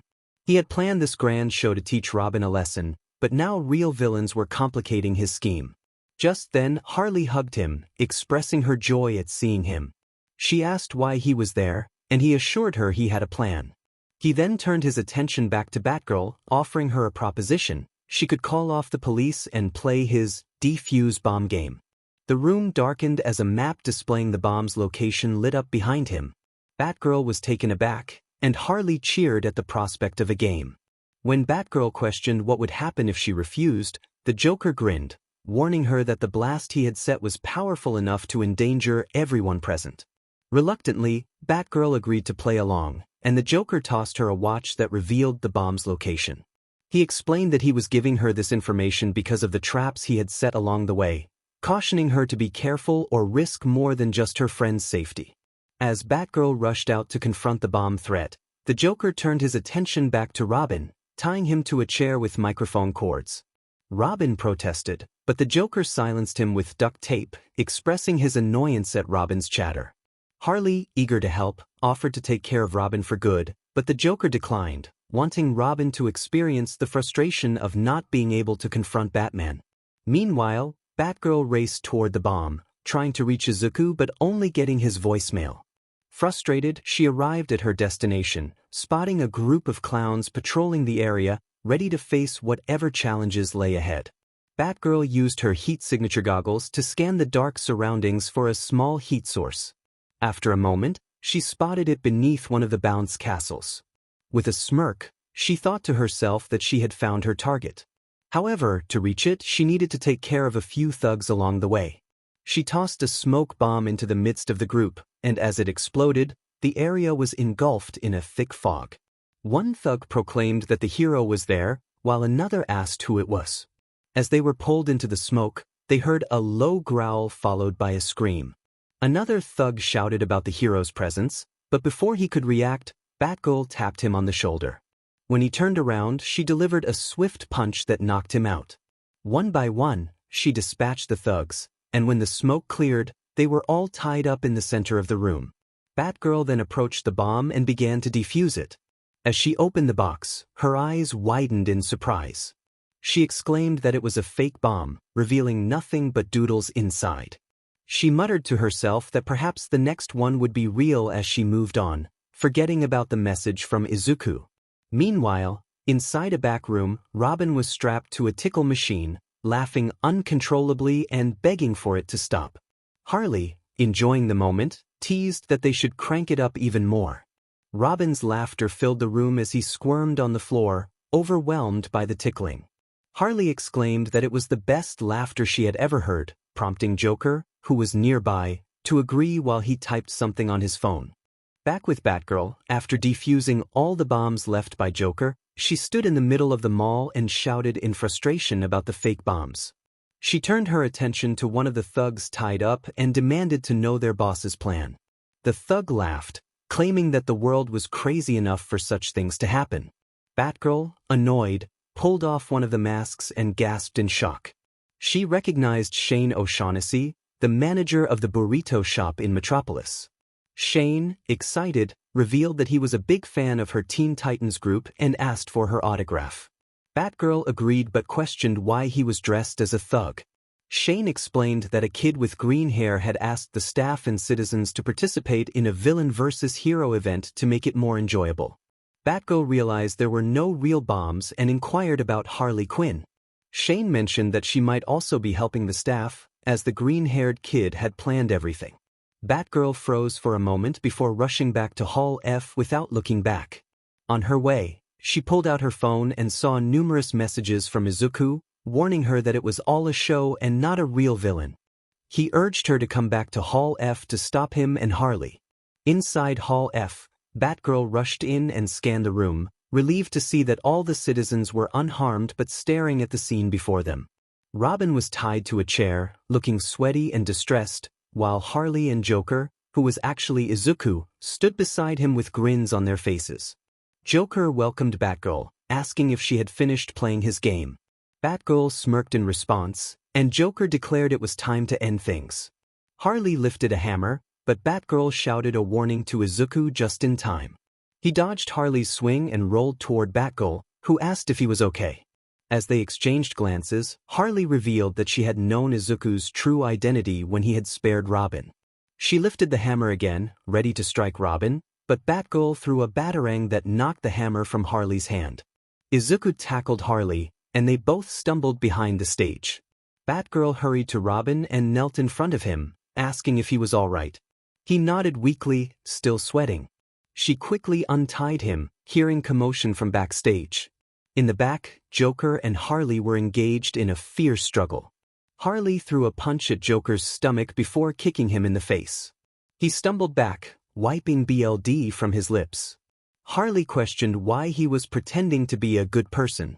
Joker, looking contemplative, finally spoke about his past as a villain and how he was determined to walk a new path as a hero. He activated his driver, announcing his transformation with determination. As the machine whirred to life, he declared his new identity, and Harley recognized him as the armored hero her friend had mentioned. Batgirl watched, ready to support her allies in the fight ahead. "Be ready to join your friend in jail." Harley grinned, challenging Build to defeat her first. She pulled out a large bomb from her chest and tossed it toward him. Build, caught off guard, managed to grab the bomb and extinguish the spark before it could explode. However, while he was preoccupied, Harley appeared from behind, swinging a hammer that sent him crashing against the wall. He growled in pain as he fell to the ground. Looking up, he saw Harley approaching with a gun that shot acid. Just as she aimed to fire, a batarang flew in and knocked the weapon from her hands. Batgirl landed gracefully after dodging Harley's attack and turned to Build, checking on him. He assured her he was fine, albeit weak, and wondered how Harley could pull off such tricks. Batgirl speculated that it must be her unique quirks. Realizing the odds were against her, Harley decided it was time to retreat. She pulled out 2 bombs and tossed them to Build and Batgirl, who caught them and quickly extinguished the fuses. They sighed in relief, only to find Harley had vanished. Batgirl noted that it seemed Harley had run away, and Build agreed with a resigned sigh, reflecting on how his inventions were lacking in this chaotic world. Afterward, Izuku and Barbara changed back into their normal clothes and met up with Harleen at the door. On their way to the bus station, they overheard news about themselves, noting how the new Joker was considered cooler than the old one. At the bus station, Barbara announced that it was their stop and hugged Harleen goodbye, calling her Leanie Beanie. Harleen returned the hug and addressed Izuku with a playful nickname before they all parted ways. As Barbara waved from the bus window, she called out to Harleen, promising to see her next year. Harleen responded with a giggle, suggesting they might meet sooner if luck was on their side. On the bus, Barbara fell asleep on Izuku's shoulder while he began sketching plans for new weapons inspired by his best match.